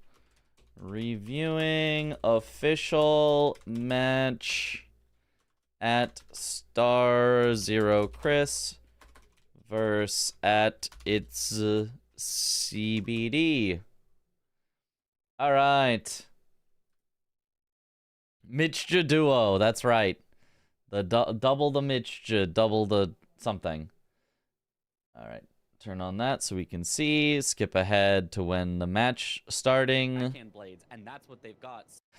All right, should I review my own commentary? Should we leave the commentary on so I can review how well I commentated? And honestly, I do such a great job here. I don't even have to talk much. I can just let me talk. Mitchtosis. How much drama is there in this match? A disappointingly low amount, I would say. Yo, great! Thank you for the raid. Welcome on in, Raiders. We're gonna review the official match now that I commentated. So it's me over me. Look at me on me. So, yeah, they don't have to do that much setup to go right to that square. They don't have to look for claws. They don't have to look for fist weapons. They still could. Yeah. I mean, claws and fists are great. I was talking about backhand blades does count for daggers, so But, very important for that square. Just having that set up super early is going to be really interesting, especially with Radahn's Great Rune on the board. Having an early Radahn kill kind of gives you priority on Here's that something I second said wrong. I square. can say, no, Mitch, Gets you're you wrong. access to Yep. Fia's later, gets you access to Crucible Knight and Misbegotten Warrior duo. So I do expect... Boy, thank you for the raid. Welcome on in, Raiders. We're reviewing the official match here. I'm reviewing my own commentary. We can decide whether I did a good job or a bad job. Any places that I could improve, perhaps. We'll see. Somebody's going to go Radahn pretty early with these backhand blades. Yeah, no, I agree. We're currently in sync here. Double class on the board. And we'll see if they're going to go for this Grafted Scion or if they're going to go straight for something else. And Chris is going for the Grafted Chris Scion. is. CBD decides not to go for it, but Chris is. Sadly, no race. But Chris still going for a square here. And it's a corner square, by the way, too. It's Honestly, one of what those if I... corner squares. I really like that.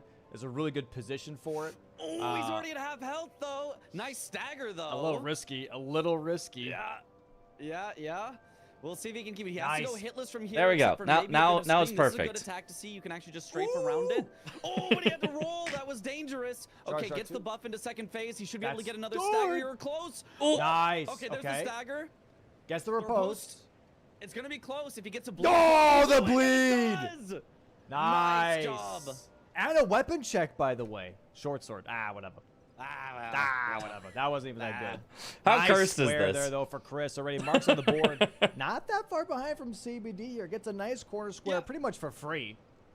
Yeah, about a minute fight. You would absolutely always take 1 minute for one square. I mean, if you Perfect. think about it, that'd be the game over in 25 minutes. Thank you for the hydrate. So, like, that is a really efficient square for Chris. So, Yeah, huge excellent flex off the job. bat. Good start for Chris, for sure. Really Bleed nice start put from in Chris. A bunch of work. We got two And just bleeds out fast. of that Grafted Scion. And yeah, CBD not even at torrent yet. So Chris, maybe like 40 seconds behind here, if I'm being honest. Like, he's really not that far behind from CBD at all. So we'll see what the play is now. I'm assuming kill Marco with a +0 Who's weapon this would handsome be lad? Mitch very, is. very What It has a to be. handsome lad he You've is. got Look at how Flambears, handsome he It's got is. bleed on it. You've got backhand blades, which even at +0 should shred. Time is pretty easier than well. you'd expect to So, script if you yeah, have a I wieldable expect weapon, we'll see that. preferably Maybe with that's the bleed. kind of, Yeah. thing that CBD Yeah. wanted to rush instead. He said, well, Margit gives way more runes. Or Not gives bad access at to, all. Hyena, Shabiri grapes eventually. Maybe CBD is just thinking that extra I synergy. perfectly put along my with cam over Market is gonna be Domo. more powerful than the grafted Scion that Chris got, which it absolutely could be. And I expect that CBD could probably have just about as fast of a fight on Margit with these weapons. I agree. We might have to It do doesn't a quite quick little match greatsword up. check Doesn't here quite on match up the Chariot, same. By the way, on the way towards Stormhill Shack. Stormhill Shack. Stormhill Shack. Stormhill Shack. Domo had trouble we'll see what that speaking weapon is, these 'cause it could be games. something really good. It could be like Death's Poker. That'd be fantastic. I like a Banished Knight's greatsword as well, but we do have Flamberge. That's like one of the better ones you could probably find Flamberge. there. Death's Poker would be the best probably. I can't think of any other great sword. Alabaster. obviously. Alabaster. Health and Steeple. Those are some pretty Oh, damn yeah. good ones. So Chris going to be near that Chariot, by the way. Might go for a weapon check here, but immediately CBD going for 2 full Mitches. Go all the way over. You know, we could, but this is kind of funny. So, what if we keep this? This is kind of funny. Maybe I give just a little bit. Yeah, just allow just a little bit more, and then yeah, that kind of works. Maybe also just slightly.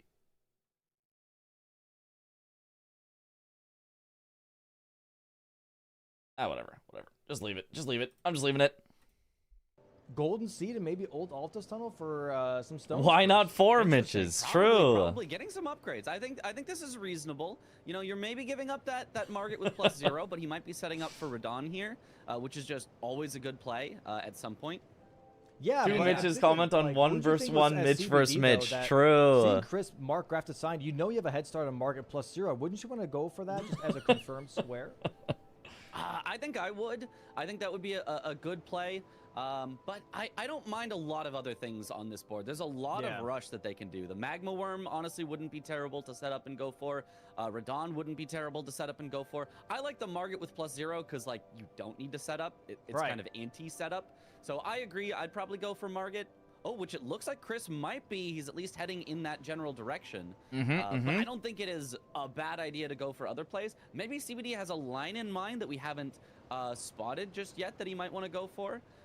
It would be a little hard to get the Magma Worm, Tunnels, and Shabiri Grapes if you give up Margit, because then your opponent would be closer to that Shabiri Grape there in Stormveil. So I don't know. We'll see. Maybe he's got a line in mind that he wants to rush, or maybe he just thinks there's more synergy here on the board than what we're noticing. Yeah, I don't know. I feel like this is actually a bit of a early misplay, if I'm being fair, because if you're looking at Margit +0, right, what does that give you? It gives you Stormveil, which does give you access to a Shabiri Grape right after Godric, right? There's one right after Godric down the ladder here, but also Kill Remembrance Boss with Dagger Claws or Fists only. That's on that diagonal. You can do Godric, you can just do that and take away the chance for your opponent to do it with Radon. That's a great point. You could go Margit straight into Godric, absolutely. And look at the diagonal then. You only have Morgott and Margit and Moog Shackle, which is both capital access here after the Grapes, right? That's a very dangerous... Domo makes a great point. That there is a very strong diagonal there that all is kind of synergy with each other after you do Margit with a +0 weapon. So,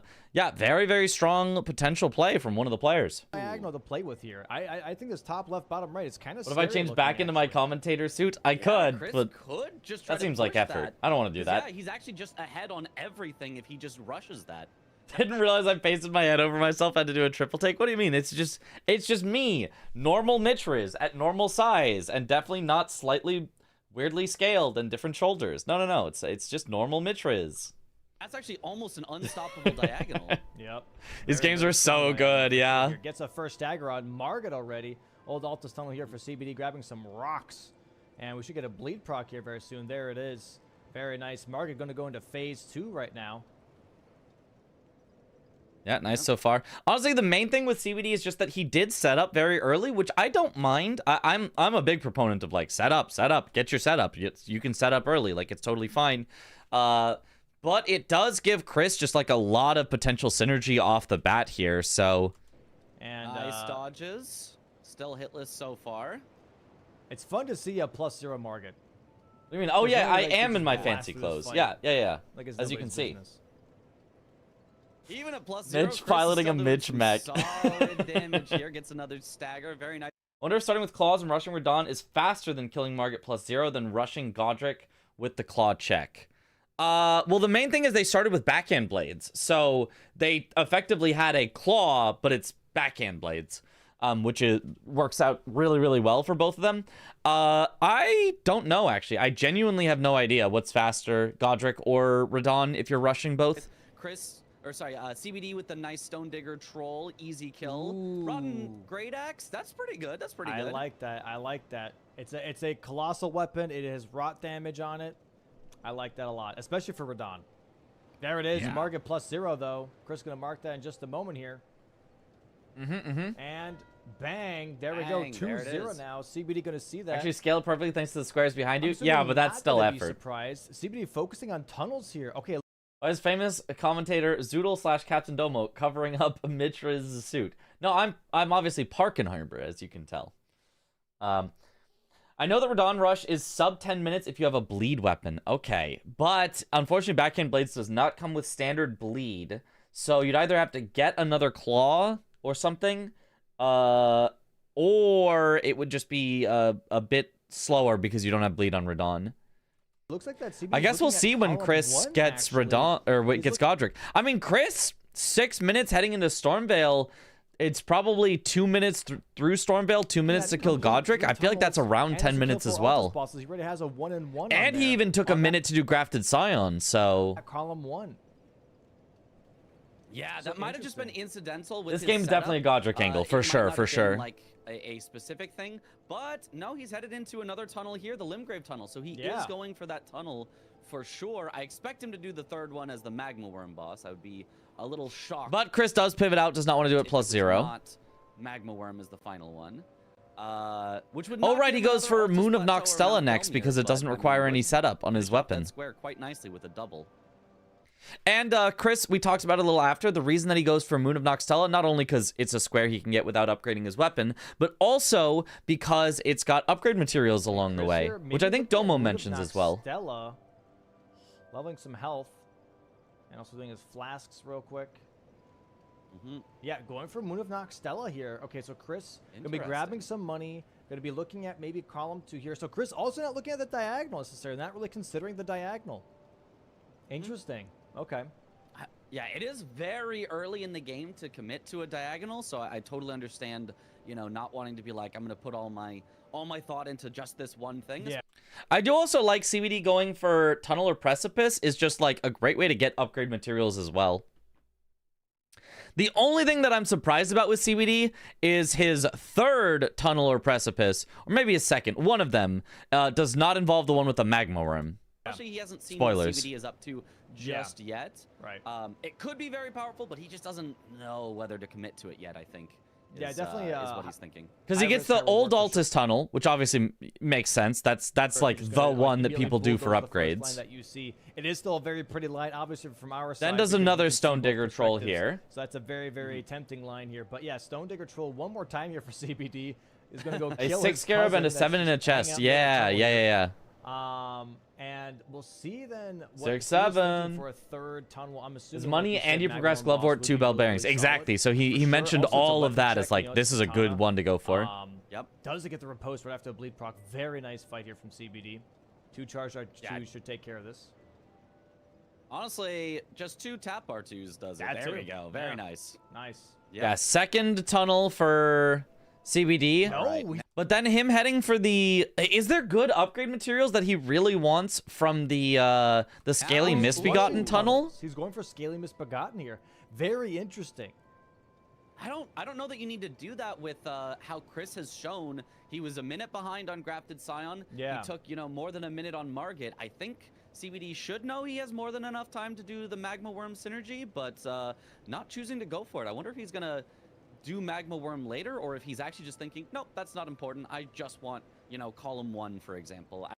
What do you think, Blanks? Would you have gone for the Magma Worm boss synergy here with Tunnel or Precipice dungeons, or do you think that CBD's choice of Tunnel and Precipice are the correct ones for this particular board? Because I don't know if there's enough like stones in these tunnels to justify, oh, I want to go there anyway, and I can get the square, or if he's only going into this tunnel because it's a tunnel, in which case I feel like just doing the Magma Worm would be better. There's ones, but if he did Limgrave Troll, there's ones there too. Yeah, he did Limgrave Troll as well, so I feel like he doesn't need to do both of these. I feel like he could have done Magma Worm. Forgo that potential synergy. I agree. I think, oh, Chris. Spoilers. By the way, I do see this just now. It took me a little bit to realize, but we have Moon of Noxtella, but Ooh, also Seracium wasting the most points. Which is dang, that has gotten up to 34,000 points wasted on a single thing for no reason. Great synergy there. Where is the other one of those? One is in Noxtella, and the other is Mountaintops in the catacomb with the ulcerated tree spirit. Yeah. If you're doing smithing route, then it makes sense to do one of the Limgrave ones, and then Magma Worm because there's 4s in there. Yeah, I agree. I think Magma Worm would have made more sense in this situation. That's a bit of a trek. Yeah, he can get there eventually, though. Oh, CBD didn't do the skip to Limgrave Tunnel? On it, so I don't mind claiming your priorities early and not necessarily finishing them off. So I think this is still a solid play from Chris. Even if he's not going for the diagonal, he is still making some good progress on a lot of squares all at once. CBD kind of rushing one square without too much synergy for from McGill Lake North. Give Chris the advantage in this spot for sure. I do like this, however, for the sake of weapon checks. Scaling Misbegotten does drop a great axe. So this could be an Omen Killer Cleaver, potentially, for him. And that would be a really, really nice weapon to have as well. He already has backhand blades. Okay, yeah. It'll jump directly to the entrance. Huh, okay. It's Butchering Knife. I don't know that if he knows that. I don't know if I knew that. Definitely also surprised by that. I'd be like, what, 3 tunnels rushed? It's only been 10 minutes. Like, what do we... Yeah. What is that? It's been 10 minutes. Why are we rushing tunnels here? But also... For CBD now, he already has some prep done for his weapon, right? Chris hasn't upgraded at all. He's still at +0. CBD already has Somber 4, 5, and 6. Has the other colossal weapons he can look at. Is grabbing Smithings 2 and 3 now in Shifa. So CBD really just setting up himself. Gets 1 square on the board, but also making sure that he has got that weapon upgrade in motion, if you will. While Chris currently still at +0. Yeah, this really isn't bad for either of them. But I think, you know, Chris getting more early squares is quite nice, and setting up some potential threats here. I think Chris does a great job out of the early game here. Just trying to take what are all the things I can get before I have to upgrade. Definitely used in Season 2. Likes to play is to try to steal away all of. That makes a good point about Scaly. I always forget that Great Axe check exists. Yeah, it is a Great Axe. Yeah. I mean, you've already got Flamberge and Backhand Blade, so you're not hurting for weapons, but that you could do. Whereas a lot of other players will get set up a little bit more often early to get themselves options. Because if you're set up, well, now I'm not forced into, well, the only thing I can do is Moon of Noxtella because it doesn't require killing. They've got choices and choices. So I don't mind either way of playing in general, but I think this board has favored Chris and his style of play early because there was Grafted Scion, which you have to kill without upgrading, Margit, which upgrading doesn't matter, and, you know, this Moon of Noxtella here, having synergy is also a solid early play as well, so. In a world where you need smithing for noble without status, or an NPC killer, it's nice. Yeah. Yeah, can be. This particular board...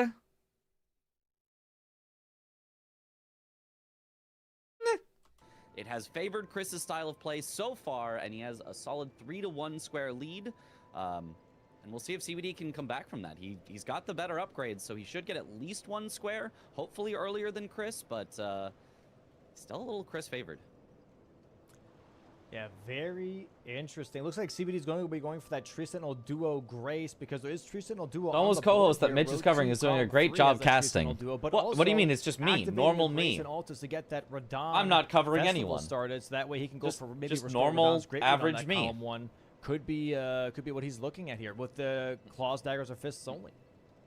As you can tell. Ooh, yeah, that could be nice. Also, to mention with the Tree Sentinel Duo, there is kill 5 bosses that ride a horse, so that would be a nice synergy there that CBD could think about as well. You'd want to probably have more of an upgraded weapon than what not covering anyone else. With, you know, the equivalent of like a +2 or 3 Somber. But yeah, definitely something you could set up for later, and getting the access to 2 camera angles of yourself on top of each other is so bizarre. Backhand blades. I don't think he's even upgrading his weapon whatsoever. He just wants to scoop up that square. This is going to be a bit of a longer fight, but honestly not that bad, not too long, because backhand blades just are a good weapon, and he should get to this way before CBD has a chance at Radon, because the festival and riding there takes a really, really, really long time. So I like this play from Chris. I mean, I kind of wish he would get at least a few more upgrades, but honestly not bad. Just scoop up all the really early good squares as fast as possible. Yeah, I he's getting agree. upgrades I agree right with now. that guy. However, and this is not just for Go to commentary yesterday from youth. Yo, thank you. That's why we're reviewing it. I think so far everything I've said has been pretty good. I haven't had to make a lot of stops and a lot of like, well, I disagree or changes. Like just listening to the two of us go, it has been great so far. It has been like, yep, those are the things that I'd be thinking about. This is good. Backhand blade counts for dagger, claw, fist square. Yes, it counts as a dagger because it is currently randomized with daggers. For the main season, that will almost certainly get changed, where it will instead count as a curved sword. This also means if you go to check a dagger, you will only find a dagger. And if you check a curved sword, you might find backhand blades. And so it will no longer count in the main season, but for the preseason, it does count. for Chris, but for anybody that's going to be doing this rush in Nefeli. When's the DL match tomorrow that you're commentating? It is at 3 p.m. Eastern. I'm pretty sure. Let me double check that. Let me not leak my Discord, and let me triple check that it is in fact 3 p.m. Eastern. 3 p.m. Eastern. Yep. Or noon Pacific, or whatever time that is in your time zone that you are in. Are smithing ones, 3 of them. Right, He here we could go. have saved time here, traveling to Stormhill Shack and grabbing these Small. smithing 3s, because there are smithing ones times 3. Yes, that is correct. Also in the Awesome. failure lose room. I So don't he would have actually saved even know himself who's some playing time in the just running to DRL that room, match, grabbing but I'll that, running back out, I'll and, research then them just, go to tomorrow Shiva before right the match. afterwards. That would have been a way more effective play here, but looks like Chris is going to be going for. Awesome, instead looking of forward to going it. Yeah. Round Table, he's going for Kale Anvil instead. Uploading it so you can see it. It's very simple. Okay, Oh, is cool. this fast? Oh, there's also a smithing 1 at the anvil. So I think he's maybe just thinking he needs those for just the last bit of upgrades that he has. He's Oh, no, also he's weapon buying checking. from Kale. Yeah. Crafting kit. Okay. Crafting okay. kit. Okay. What do we need the crafting kit for?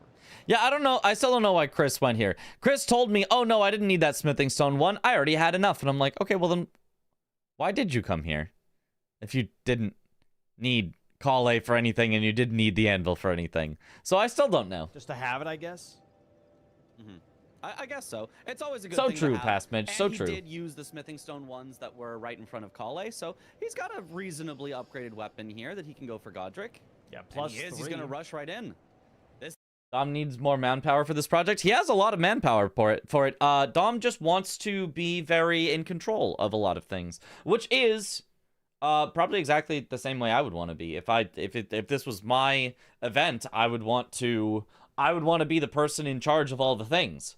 And Dom does a great job of being in charge of all the things, but it's a lot of work to be in charge of all the things. So Dom commentates every single match, every single one. Like, it's a lot of work for me to commentate. Even I've done like almost half the matches, which has been like, wow, this is awesome. I've done like almost half the matches. And it's a lot of work, and Dom has done every single match. He's behind the scenes. He's working with the mod maker. He's working on the VODs. He's working on the rules. He's working on the squares. He's working on the bingo board. He's working on the overlays. He's working on the transitions. He's working on the music. He's working on the intros. He's working on the outros. He's working on the interviews. This should beat CBD's kill. He has a lot of people that he is doing things with. It's just, he is the go-to guy for, like, he's not doing those all himself. He's like, he has a guy doing the overlays, but he has to go to the guy doing the overlays and be like, are the overlays done? I need this changed. I need this changed. I need it to work this way. He has to go to the person who does the mod and has to be like, these are the changes we need for the mod. These are the bugs we see that we need fixed. You know, he has to go to the person making the board and say, hey, we'd like this functionality for it. You know what I mean? Of Radon, as long as Chris has a nice clean fight, no incidents, he should be able to get this first. Mm-hmm. We are re-watching this match. This is a reviewing the match. This is not live right And now. leveling some vigor, so you kind of. And we fixing get the fun only events problem on that the we end, mentioned yeah. With the starting class was that it had low vigor. Management is hard, Chris already plus has he's hosting at the same time. Yeah, you almost never see, maybe not almost never, but it's definitely, I think it is uncommon for exactly this reason to see somebody doing all of the back end stuff and also all the front end stuff. Doing all of the planning and hosting and being the face of it. That's Solid just a lot stats, to do. A reasonably upgraded weapon, you know, CBD much more upgraded, but Chris. able to Also, just why when he go gets a right deluge of into suggestions, this, he has to put the brakes on all of like, the and overly has yellow complicated, damage. Not, That's not good enough. That's simple all you need. solutions because he not has to the make sure it greatest, doesn't but cause does more work. problems. It does Yeah. work. Let's go ahead and check out this fight here from Chris as we're getting into it. See, Nice. Here I go. Okay, let's take a look at this real quick before we continue. Here's the skip that Hyperion wanted us to see from McGill Lake North.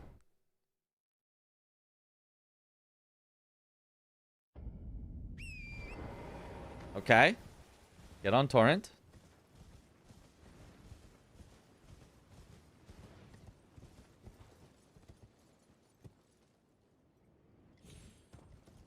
Oh. That doesn't look too hard. Nice. Cool. All right. CBD currently still upgrading. Chris gonna be But I going want to for see what the most good old insane Godric fight. deck Has in to be careful, Hearthstone gets is. stacked a So little bit in the head true. here.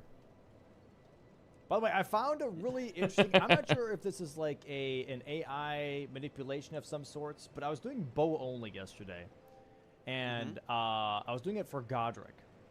And the thing that happened was that every single time Godric did the 3 times twirl air attack thing and then jumped into the air, if I did a mighty shot in the middle of him doing that, he would do it again, and he would just do it over and over and over again. The twirl, twirl, twirl, jump. Twirl, twirl, twirl, jump. Really? It was very That's weird. really nice. He did it like 6 times in a row. It was insane. All right, write that down, Blanks. You can AI manipulate Godric if you have Mighty Shot. Okay, tech for possible bow only Godric then. Yeah, Because that is basically the single best attack that you can see from him, I think. Yeah. It just gives you a free punish. Oh, Chris doing a nice job. Already under half health with the Godric. He's still got plenty of heals Now the left. He floating did mage take a head few makes hits more early, but sense, since yeah. then has been basically hitless up until this point when I jinxed him. Nice hit on the twirl and up into the air. Chris does a good job of making sure to get an extra punish as he's twirling around. Also does a great job of dodging these slams. Very nice. Godric, 20% health left, maybe less, 15. Almost there, just has to hold in a little bit longer. Ooh, goes for a greedy blind spot and gets hit for it. Gets that one, though, nicely. Nice stagger. Another stagger, that'll do it. That'll for sure do it. Just take the riposte or even just take a charge dart, too. Nice job, Chris. Just has to wait out all this dialogue. Do not quit out. Do not warp away early. and Now the I'm back to square my is body. his. Do Much not better. pass go. Do not collect $200 Do here. not. But CBD making his way towards Radon now. And he's going to say this Yeah, is and gonna be unfortunately for Martins. CBD, he's gonna miss out on that synergy. He wanted daggers, claws, fists only. He might see that. Yeah, you could see CBD there was already not happy about getting sniped on that. Because he had set up for it, and CBD could have had a really fast fight with how upgraded he had gotten himself, but is not going to be able to do it here. And he Evil might know twin that that's witch Godric. riz. Hopefully he does. Do you see the guy with the thumb on the board in Game 3? The guy with the thumb on the board. Oh, the board. Yeah. Kinda. That's spoilers for Game 3. I'll ask at the end of Game 3 when we get there, which will probably not be tonight because I've got commentary in the morning, so I can't go through 9 more hours of this. But we'll ask when we get to the end of all things if people see it. He knows that Chris had Margit. When you saw it, Wow, he immediately ports. I mean, Yeah. If that's It what was a he's bit of looking a for, that's stretch, the but synergy we'll he see. wanted. We'll see. That being taken away makes Radon no longer nearly as good of a starting nice to see that Chris is getting back on his feet. Fight on. Let's go. I mean, he's up 4-0, so not just on his feet. Chris is doing great Is at he going for out the Tree gate here. Sentinel duo then as a response.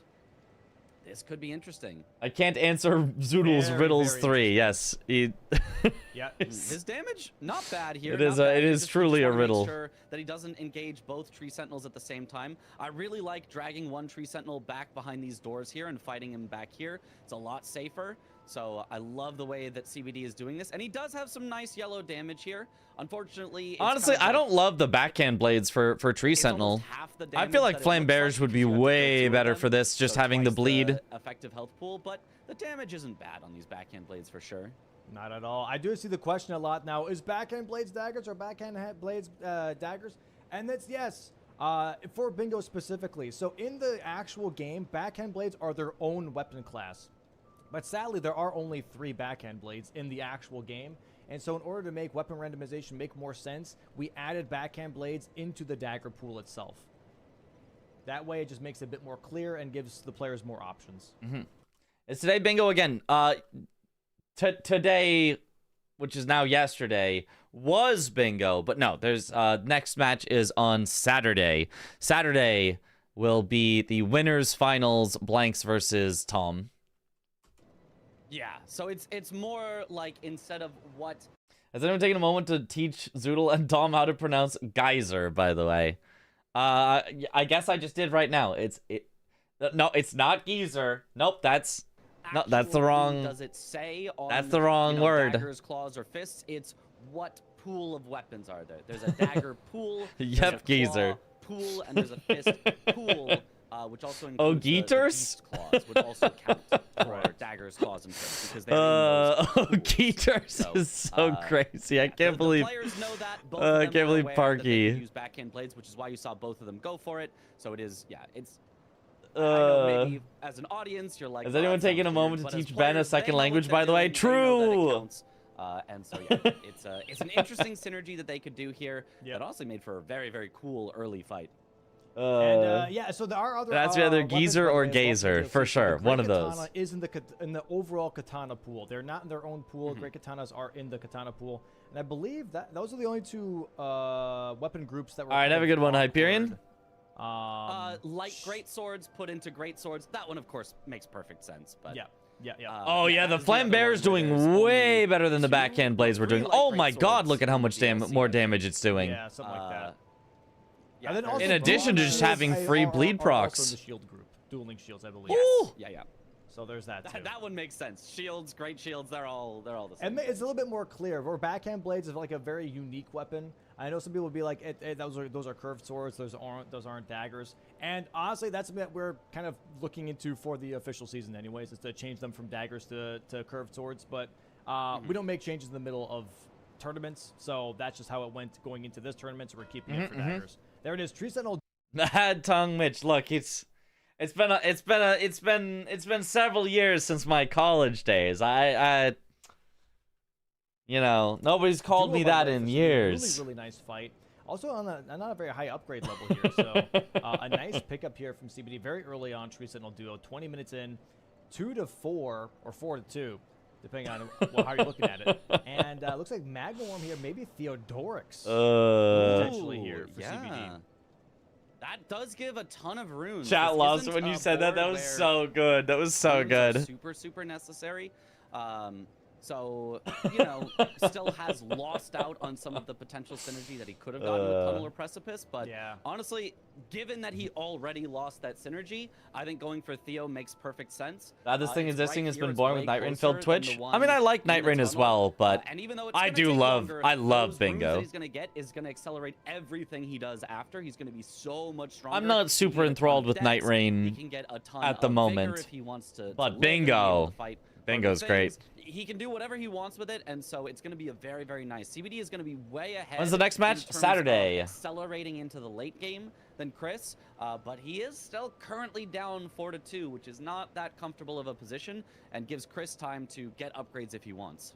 Yeah, I mean, Yeah, the Theo here though really works out well for CBD. Honestly, like him doing this instead of Chris the is tunnel working on one. that grape square, and like we said, that It's a top left, bit bottom right slower, diagonal but gives is him very so scary, and he's many not being runes. contested on the grapes either. And so It's all also gonna do scary is 'cause if Margaret you take a Moog single Shackle hit, and you will Morgoth, die. which is full capital access, which means both players have to have 2 great runes to even And him finding access that. Falks was pretty And nice as so well. We're gonna see whoever's gonna get there first because Chris currently has 1 great rune killing Godric. Honestly, I don't CBD mind ported out of Flamberge Morgoth, so he either, doesn't even have a single but great Falks rune is yet. So really, really right now, good against a CBD lot of the looking things they like fight in this he's in board. a bit of a hot water here. Bingo has hot basically lava. endless replayability. Haha. Super hot fire. Okay. Dom really liked that. I love that Dom. I just got that Yeah, so- reaction from him. Theodore- And the entire chat was just +2s and -2s. I was just a little throwaway. It was just a little like, all right, I'm just gonna say this and we're gonna move on. But Dom just exploded. here. Staggering. I'm glad you like that one. Oh, he's got the Falcons, by the way. He got the Falcons on top of the backhand blades. That's Ooh. crazy. Very, very similar type of weapon, being the paired weapon. Chat was split, but I thought it was a fun moment. Honestly, getting -2s about as good as getting +2s. So getting a ton of both, that's peak. That's peak. Why aren't you watching us react to the commentary? Oh, you're right. I should be watching. I should be reacting to Chris, reacting to this. Yeah, that is what I should be doing actually. I mean, yeah, as far as commentary moments go, I don't do a lot of like impromptu, like funny saying things. I don't do a lot of, like I think Zoodle does more of that. I could see Chris doing some of that as well. Not too much from Parky either, but I don't do a lot, but it's fun that when I do, everyone is just like, what? Splitting the room is the best, yeah. 3 levels of Mitch. Yep. On Falks with the natural bleed goes really hard. Backhand blades. Like Soul's normally you would user infuse message with votes bleed, then. But in the base game, it's harder to get the whetstone knife to actually make that happen. But Falks just has bleed on them, so almost an upgraded version of backhand blades for this base game bingo here. What a really nice setup for sure. Really, really nice setup here for CBD. This is going to very much be front-loading his damage, but is that enough damage for him to make up capital? You know what I mean? Morgan and Moog's Shackle here, Morgoth. You have to. Also, I'm still smiling thinking about it. I just doing that. I'm not the too fact sure. that Domo He's got a laughed so Magma much. here, Sorceress but it's of gonna the be fake blocked Oh, up it by just made me Zoro. happy. flip and chooses Jesus Christ, what's tails. going on there? Ooh, Tails never fails. But it's going to be blocked up by. Where Octopus? That's a great question. I do think the Octopus is faster. I kind of think safer. I kind of just think better to do the Octopus, but CBD prefers to do Theo without. Honestly, I mean, Magma Worm is a pretty comfortable fight, even without the Octopus, so, like, it's fine. You don't have to do the Octopus, but I do think the Octopus does overall help. So it's going to be kind of a dead square. It does block column 2. There's that. But Yeah. beyond that, it's just a lot of money, you know? It is a Yeah, lot of and money. Theo Yeah, finally I think stands CBD when he's will at, have definitely like, some chances here in 10% the health late game, but left. If Chris fully rushes this diagonal, he is very, very, very. Now we need far to ahead. watch Chris's VODs for maybe not his very, very, very commentary, far, yeah. Because CBD does still have access to Radon, which gives him the first great rune that Chris has not gone and done the festival for, and CBD could make up and do Godric pretty fast, but being forced into capital early as a block is not something you want. So it really puts Chris in the driver's seat to either go for it, and then if CBD doesn't respect it, Nice kill on Theo by CBD. Just gets that finished off. could just win on the diagonal. And if CBD does go for it and Chris pivots, You don't like the Octo either? I thought you. I feel like it's just good. What is there? Is there a reason you don't like it? We like you teaming up with Domo on commentary. We make a good pair. We make a good pair. I think also me and Parky make a good pair, which we will do for the DRL in a few hours. I'm scared it will kill you. Okay. I mean, I mostly just see people stay on the exact opposite side of Theo from it, scary situation so that can't for really CBD happen. and a very great situation for Chris. CBD killing Theodorix here, by the way, getting a lot of money, around 220,000. Where is this, Theo? Mount Gelmir. It's in Consecrated Snowfield, along the, like, river. you go to the very east end of the river, and that's the like frozen river. That's where it is. A lot of money to begin with, and that's without going to Halletree, right? Also, Dome and Zoodle have great energy together. Yep. Really set them up nicely for the rest of the match. That's going to give them like what, 20, 30 levels. You enough for another coin flip when you're back. All right. If he really wants to really make these Falx weapons shine. Going to be grabbing that Somber 7 and Somber 8. Octopus have that big tantrum attack with 2 jumps. And then after and I get not wanting to risk that in an elimination round. Tear on Remembrance bosses. Yeah, but you just stay on the opposite side of Theo, and they can't get to you because Theo's body blocks them from getting to you. So quickly. This Hayata Shiburi Grapes is kind of a slow square, so Chris has been setting it up for a little while and still does not have it just yet. So it is taking him a while to set up. Yeah, Chris, going right for the line looked good to us, especially, it also blocks CBD's line, but it ends up surprisingly being like really slow. Time to set up, and he's gotten a square in the meantime, might even get a second square or a third square before Chris is even able to finish this one off. Okay, looks like Chris also got the backhand blades so cheap you can just upgrade them instead of the seal. Upgrading his backhand blades for now. Going to be using the Falx later. Maybe we need to practice it. Maybe, yeah. I can't see stuff in the snowfield. As far as I'm concerned, it has 2 areas, Ordina and not Ordina. Well, that's great because it's exactly on the border of Ordina and not Ordina. So, should be easy to find. If he's going to finish Grapes right away or if he's going to go for something else first and then finish Grapes. Looks like CBD is already setting up Capital. Is Theo really the fastest Magma Worm, by the way? If you did not care about the runes from it, maybe. It's at least close. The other one that you would go for is the one that gives Moonveil, which is a katana check and is a tunnel, but the tunnel does take a while. So if you've got a good setup, and especially if you want the runes from Theo, which everyone wants the runes, then Theo is usually the fastest. Maybe not Capital, sorry, Altus. Definitely here. spooky, yeah. Maybe finish Altus bosses to get that column 1 and row 5 blocked and started. Not too sure. Putting a lot of decks, just as I thought, and some levels into health. That's always really nice. I believe you say this on Moonveil Monday. He's looking at doing, but it's not though. Here, closing out that row 5, and then maybe looking at doing Morgott. This is looking really interesting because if Chris doesn't get capital access after Grapes very quickly here, that column 1 can be very dangerous. 100%. CBD is set up for Radon here. CBD is also more set up for capital when it comes to Graces, and on top of that, just has more damage. Top's key here might be the big point. Oh, Jesus. Wrath of Gold coming out here from Edgar. Pissed off. The result is Tails. Yeah, I have not done Edgar, so I don't know how to, like, properly deal with him, but it looks like he has heavy enough armor. He currently has, but if he got Golden Halberd, that's Golden Vow. That is a buff you could apply. Nice check, for sure, 100%. Knight's Cav here. Moonveil mends the day. Oh, nice damage. Knight's Cav also being a boss that... Is Volcano Mana or Magma Worm ever worth it if there's mana synergy? That's not a boss. This says kill a Magma Worm boss. So no. That would never be worth it because it is not a Magma Worm boss. It is just a Magma Worm. I remember Domo getting a little frustrated of chatters, and we had a discussion of why runners need to manually update the squares while they were trying to split every second, and there are 2 judges live. Okay. You want me to comment on that or weigh in with my thoughts? My thoughts is an auto marker program would be awesome. Congratulations. Oh, congrats. Tails never fails.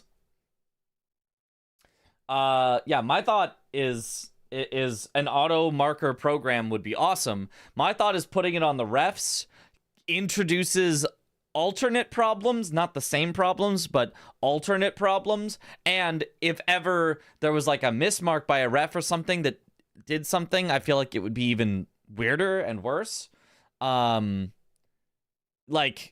you know, if a player messes up and the player gets punished for it, that's, you know, that's fine. That's within the realm of being acceptable. But if a ref messes up in such a way that it causes a disadvantage for a player, you wouldn't have a ref mess up and then a player loses a square. That wouldn't make any sense. But if a ref marks weirdly such that a player gets distracted by the weird marking and then you know, something happens with it and then one player loses a square or whatever of the game because the ref did something weird with the marking, even if it's not like bad with the marking, it's just like, why isn't the ref marking it? Why isn't the ref marking yet? Like, I killed it. What's with this delay? And that distracts them or something. That's rides a horse. That's so he's all getting some nice already synergy bad. here. Altus So that rides a horse. Very, very nice. refs marking things is tough. I think it could work out, but it's tough. But an auto marker program that just works and just marks the squares for you, I think is only positives. I don't think there's any downside to it whatsoever. If, and it's a big if, we could get it working perfectly, which is the hard part. But if we can get a perfectly working auto marker, I think it would be cinema. Very nice indeed. Has to be careful there not to take the damage from the Night's Cap spawning in. Instead of auto marking, an auto tracker would be huge. Well, it would be both. It would automatically track your progress and then automatically mark when you were done. Nice. Gets one more Altus boss, one more. I think that'd be that cinema. rides a horse, and going straight for Gillica maybe, which I think is always because the main thing is like the thing about the marking rules is technically they will always be abusable, and technically they might even always be sort of abused on accident. Because, right, let's say that you had a tracking program, but you have to manually mark, but you forget and you mark 5 seconds late. Right, let's say it's you know, it's nothing like huge, it's nothing super malicious, but you mark 5 seconds late. But you're now 5 seconds closer to your next objective, and your opponent was denied the information 5 seconds longer than they should have. And even though nothing malicious was happening, it was just like oh, oops, I was supposed to mark then. Oops, I marked a little late. I didn't mark when the runes happened. I marked on enemy felled, whatever it is. Every little tiny interaction like that can technically give a player an advantage or a disadvantage based on that. But an auto marker has no advantage or disadvantage.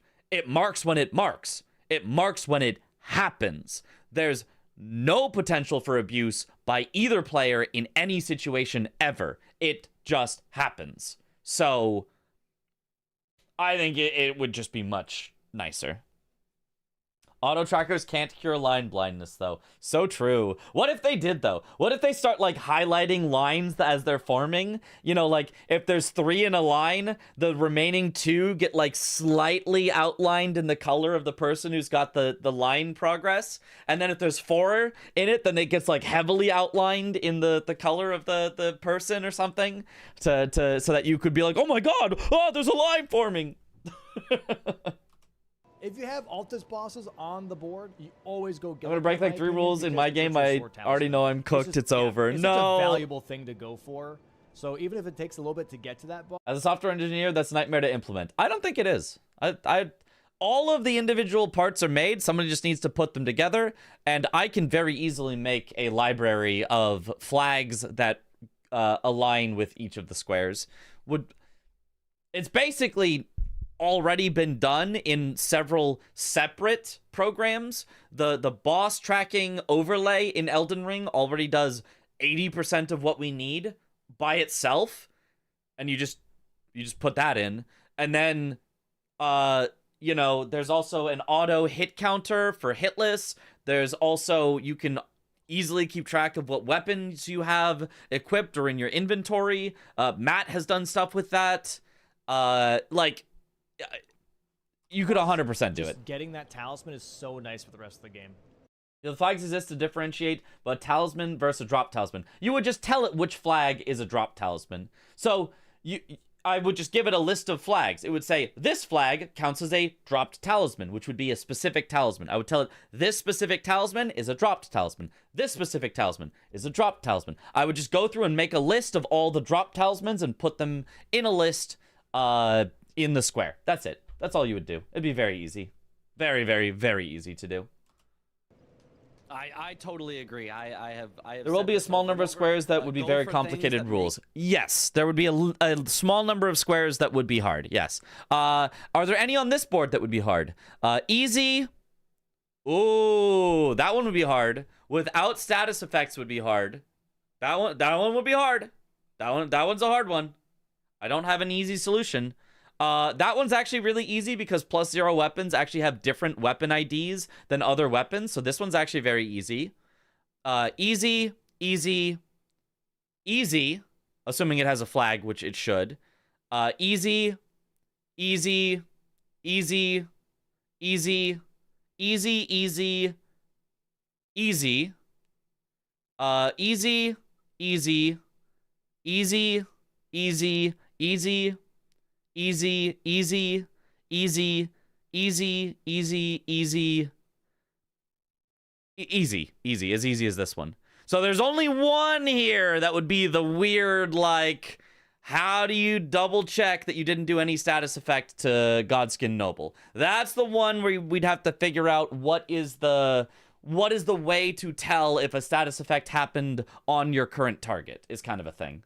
I think it's possible though. The trainer, you can know information about your target. So I think it's possible. But I don't know how I would do it off the bat. Just honor system that one, to be honest. You could honor system that one. Like, yeah, you could.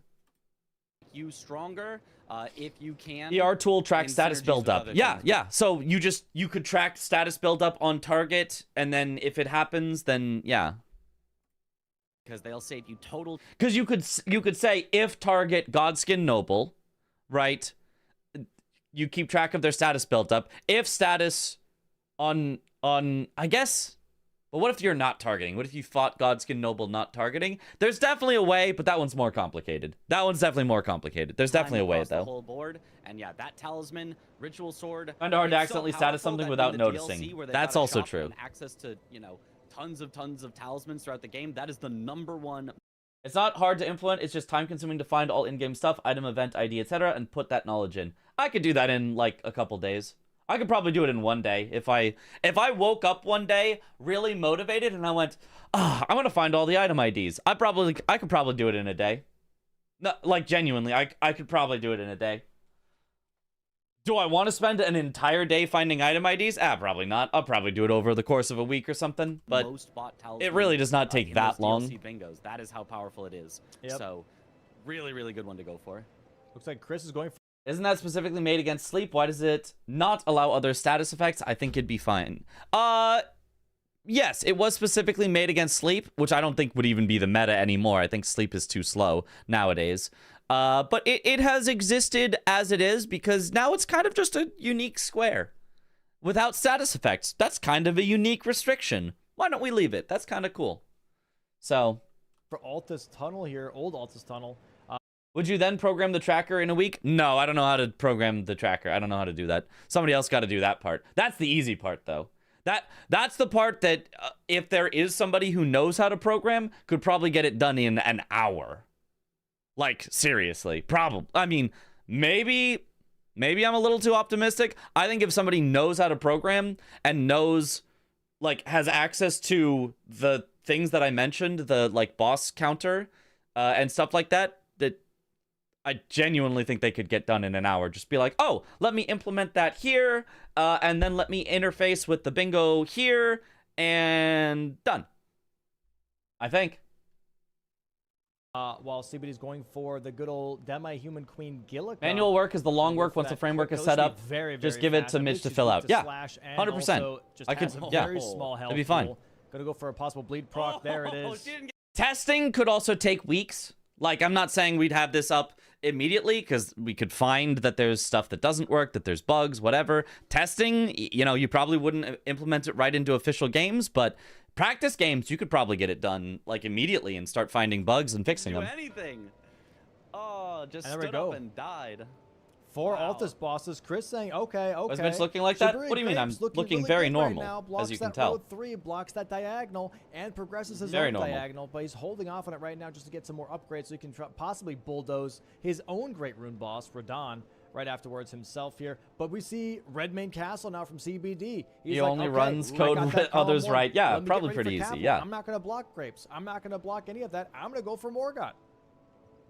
This could be interesting if this just turns into a Morgott race and whoever gets Morgott first. Players typically avoid using stats weapons anyway because they can't see the stats meter to prevent it from proccing. Plus, it would be slower to wait for it to wear off. Yeah. That is true. That is how players play. Most basic thing would be if player hits the Godskin Noble with a weapon or Ash of War that causes status buildup, it would disqualify fights using a weapon using status effects that never proc, but it's a small use case. No. You can keep track of the amount of status buildup that a boss has, and you just check that it never goes over 100%. You don't have to check whether they ever had status ever. You would check whether the status got to 100%. That's what you would check. Yeah, that's Just different. wins the game would be really interesting if both of them have set up their own. Me doing commentary on me doing commentary. line Yes, that we're gonna ends see on if I Morgoth. agree with what I say or It could just disagree. come down to that. Yeah, a full-on Morgoth race, 28 minutes into the match, pretty much. That's very, very exciting. And now Wendy's 4 for 4, by the 4 way, for on the 4. board here.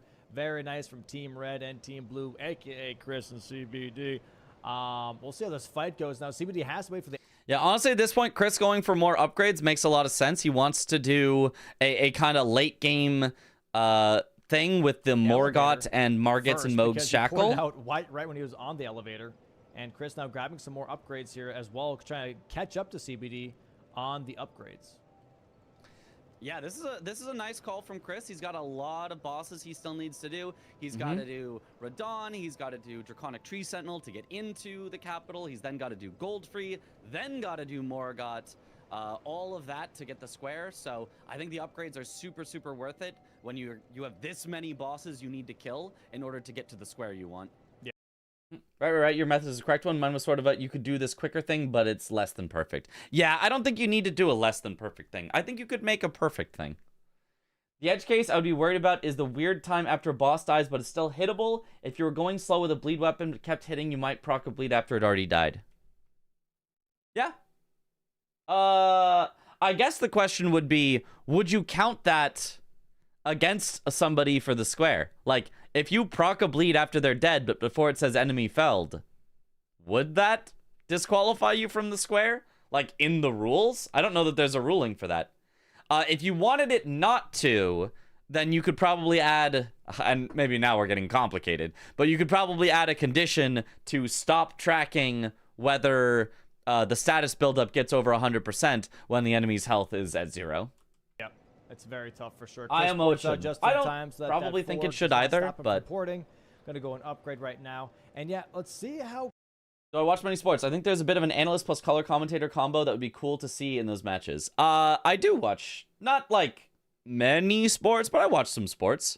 And I try to be an analyst plus color commentator combo, kind of both in one, because most of the time we're just talking analytics, but then when it gets into like intense fights, I'm the color commentator. I'm just shouting stuff out. Go for one more great run after Radon here. So Chris, I would say a little bit still ahead, even though it looks like that CBD is currently a bit more active on that Morgoth square. That'd just be a ref ruling for that match, then a change. Yeah. Castle pretty much, or Raya Lucaria, most likely going to be Stormvale Castle. But how do you track Renala after 4 summons? You would find the attack ID for all 4 of her summons, and you would have a ticking up counter that would go up 4 times each time she uses that attack ID. And for Chris now, has to get an Altus. That part could be a little tougher because I don't know how to find attack IDs. I know how to find flags in game.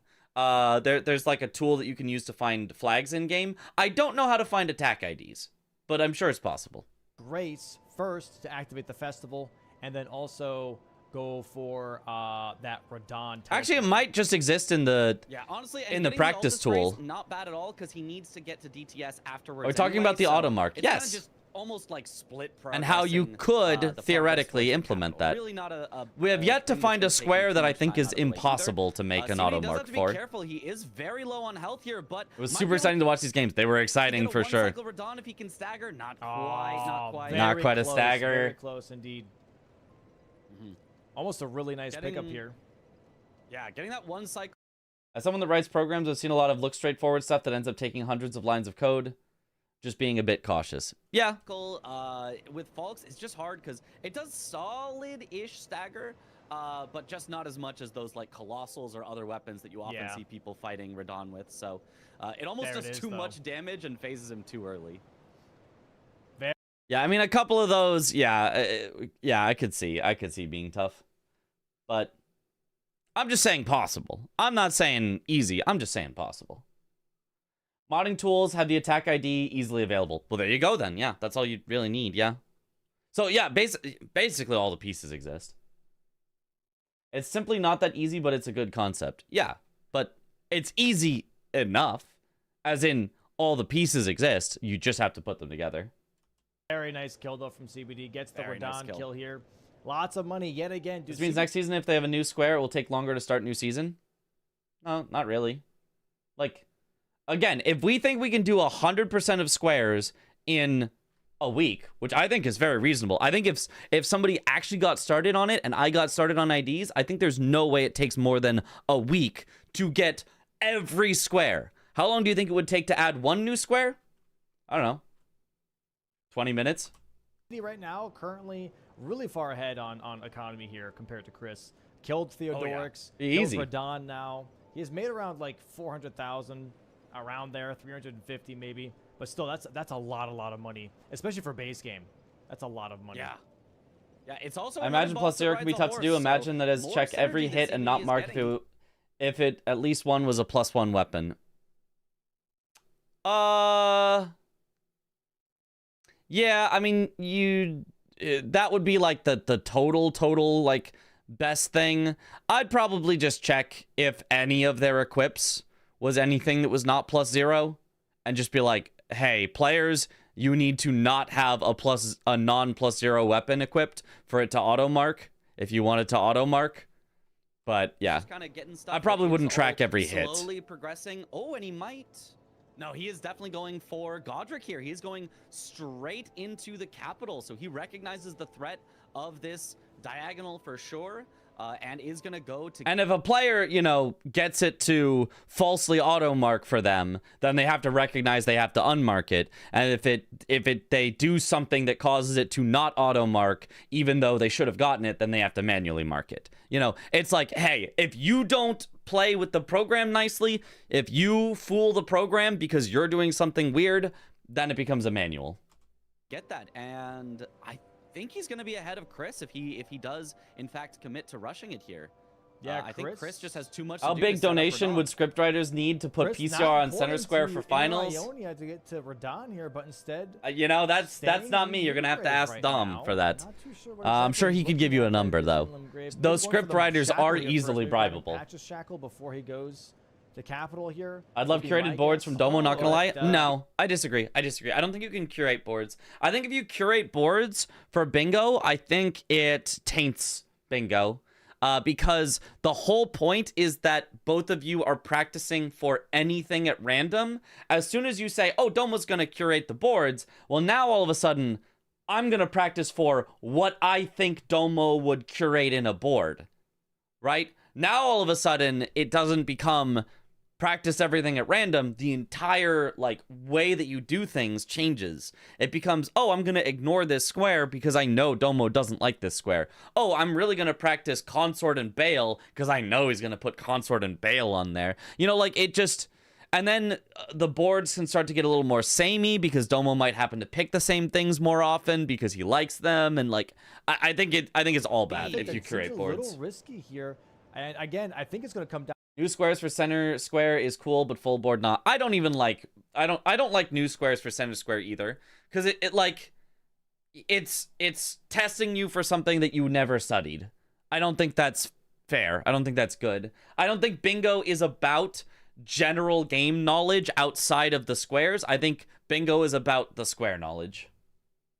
Yeah, that's fun. Who needs practice? No, just because it benefits you doesn't mean it's good, Chris. No. Bingo is a specific thing where you practice specific things, and that's what it is, and it's great that way. And going outside of that and just saying we're just gonna throw that out the window and ask you something that you never got a chance to practice is silly. Down to tops is key here. You see it looking a little odd. Strange vest on bottom, t-shirt on top look. Where'd you get it? Thrift shopping? Can you believe somebody just threw away something this stylish? If CBD right just now, like as school, it's yep. looking, starts to pull ahead, tops' key is going to be Chris's only block. Yeah. It becomes what would Domo do? Chris will yeah. also have Radon's I think it has its place great for rarely on not- special occasions. I think it has its place on show matches. If you want to have a low stakes showcase, yeah, curate the board. Go for it. Oh, make that board the silliest thing you've ever seen. It's a show match. Do whatever you want. But in a competition where people are trying to win and the goal is, you know, fairness to competitors to make sure that there's an not even chance of victory, but like that the better player who has done a better job of learning the boards and learning the squares is the person with a better chance of victory. Curating a board throws that off. Activated, but he will have it as part of getting to the capital. So I don't expect CBD. I agree with Chris. I got center squared twice against CBD in Season 4 semis that led to wins. That means it's good. Yeah, that must mean it's good because I win. Did you get a cutout of a life-size Domo and put it on your wall next to you to do commentary? I should, yeah, that wouldn't be weird or creepy at all. Commentary practice has become my secret mutiny against Domo club. True. No, I mean, I just give my thoughts. I respect whatever Domo decides at the end of the day for absolutely everything because he's the person putting in all the work. I'm just the person who, you know, says whatever on the internet. And at the end of the day, my only big hope is that Domo never takes, you know, anything I say of like, I don't agree with this, and in any way is like, oh, well then no more commentating for you or anything like that, because it's just, you know, obviously I want to be true to myself and give my own opinions, but at the end of the day, I also very much respect whatever Domo says. Totally respect it. I'm sure Domo would be good at placing squares, to be honest, but it's not about being good at placing squares. It's about affecting the outcome. Regardless of what way you're affecting that outcome, the outcome will be affected. To actually pivot out and do that super early, so which is why it's theoretically, only Chris fine could for actually block some with expeditions. that Yeah, when you instead. start curating the So board, there bias are- comes there into are play some subconsciously. options, but Exactly, if CBD is exactly. ahead in the capital, that is definitely not a great spot for Chris to be in. And Chris, I think you take it all constructively. It's not like you're saying it because you hate bingo. I agree with you about the squares in regards to competition stakes. Yeah, and I think Domo does too. That's why he hasn't done curated boards. they're finishing the three. Randomized boards remove any amounts of bias. Yep. Bang. You can still get screwed over by a board, Showing but you his got hand, screwed really over tipping his hand early. Hey, randomly I'm going for rather this than tag screwed home. You over better go to the by a capital to stop person. me. But CBD was already thinking that, so I curated the Fast 52 board, right? Yes, I curated the Fast 52 board, although I don't know that I did such a good job. It was such a mean board. But I was in the back and I was just pressing the reroll trying to find a board that I liked, and I kept finding things I didn't like. And eventually it was like I had been back there for minutes re-rolling boards and not finding anything I liked, and it was like, oh, they're about to start going. I need to just find one. I re-rolled it one more time, did like a glance over and went, okay, I think that's good, and sent it, and it was like, oh my god, it was so mean. Minutes? Hey, look, they did not give us time to set up. They did not give us time to re-roll the board. If I'd gotten to re-roll that board half hour early, oh, I'd have been chilling. I'd have been like, I'm gonna find the greatest board there ever has been. But no, they were like, oh yeah, no, everyone's on stage. Everyone is already on stage and set up, and they're like, oh yeah, Mitch, go in the back and re-roll a board. And I was like, oh, okay. And I'm doing it, and I'm like, uh-oh, everyone's waiting on me, uh-oh. I remember that match being great, so you did fine. It ended up really great, but it could have been horrible, I think. information given, but CBD, I think, already kind of assumed that.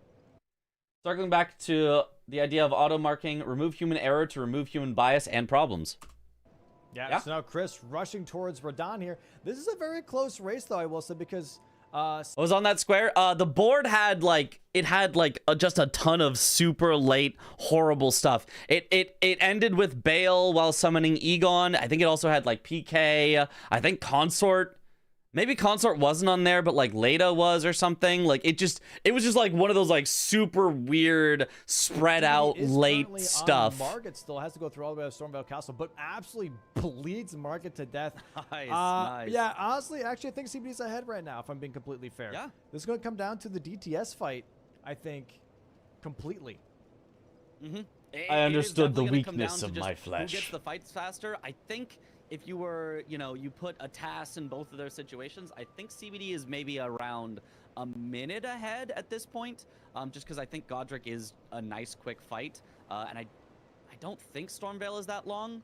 But honestly, Chris isn't that far from Radon either. I don't know. Maybe it's closer than I think. Maybe it's like a 20-second CBD lead. It's pretty close here. It's pretty damn close. The problem is going to be for Yeah, I mean, okay, so commenting back to this game, which I haven't said too much about because I've done a great job of commentating. The main thing here is that Chris pushes for a line while he already has majority, but it's a slow line.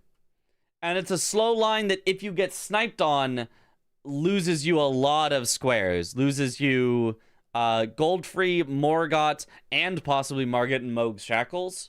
So that he doesn't have, like, a lot of priority on. He just has one Great Rune boss. That's it.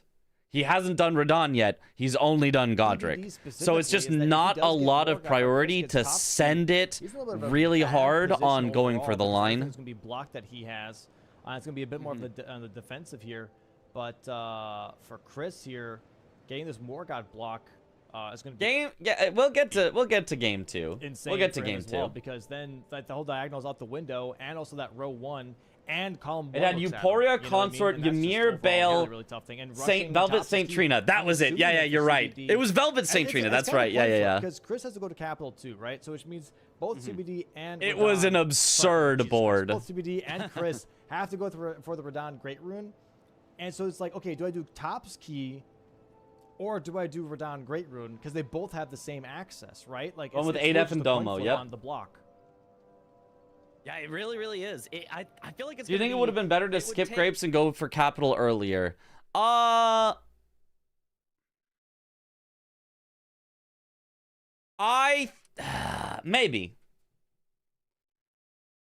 but I don't know. Because the thing is, if you gave up Hyena Grapes to CBD, you're in a world of hurt, right? Because now all of a sudden you don't have the line, and CBD has the potential line. I mean, I guess you could finish it off with Graven Ghost, Glovewort, Bell Bearings too, since you already have one of them, so it wouldn't be like not a miracle, but it would be that bad. But to be able to fully close out that.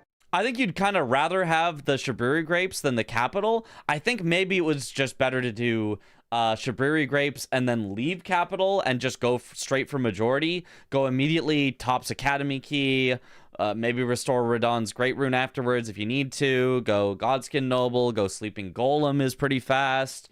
Go Hero's Grave is fast. Like column 1, just because just get you have things. To win the Morgott Garank race, isn't too bad. Somewhere 50-50-ish. Then you have to guess right. You'd probably lose majority lead if you lost Grapes. Yeah, I think it would be tough if you lost Grapes. So I think taking Grapes and going for majority was a fine play. And then if you notice CBD isn't going for Capital and is also contesting on majority, then maybe you think about pivoting back to Capital. But as long as you don't see anything from CBD, going for majority I think makes sense. And then you have to win the last race. The Glovewort 2 gets you a Tree Spirit at least, though. Oh, I didn't know that. Force the bingo here just to see what would happen. Definitely not the smart play to do that. Yeah, not in this particular case. I like going for lines a lot. It's just not enough priority to go for it. One as well. In this specific case, I think. 3 of those before Chris can get any of the blocks. But I do like pressuring lines more than a lot of people do. Where everyone's just kind of all the snipes go in one person's direction and they just win. So we'll see. Yeah. This is looking very interesting. Okay, so CBD already entering the. CBD just read it well, and Chris didn't necessarily make a mistake. I think that can happen. I think that's also true. I think Chris made a gamble, which is not a mistake. They're not the same thing as a mistake. I think Chris made a gamble, and CBD called his bluff, or his anti-bluff, called him going all in, and went all in as well, and CBD just had the higher hand. Starts the fight. It's hard to say. It died as DTS that was suboptimal. Slightly suboptimal. Also, there's a lot. It's like CBD with Chris. There's 2 C's. Chris. Yeah. Got Godric. There's a C in there too. Yeah, somewhere in there there's a C. Somewhere in there there's a C. Yeah, we think there's a C in Godric somewhere. Oh, nice fight so far from CBD, getting the bleeds, getting the jump attacks. Yeah, CBD is going to clean this fight up really, really, really quick. Chris honestly does get a good Radon That's a fight very here big with lead. the Very big with the stagger. summons as Bang. well. Oh, what a kill! Holy, okay. Well, Insane damage. yeah, that gives him very, very early. Oh wait, no, he doesn't. Chris gets a horrible. I'm thinking of the other one. Little progress, then go back to Radon's Great Rune, go back to Top's Key. I think he is just gonna rush Capital. Chris just like does not do the good moves on Falks now that I recall. He's just doing like R1s and R2s, which are both Is he heading for the Shackle? really meh. I mean, especially the R2s. Shackle first. He's The doubling up a R1s are little fine, bit, but giving the Chris a little bit of jumping time R1s to are get to almost always Capital better. himself. This is very, very interesting. I guess Yeah, he's like, I'm not a in case I Bro's just pressing buttons, yeah. Is there any difference between saying Godric and Godric in English? No, they'd be the same. It's jumping L1? use the fan of- Morgott race. you Oh, know, yeah, it is if I jumping lose that, L1. I have the, Yeah, the whatever. shackles instead. Is it? Yeah, I'm not a huge fan of this Aired. personally, as, you know, I'd rather set up for both of the possible. Like, for example, Is it? Is it jumping L1? I thought it was jumping R1 and then jumping L1 doesn't do anything on Falks.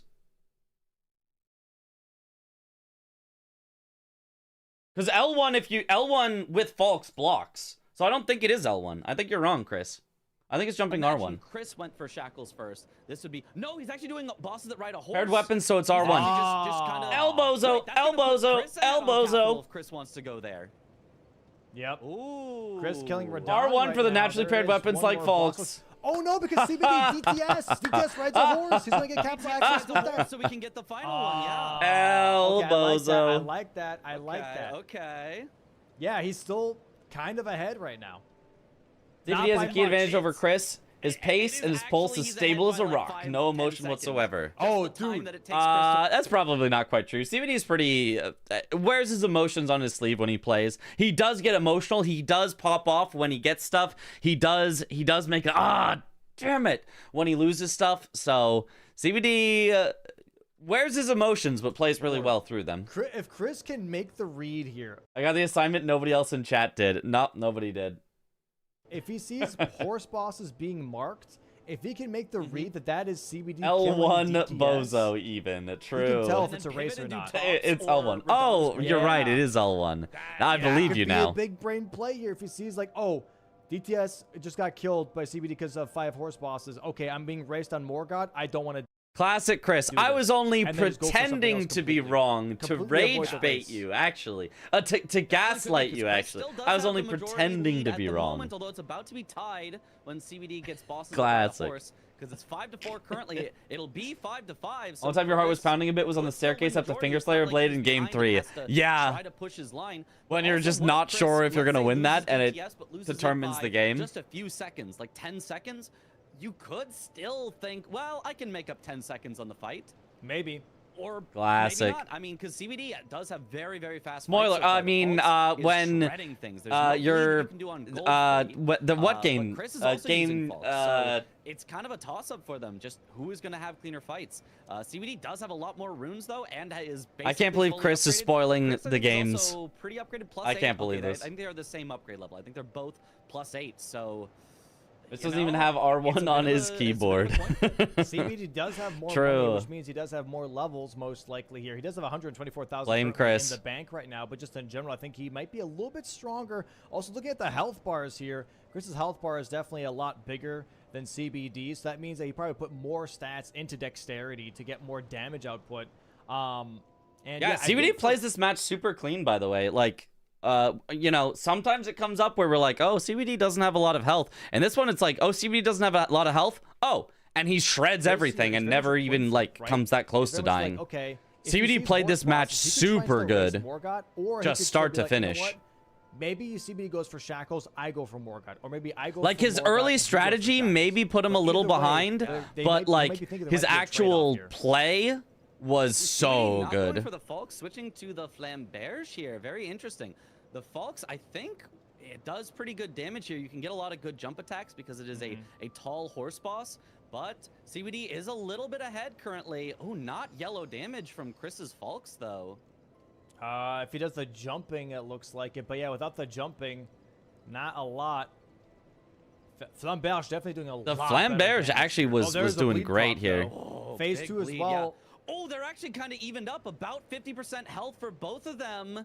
CBD doing a lot more damage per hit, but Chris just able to keep up the aggression and get those bleed procs. Okay. Yeah, CBD also the rolling R1s on Falks are really meh as well.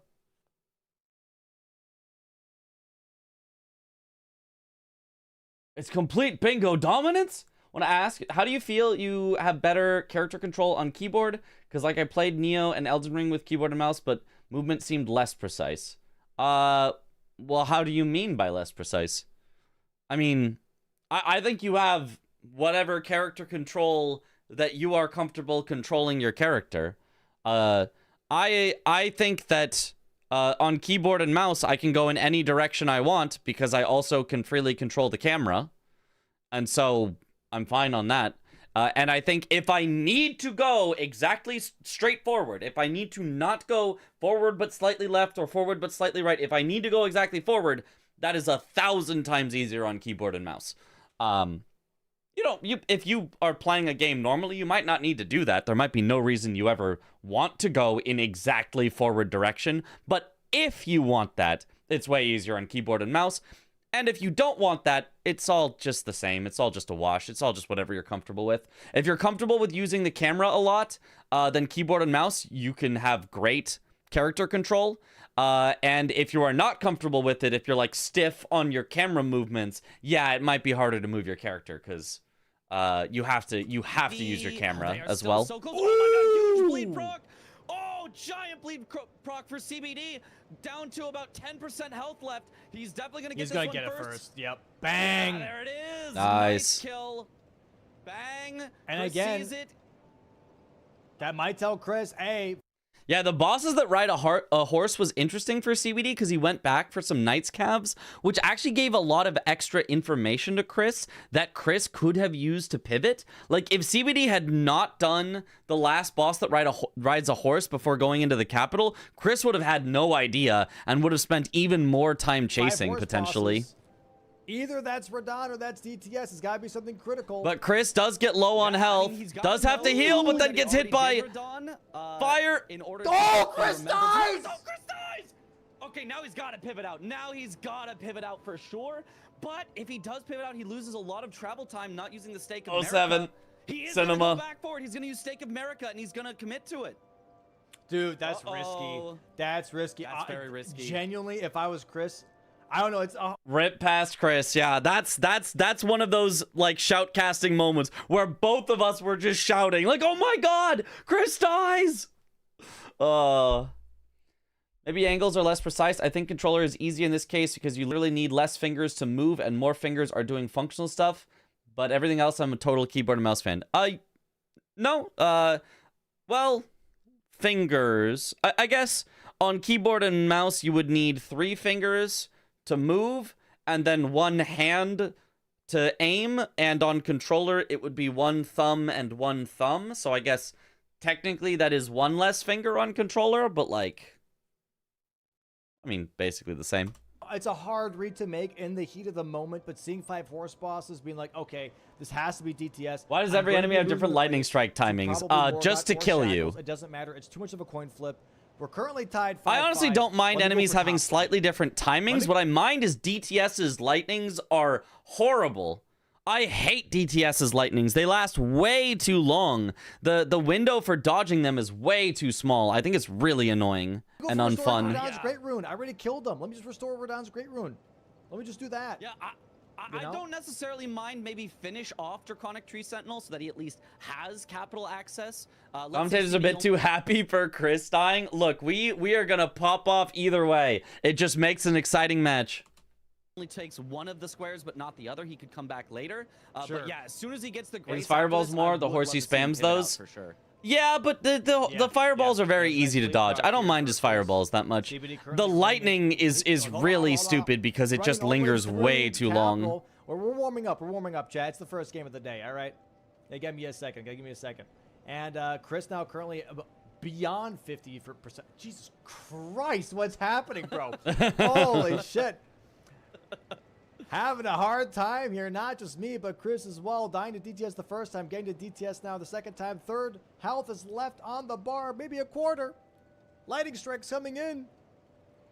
Doing a nice job of baiting out the close lightning strikes, which is a lot easier to dodge than the far lightning strikes. Doing a good job. This is a very scary attack. Nice dodge. Just runs away from the big slam follow-up. I totally agree with this. It's a gigantic hitbox that lasts a really long time. Ooh, but gets slammed for going in for the dashing attack. Has to heal back up again. He's completely out of heals at this point.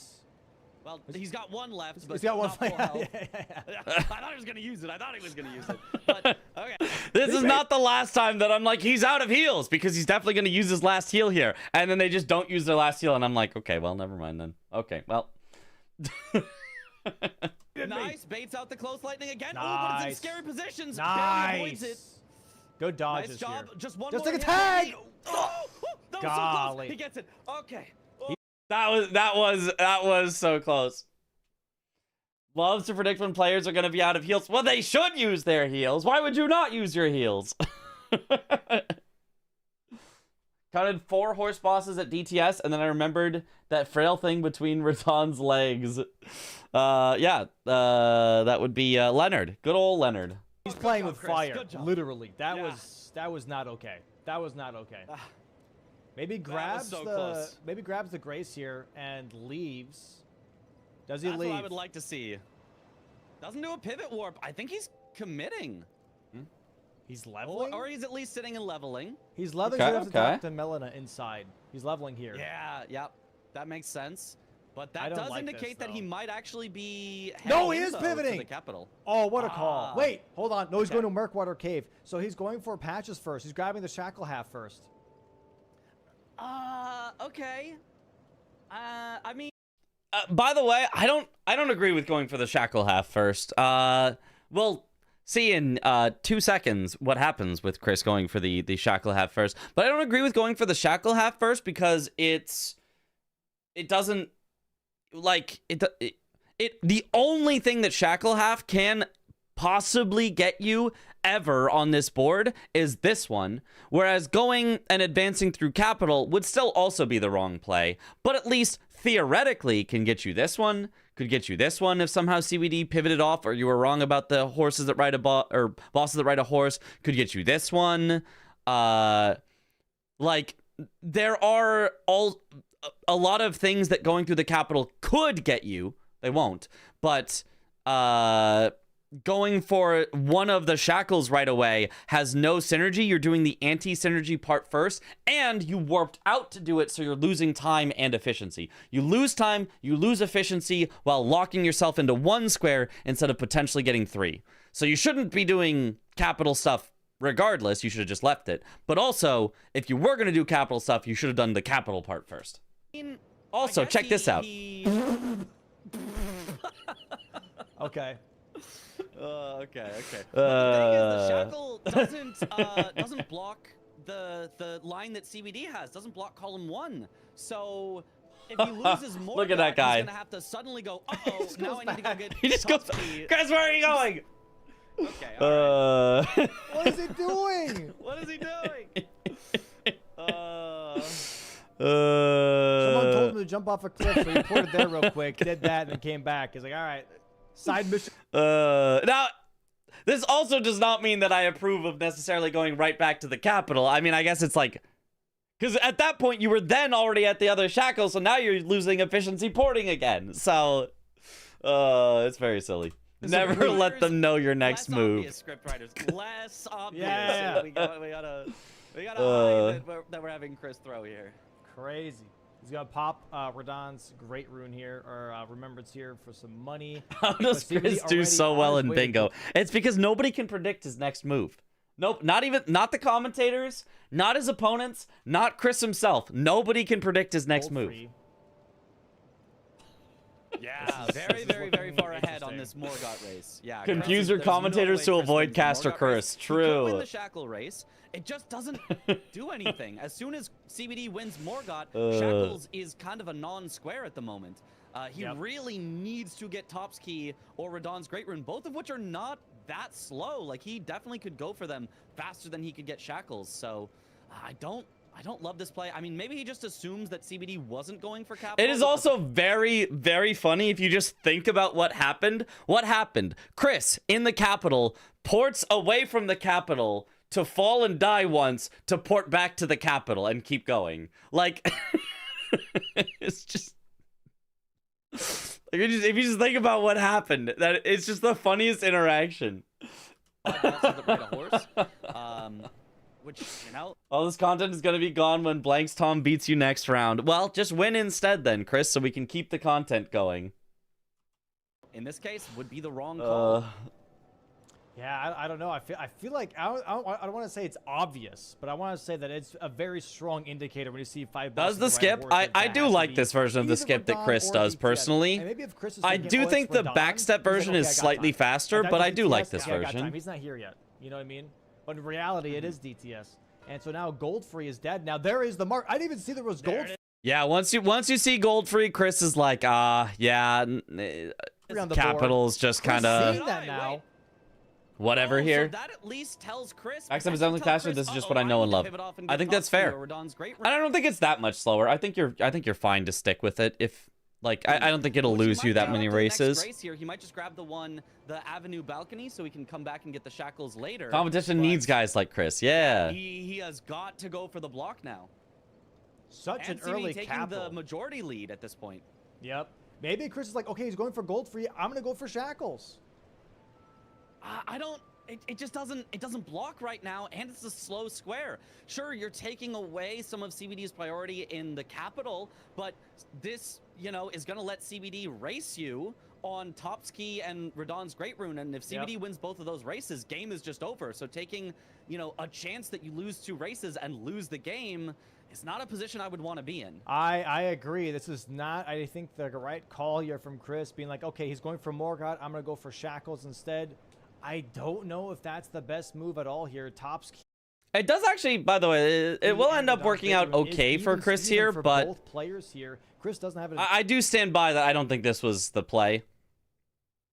It's just not like an important square. Technically, it does block CBD's possible column and CBD's possible row that both Chris has not blocked yet. So like, it's in like an okay spot on the board. But I mean, like you can much more easily block it with Kill the Sleeping Golem for the column and with Restore Radon's Great Rune for the row that also blocks the CBD's threatening column that he has here. So I don't like this. I really don't. It's tough. It's tough. Maybe he just gets a little Goldfree Morgott is kind of vile. If you get one, the next is just free. Yep. It's gonna be tough. There is one thing to consider. As soon Big as he sees synergy Morgott, there. Killed, he actually has a little bit of extra time to pivot out because CBD will have to go Smart. to the tree, touch the tree. Nice kill by CBD. Nice by the way. fight what on a Morgott. fast kill. What a fast kill. He does have a little bit of time. He can grab the Grace and immediately pivot out right now because CBD still has to talk to Melina, which is gonna lose him some time before CBD is allowed to warp. He's heading, it looks like, to restore Radon's Great Rune. Okay, so Chris honestly successfully pivots. This is fine. Yeah. Good pivot. Go for the Restore Radon's Great Rune. He is ahead. He is definitely ahead because CBD has to go talk to Melina. Assume that people die when doing other versions of the skip. I didn't pay attention. So there's like a bunch of versions of the skip. There's the version that people miss very often because it's frame rate dependent. And so nobody can get it consistently because it isn't consistent. You can't get it consistently. That is just how it is. And then it'd be crazy to see Shackle Square again in the same place. Yeah. It would be. That would be weird. But then there's also several more consistent versions. There's one that CBD does that he likes that never worked consistently for me, but CBD has practiced it so much it works for him, and it's pretty fast. There's the one that Chris does, which is kind of the slowest version, but honestly, it's like super easy. I actually like it as well. And then there's a backstep version that people have learned where you have to use keyboard and mouse to get an exact angle to turn around to do the backstep in the correct direction. But that one is also super free and pretty fast. So generally, I'd say the 2 fastest are the CBD one and the backstep one, and the 2 safest are the backstep one and the Chris one. And then there's the YOLO one where you just try to punch and hope that it works and you get the right frame rate, and that one is not safe, but it is the fastest if you happen to get it first try. Makes sense, actually. He was going Oh, to say, what like, a okay, is Dewey? it Shackles or is it Morgott? If it's Morgott, I have time because he has to sit down and talk to Melina. Honestly, Yeah. fair. It gives him a minute head Fair. start, Yep. regardless of which square it is. He has a minute head start. Mm-hmm. And it's Restore Radon's Great Rune, which I like. It blocks column 1 here, but also gives him a chance for row 4. What an Yeah, insane especially play, because he though. is ahead on those shackles, and the rest of them. If he goes Radon's Great Rune, and then let's say takes away shackles, and then wins a race on Crucible Knight and Misbegotten Warrior duo, the other two in that line, Fias and Fire Giant, are not ones that you want to do. So Chris could swing the line advantage back into his favor by all of a sudden snapping up 3 squares in a single line. CBD. Not heading for either of the squares for his line. He's heading for Tree Spirits, which is top right here. I don't know about this Tree Spirits.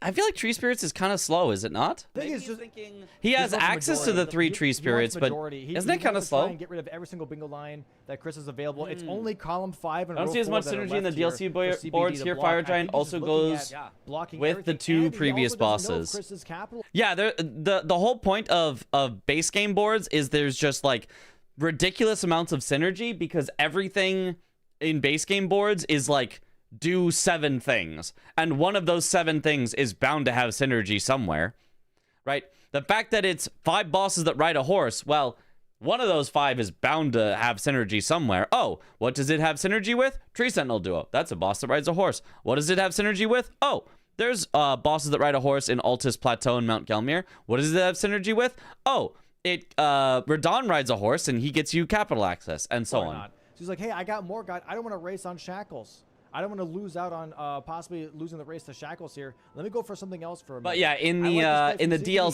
CBD. instead, it's a more nice, focused I on would like say, tough objectives rather than respecting just the turn, right? extreme Respecting the synergy turn and of the other extreme player here. numbers. And so he's going for the Tree Spirit here instead, trying to buy some time. Be like, okay, is Chris grabbing this or not? Once he sees Restore Radon's Great Rune, he's like, okay. I Okay, can this go for Tree Shackles Spirit does go probably. down very That blocks quickly. out the last bingo line that Chris has, and I'm good to go. Yeah, honestly, I The might like to DLC see of him Metter, also while he's here Yolanana, go and for the Ymira Ferris Grave. squares. Yep. He does not. That would have also blocked the Yep, column 5 Yeah, it that does. Chris could have potentially set up. Yeah. So that also could have been an interesting thing. He's now heading up towards Volcano Manor now, maybe heading to Godskin Noble, kind of just splitting progress at this point. Very interesting. Interesting. I think Chris Nice climbing skip a from tree Chris. branch. I don't think I've seen this way up the tower. Yeah, you skip some of the ladders here for Restore Radon's Great Rune. Definitely just save. I've got to learn that nice, skip yeah. at some point. We genuinely had a match. I don't know when this was. I think this was like season 3 or something, where the skip mattered, and one person did the skip and the other one didn't, and it actually mattered. It was insane. It was so cool. Apparently, Chris is a hype train. That's popping up on screen right now. Yo, Paul, Chris. You have a limited let's time to earn go. exclusive Let's emotes. go. Wow. Let's go, Chris. Here we go. We're currently in Volcano Manor now. Oh, and Chris's stream is lagging from the train. Okay. Yeah, stop. People, stop subbing to Chris. You're lagging him. Yeah, you're stressing him out and you're stressing me out. We're up, going up the ladder now. What a thrill. Dom failed to mention that the person who did the skip lost the square. Oh, well.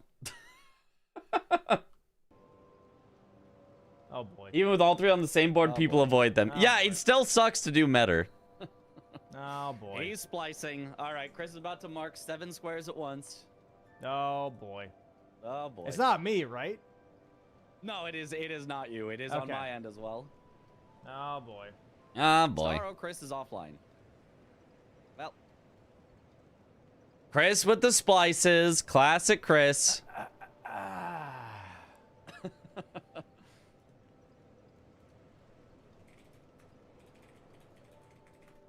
Hey, look, hey, it's not even us. I'm not even using the restream service. It's not me, chat. that's just Chris. This is just all on Chris. I'm gonna try and refresh again, see if he's back. Nope, he's completely gone. All right, looks like the refs are telling them to pause here, potentially. Okay. Even though technically they shouldn't pause. because it's not CBD's fault that Chris's stream died, but I guess we'll see. You know, just enough to get everything back on track. It looks like Chris's stream might be back up now. Has he been told to pause? It's been so long. I honestly thought the stream incident was from the weekend. Today has felt like a super long day. I don't know why. I like it. It wasn't like too much that happened, but like just the commentary. It was a long day. Oh yeah. He's Interesting strategy by Chris here. Yeah. Okay. He knew he was gonna lose, so he tried to delete all the evidence. Looks like we are good. Rip hype train. No, it's still there. See, it's still over there, up on the screen. All right. You can still contribute to it right now for the players. Chat, hydrate. Hydrate. I'm gonna have some coffee. Hydrate. I've got some water. The best hydration, just pure water. It kind of all runs together because 3 of the last 4 matches involved Chris. Yeah, it's been a lot of Chris. Give the players a follow. Give Mitch here, please, also a follow for all the great commentary. That'd be fantastic. And while you're at it, if you guys got a nice saucy primer, just collecting some dust there in the back of your room, go ahead and put that primer up on the channel. That Too much IMO, yeah. Viewings at all during these matches. That'd be fantastic. Maybe we'll be rid of him soon. We should be able to get back into the match here in just a moment. Yep, looks like they're gonna do a countdown to when they're gonna restart, so they can restart at the same time. Oh, nice primers, Chad. Nice primers. Yeah, we're looking like we're going back in. Chris is notified we're starting back up here in the match. Just a moment. Here we go. Is this the final match of lower bracket? No, the winner of this match stays in the lower bracket. The loser is out. And then the winners do a winner's final match. There it is. And whoever loses the winner's final match then is in the loser's bracket to face off whoever wins against this match. Looking like it's turning into a majority game. I feel like I said that in a confusing way. Of blocking each other now. CBD working on that was his This is the second to last so losers match. One more in order to claim it. He does know he could hold off on that a bit if he wants, because Chris was just heading to Radon's Great Rune, so he's probably not going to snipe it away. And he is. He's going to go for Crucible Knight and Misbegotten Warrior duo. I really like this. This does block Chris's last potential line, assuming CBD also gets Tree Spirits after. That was wrong. So what happened? How did I? Well, I think how did I hide the very thing? Good play from him. It's also pretty fast. It's not that slow of a square. The Misbegotten Warrior goes down super quick.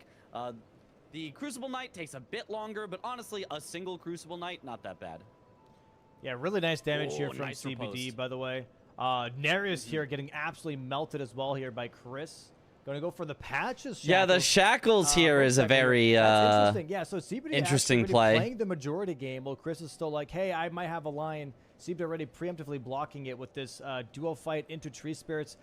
And CBD then also not having any bingo lines left. There's still one more loser coming to the bracket. Yeah. But with shackles, somebody's got to lose. So yeah, once Chris gets shackles here, and CBD gets Tree Spirits and duo, series is peak. It's anyone's game. Yeah. Yeah, it will absolutely just go to this series was definitely peak. Something that I think both players are very, very comfortable with. Just play for majority. You see it very, very often where unless there's a super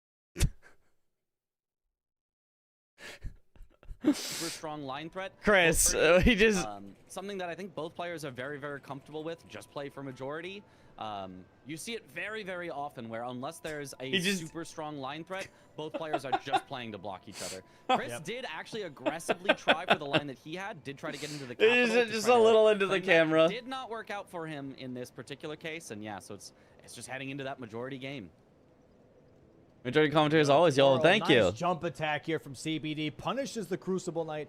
How did you miss that yesterday? It was just for a moment. Just for a moment. That's another row 4 block. Yeah, row 4 block. What else is there to do when the score is 6-7? Nothing. You could have done nothing. Square lead at this point in he did that in every game. It's very much overcomeable, but you know, it's a solid lead. You would definitely rather have 8 in this situation. Yo, thank you. Right for his last Tree Spirit. Hitting the 6-7 mid boss should be a square. True. At this point. Yep, and we will see Tree Spirit here being marked in just a moment. And then we have a majority set up here for CBD specifically. Chris currently in Mountaintops. And here's the interesting thing, by the way, is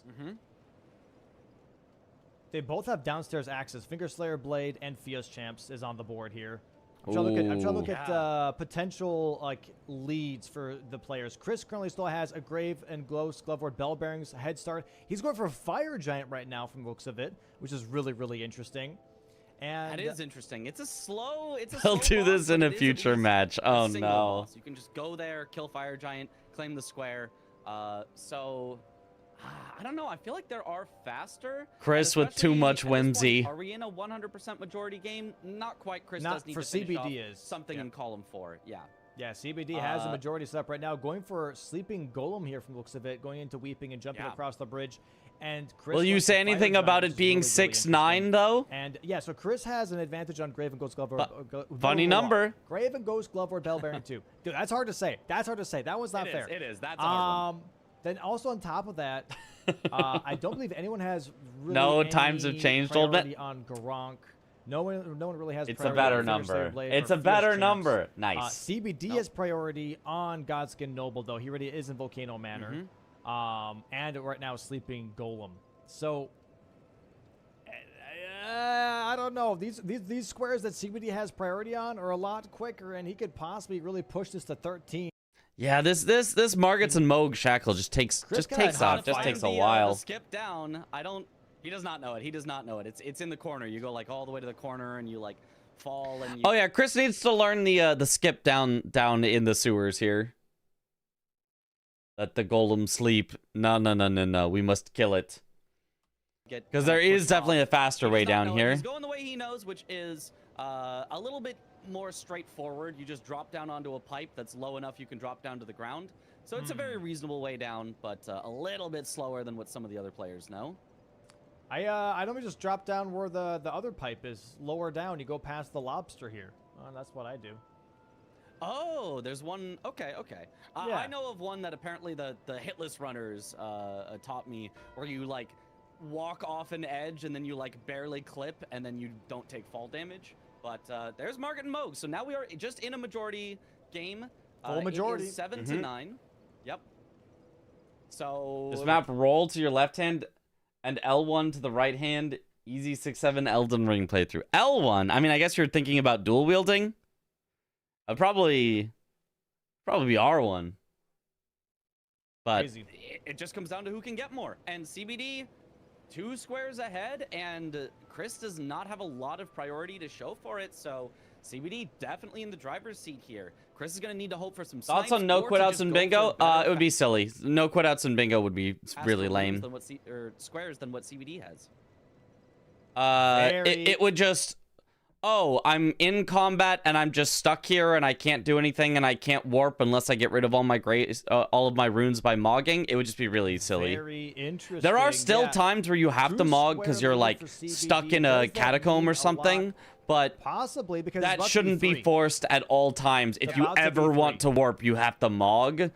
Or else, like, try to find, like, where's the one sheep that's in aggro with me is just silly. Twice as many squares as CBD does in order to win. So no quit outs is kind of mid even runs where it makes sense. Yeah, I mean, it makes sense in something like a hitless or deathless where, like, you have to maintain the integrity of that. But I think in speedruns, I think it basically never makes sense. And bingo is a lot closer to a speed run than a hitless run. 10-7 right now for CBD. Very much holding his lead right now, and just has to get 3 more. When Elden Ring released on Switch, we actually could do the 6-7 run with Joy-Cons. Oh my gosh, you're so right. He can miss 2 of them if he needs to. Grabbing the physics. How come we usually stream while no one else does? Because I'm a degenerate. That's up way too late. And also has access to Gronk now. CBD going to be going for Godskin Noble. Quit outs aren't even particularly efficient because Bingus runs in real time. Exactly. It's a necessary time loss that you have to take in a lot of situations. It's not something you just spam all the time. Godskin Noble, not the absolute fastest. You still got to go all the way through Volcano Manor. But shouldn't be that bad, especially because he's got a good weapon in backhand blades that does not do status effects. Love being a degenerate. Chris, too, a degenerate. Slightly, perhaps even slightly more of a degenerate because Backhand Wait, blade is Chris fulfills also that, absolutely. Pacific time? I think it's going to be really interesting here for CBD. I believe downstairs is the solution after this. Or is Finger Chris- Slinger Blade and Fia's Champs both downstairs. Obviously, you have to go Yeah. kill Blue Retta for that, but Yeah. it's a double up. MST. It's a Oh, double but up it's in that synced regard, right you now. know? Oh, So, okay, I okay. don't know. This is going to So be... only equally degenerate. See, this is going to be his 11th For right square now, for at Godskin least. Noble whenever he gets that. Fake Gronk degen, gets just Chris out Australian. to Yeah, the it's fight. kind of like Bro, I remember anti-degen. when the square was first introduced, I had an absolute hell of a time. I played a lot with Australians when I played World of Warcraft because I was I was up like, bro, so it's kinda late that you'd surprising. start matching with Yeah. people in Mount the Death doesn't Oceania feel servers. That hard, even the like Beast Clergyman part. But like Gronk, you get to him so early potentially that Yeah. it feels like it's a whole. You're different EST. neutral fight, Okay, but you're not for Chris, degenerate. already under half You're- health with a big riposte and a You're big lead degenerate. drop. Unless you already So slept and you're very, up for very the nice morning. Damage. The Falks is absolutely putting in work and getting staggers. Pacific time degens log Having in. no problems with it so far. Nice counterattacks for sure. 943 in New Zealand, not a CBD degen going at all. uphill Yep. over here for Godskin Very- Noble. We're about very to see that on our reasonable. screens as well. That fight happening. Yeah, really nice fight here. Did for any of them Chris. offer you Yeah, a once actually Vegemite know sandwich? The attack pattern of Grog, it's honestly really not that bad. Well, it was after smiling and yeah, all the it's just time. like learning it because it's definitely- very punishing. Yeah, He yeah, also very punishing, said, "Do but you it's speak kind of my just like language?" knowing Which that I you was like, can "Yeah, I roll mean, you're even on speaking ones that it looks like you're you speaking shouldn't. English right Nice now, go by so- Chris. There will There be the it Gronk is. square. Yeah, keeping up that pressure is really, really. No, wait, I helpful on said Gronk. that, Getting and he. staggers can Okay, I make the messed fight up the so song. much You better. get it. You get the. So CBD anyway. currently still having a 2-square lead here, putting magic grease on his backhand blade. He's so a knower. pretty decent damage here. Oh, that's Oh, a nice the big yellow damage from the backhand blades. Very, very Close nice. enough. I believe they are weak to slash as well, right? Yep. Yeah. So yeah. East Coast but work night shift. This is gigantic around your damage here. bedtime. Ah. Very, very solid damage. Yeah, well, yeah, if you work the night Be a shift, I little guess careful you're here. a Goes into forced phase 2 right now. degen. Godskin Noble gonna pop up like a balloon. Grease on Slam backhand that blade does really down. good. Goomba Yeah, it stomp. does, because it Nice attacks so stagger. fast. That's just gonna get the kill. Wow. Wow. Wow. Very, very nice. Yeah, you cannot hope for a better, faster kill than that one. Bang. 11-8 in CBD's favor. 11-8 and Chris heading to Fire Giant, which I still don't. I still that still seems a little slow to me. Look real bad for Chris. Fire Yep. Giant is just such a slow square to go for at this point. And CBD does not have any progress there, so Chris is not going to be sniping him on it. If Chris commits to Fire Giant, I mean, I think that's just going to be too. You can't see the left screen properly because of chat overlay. Can't I mean? Can't you? I mean, even if everyone were to suddenly chat, I feel like you can still see the large majority of the screen, but I could turn off chat for this.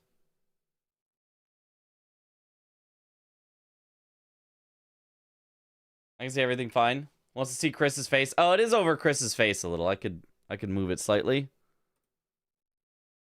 But I mean, I don't know. It goes a little more into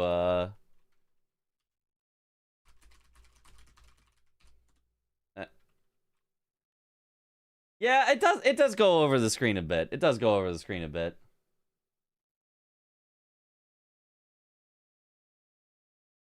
Chat bullying Chris. Can you believe it? I could move chat up a little and then like that's at least.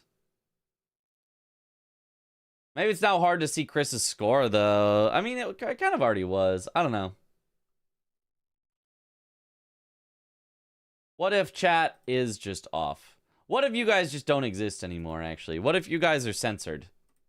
Slow For and forever. He's going to be too far ahead, and it's basically going to Just be nuke curtains. us. Yeah. I think Chris, you Rip- know, he has rip to chat. somehow find a Gone way to forever. pivot and snipe CBD at Put it under exactly where Chris. he's You'll going still to. scroll up over This is not Chris, it. but CBD heading towards that Hero's Ultra's Grave. Plateau or Mount Gelmore Hero's Grave. Yeah. Yep, going to be going towards that here. Chris kind of shuffling the seat, kind of Chris, your realizing backhand that blades he are the only might be smithing on the weapons that brink allow of one doom. grease to buff both Game hands. 1 might not be his, but we do still have a game 2. Really? In case it does turn out to be like that, Chris. I currently thought sitting at the it was grave for any Fire paired Giant. weapon that would This do would be that. The 12th square for CBD, and then after that, still a very big guessing game for Chris. Then is it Topsky? Is it Fios? I Is it don't know, but I thought that was any that's going to be. Yeah. a Oh yeah, really, really balls. tough Yeah, one for Chris to do. balls. You buff Not both. impossible. Yeah, no. I think you're just wrong. I think it's Oh, any and paired we're looking weapon to does see that. Maybe Topsky here. Chris going for Smaragd Academy key. not finishing Fire Giant. Most paired weapons are somber. Yeah, but Okay, not all. I like this. I Not all. definitely think Fire Giant is one that you can kind of see that CBD hasn't done something for a while and maybe get an idea that he might be doing Fire Giant. And so, yeah, committing to that I think would have been a mistake. So I like seeing him pivot out here. Top's key, honestly, it's not a bad square to go for. He is unfortunately in this case wrong about where CBD is heading. Won't be able to snipe him, but you know, it's another quick key to, or quick square to get. And oh wait, is he pivoting again? He's going back to Fire Giant. Never mind. Well, never mind. Never mind. The classic. Oh, he's doing this. No, he's not. All right, what's he doing No, now? he's Oh, not. he's doing this. No, he's No, not. he's not. We don't know what's happening. Just go ahead and do what you gotta do. We lost track at this point. I've had too many times. I'm like, oh, they're doing this. This is gonna be crazy, and then they immediately move. We're like, okay, well, that hype up was for nothing. Don't they know we're hyping them up? Can't they just do what we're hyping them up for? Exactly. Exactly. Pata also, yeah. I think All right, every Fire paired Giant here weapon, for you Chris grease now one on and the it greases big both. Screen. Let's go ahead and bring him up here real quick Ooh. while CBD is running through this hero's grave. See how the damage is looking. Not too great. Not too great. It's okay. It's gonna be a long fight for sure. The bleed procs are gonna help a lot when they do happen. And Falks is a bit of a bleed And machine. Chris did figure out the jump attacks, so this is nice. Oh, a stagger. Very nice. Okay, Doesn't let him stagger's roll away nice. immediately. Yeah, has a third of his health down already. Only all 2/3 left. Everyone's covering the Yeah. D-pad. Fix it. Hurry I'm not before too it switches impressed with back. this damage. I'm not gonna lie. I was expecting a little bit no. more.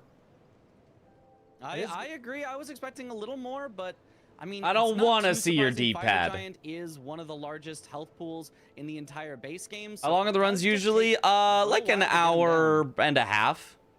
CBD here make its way through the hero's grave right now. Can be getting quite a past bit the shorter chariot, if you gonna get, be the especially drop like an down early or line, into you the can lava have it run, I'm not much too shorter, sure. but an hour gonna be doing to the lava an hour and a run, half. so- Maybe more like Surprised an people average are of like an opting hour, more for like lava run 15 than or they are something. for the chariot. I think they're kind of It's the same. M-pad now, the Mitch. Yeah, CBD was telling me that apparently if you get lucky, the chariot is much faster.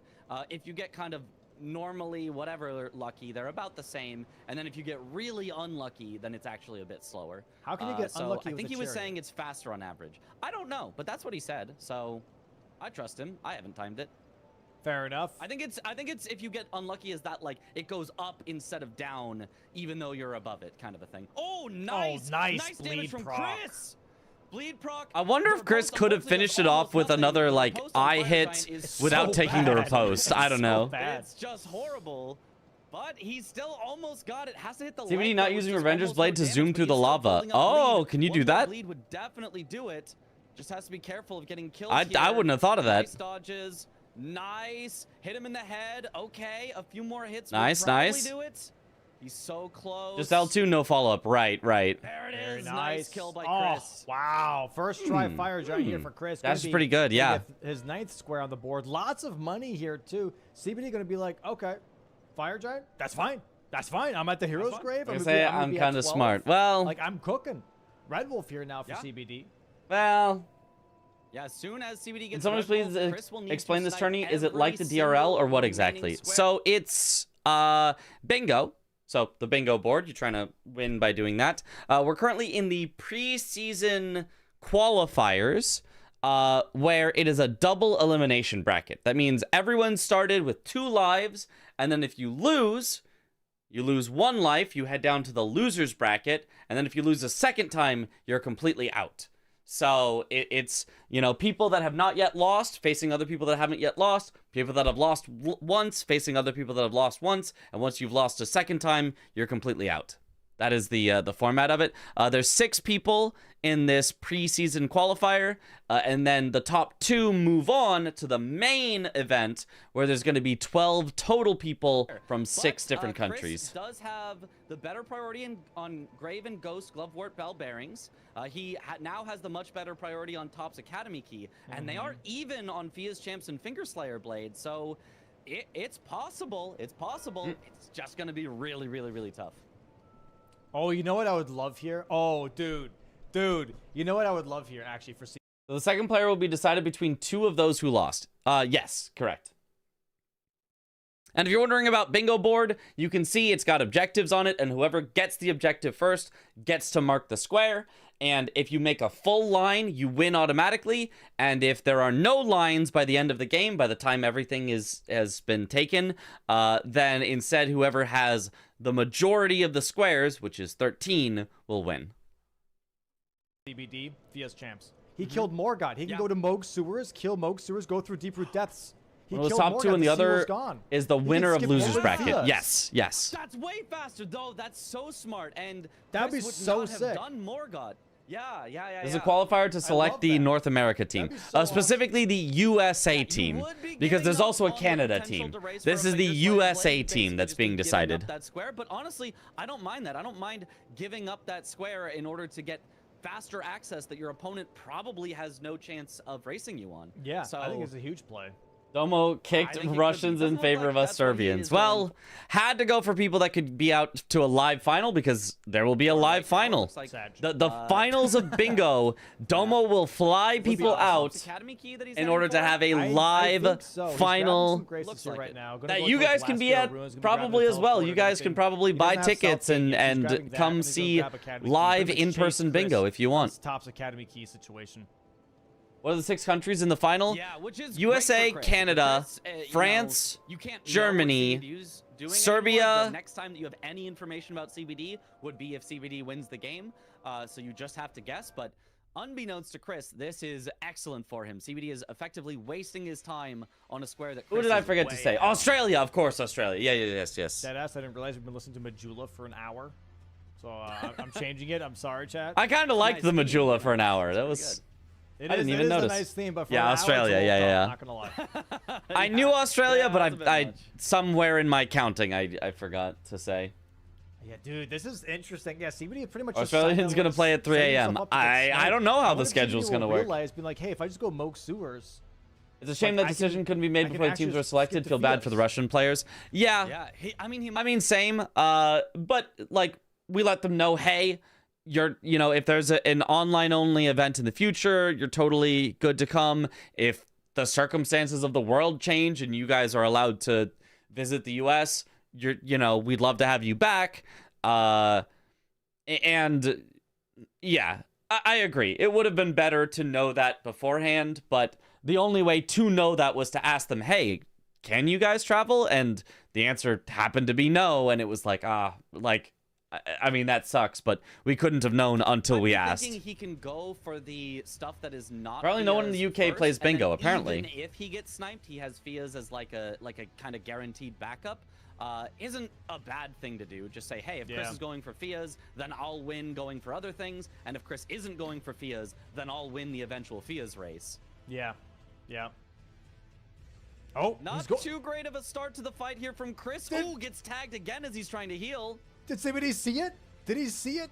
Did his third eye open? I think he's going for it. I think he did. Yeah, this was a very, very, very smart play by CBD. He probably wins no matter what he does, but going for the Finger Slayer blade with the route that goes down through the sewer is really, really smart because he knows he has Morgott and he knows Chris does not have Morgott. So Chris basically had no possible way of contesting it because it would have just taken too long. I get like Lenny this. I on like this. bingo. Split Oh, progress. that would be I fun. like It could be this. split This progress, is probably split progress. But as soon Can we as he skip to sees game 2 now? Top's Thanks. Academy Top's mark key from isn't Chris, real. Oh, yeah, we can skip ahead a little. Yeah. We can skip ahead a little bit. Yeah, CBD just heading through the sewers. here on the Fias. Yeah. I guess because Chris streamed. We can disconnected, just he watch might a few disconnect from the seconds board as well, here. something like that. I don't know. Could be. It was a little delayed. Oh! He dies! This is going to lose him so much time. Oh, no. Dude, no shot. Oh. Okay. That is. Chris, you're tough. already behind. You don't. The script writers have said you're good. You can get the. Oh, now he's pivoting out. Okay. I mean, that's reasonable. Again, a bit too happy. Look, that's just funny. That's just funny. Can we see it again, please? All right. It was a little delayed. Oh! Here on the Fias. Yeah. I guess because Chris streamed. Domo disconnected, yelling he might really disconnect makes from the it. board as well, something like that. I don't know. Could be. It was a little delayed. Oh! Ian dies! It's gonna lose him so much time.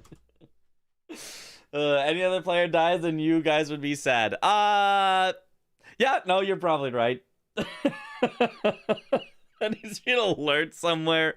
Oh god. Oh god.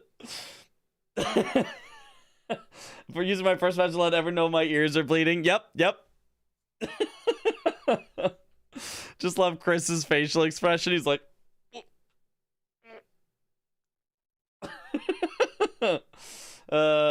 good first message. Oh no, Dude, no shot. Okay. You're already behind. You don't.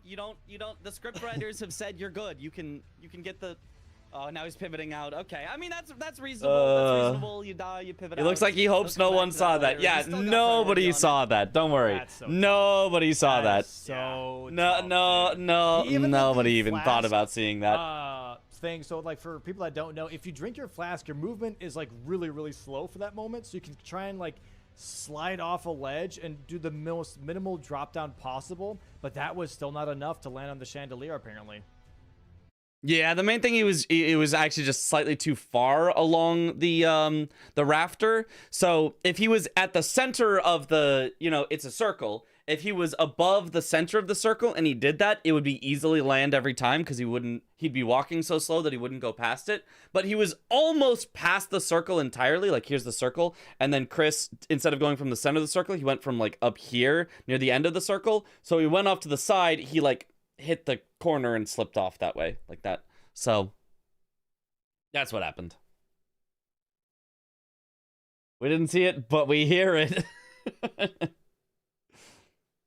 It's all part of Chris's plan. True. Yeah, it looks like he is gonna go for the RNG manipulation and FIA's champions on this. Yeah, then CBD has a nice fight on Sewer Moog. Really save Chris heads for so many times. Nice headshot. Finger Slayer Blade. Oh, this is another great moment from Chris. Up so that he gets his ritual sword back. Nice hits, nice stagger. Bang, bang, hits him in the head so many times. Nice head kick. Riposte at the very last moment.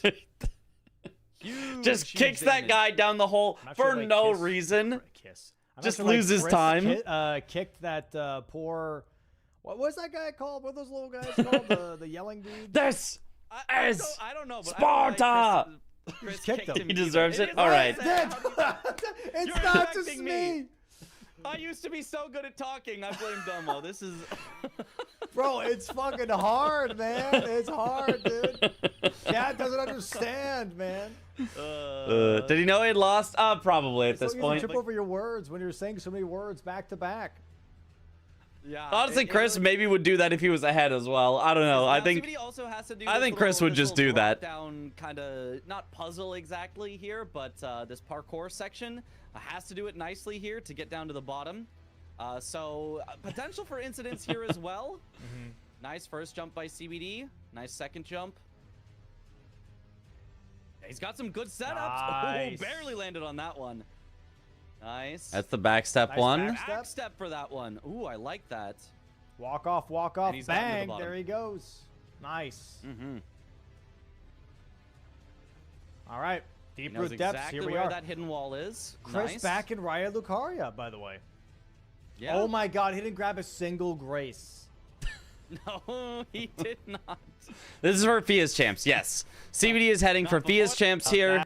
He's in deep root depths. We kind of know the conclusion from here. I missed so many things. Yeah, there's so much stuff in this game that can just be so hidden, which is really cool. My entirety of like BD, he's right there. I'm gonna go with the backhand blades. The backhand blades does have a nice Ash of War against NPCs. The Revenger's Blade can often stagger. The drop down takes you at least 15 attempts every time. It can be rough. But there is nice setups for it if you learn it. Sure, you could stagger lock one of the NPCs, but then the other two might just. You can do the entire parkour with only backsteps if you want. It's a little slower but safe. Oh, really? Okay. Hit and run style, some sort of like. Maybe I would try that in the future. Kind of hit them once, then back off. So we'll see if CBD shredded these bozos. Oh yeah, the Revenger's Blade. I mean, watch this. Bop bop bop bop bop. Bang. Oh yeah. Love it, dude. That's the stagger lock. Absolute shredder. Yeah.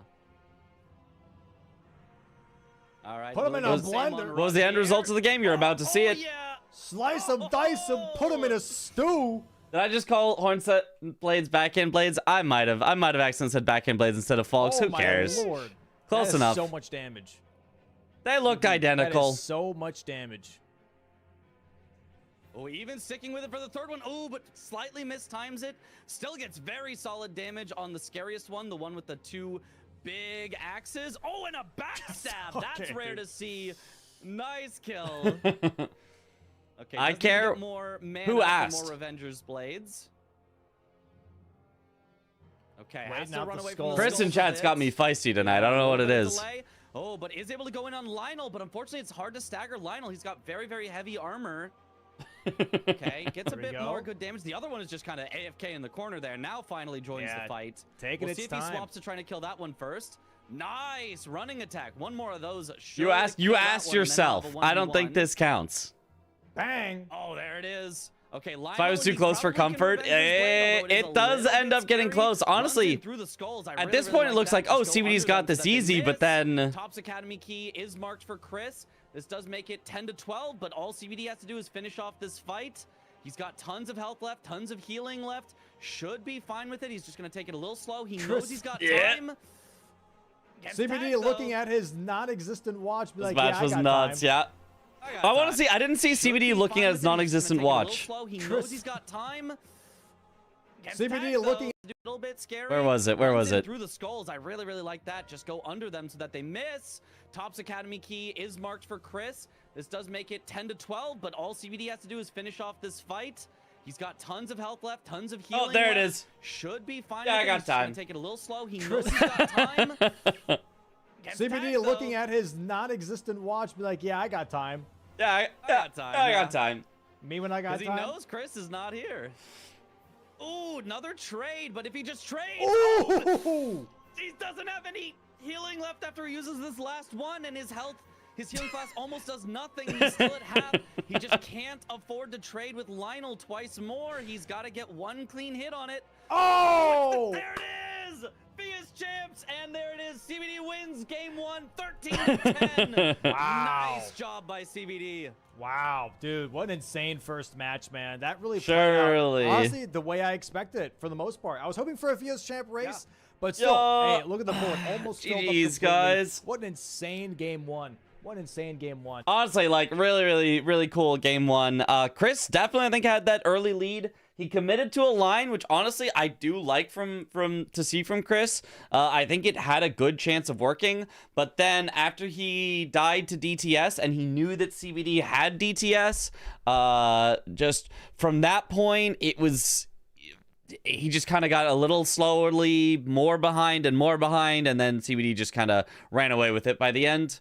So it was like Chris favored, then it got to even, and then it got to CBD favored. So it was, but a very, very strong, very well played match from both players. But CBD taking that game one.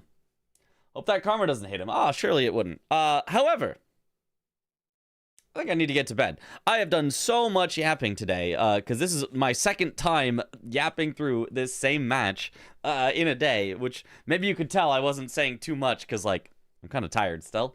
So I think we finish up watching through these tomorrow. Tomorrow I'm gonna do DRL commentary. So maybe that's also gonna make me tired. But tomorrow's gonna be DRL commentary that we're gonna have at noon. So that is in 9 hours from now. And then after that we can do some more Bingus commentary tomorrow. So it should be fun. Let me find someone to raid here. Alrighty, let's see who we got.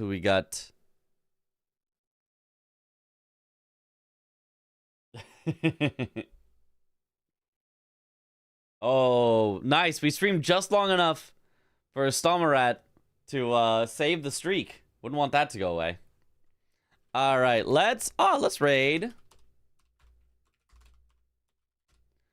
Let me double check that she is in fact still streaming and this is not old. Because sometimes you see it says somebody's online, but it's just because they were online, like the last time your thing updated. Chris with a 25 stream streak. That's all right. That's not bad. Let's raid Peachy Shortcake, who is doing Elden Ring, the DLC RL1 no leveling challenge. She's doing all bosses. She has 205 out of 207. Only 2 bosses left to do. Lost a 60 streak a couple months ago, and it's never been the same. Yep. This is so sad. Skill issue for real. But yeah, thank you all for watching. Have a good night, or morning, or afternoon, or evening. Wherever in the world you all happen to be. And I will see you all later. Watch yourself. I'm close to 1 million VIP points. Oh my gosh. He's gonna do it. But yeah, have a good one, everyone. Bye-bye.